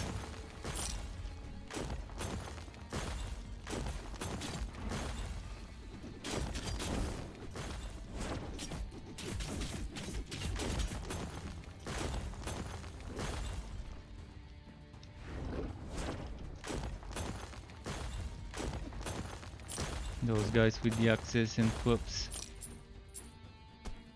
Pretty hard hitting.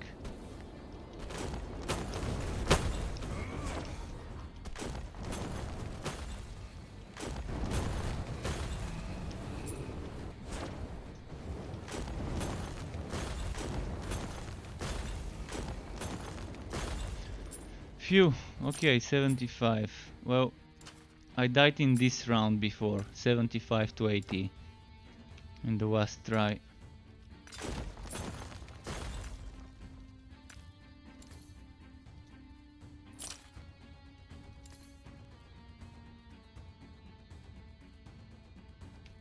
Let's see. Good afternoon, Craig, to you as well. Is this game better than Wosen? Well, this game is different than Wosen. I mean, I can't tell you whether it's better or not at the moment. It's not like the game doesn't have its problems with the performance, but it's getting a new update very soon. This month is gonna be the next big update, which is bringing a lot of changes. It's bringing a new shader, so the game is supposedly getting better performance, and it's gonna look definitely better.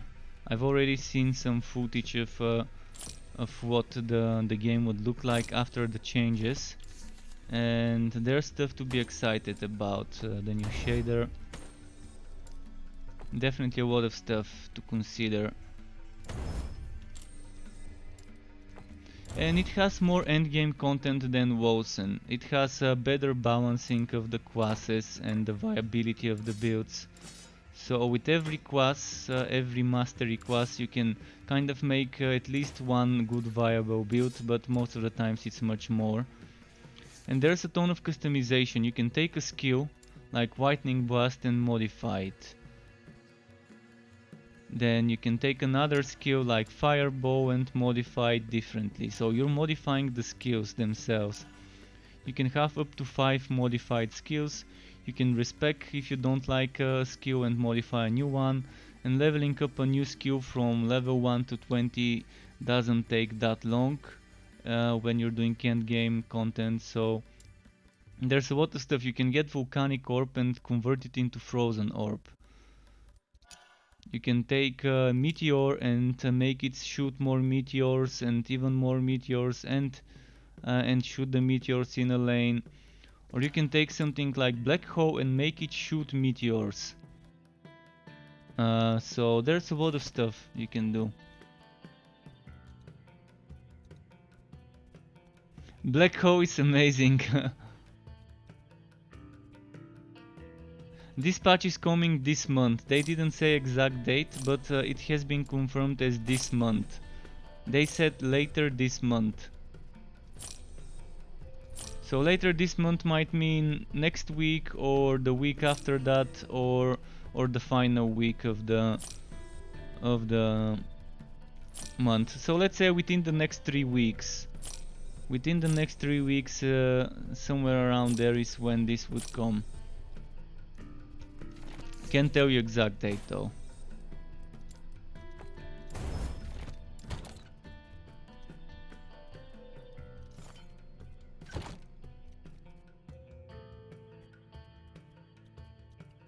Yeah, with Black Hole you're pulling all the mobs and then you can use Glacier or something else like a Meteor. You can even, as I said, modify Black Hole to cast meteors. The meteors are affected by damage increases in this tree, but not by nodes in the meteor tree.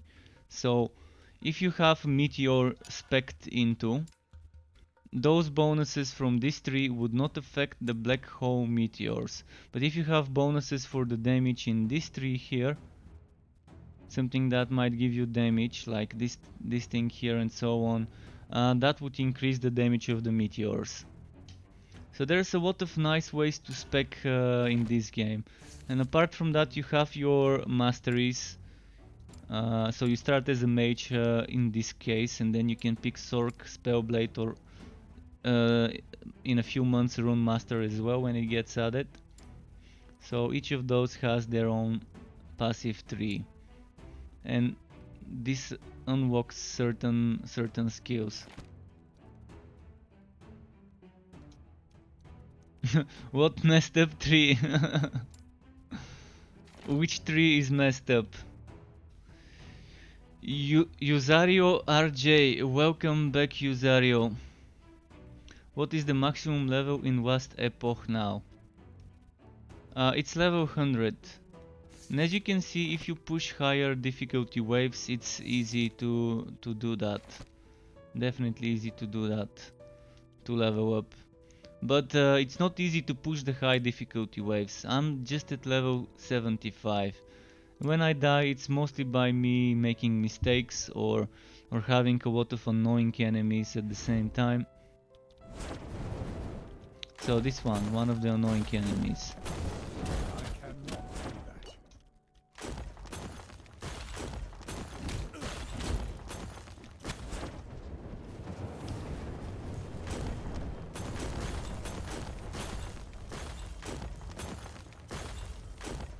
There we go.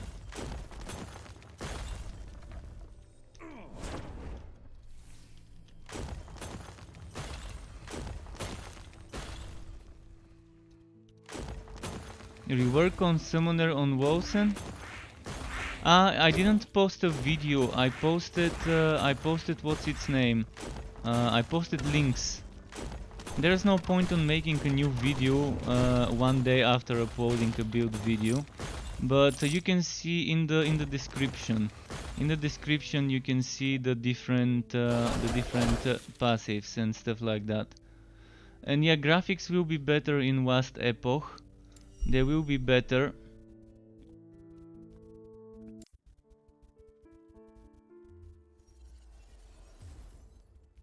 But yeah, for the Wilson Summoner setup, you can check my 3 versions I've made. If someone wants more versions, I can make more versions for that.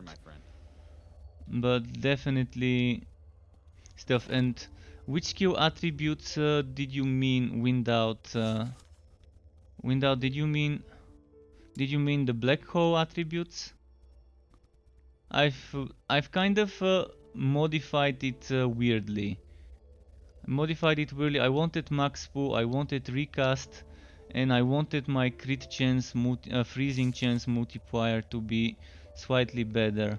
So at the moment my freezing chance seems to be 15%, and I'm getting another 225, so that's like 45, 40 something percent, 47% chance to freeze with the Big Bang. It could be optimized if I remove this point, and if I remove this point and I just put 1 point here and only avoid this one maybe. I don't know, I like it. I like the freezing. I like the coat, I like the freezing. I can get more damage here, but I'm not using this for damage.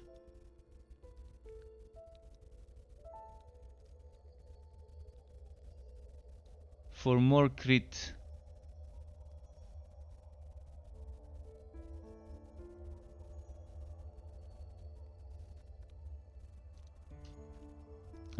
Do you mean the Wilson rework tree for crit? Yeah, I reworked that Wilson tree for more crit with just a single golem, and it's nice. But guys, I'm gonna go and have dinner now, cause it's 8:49 in the evening.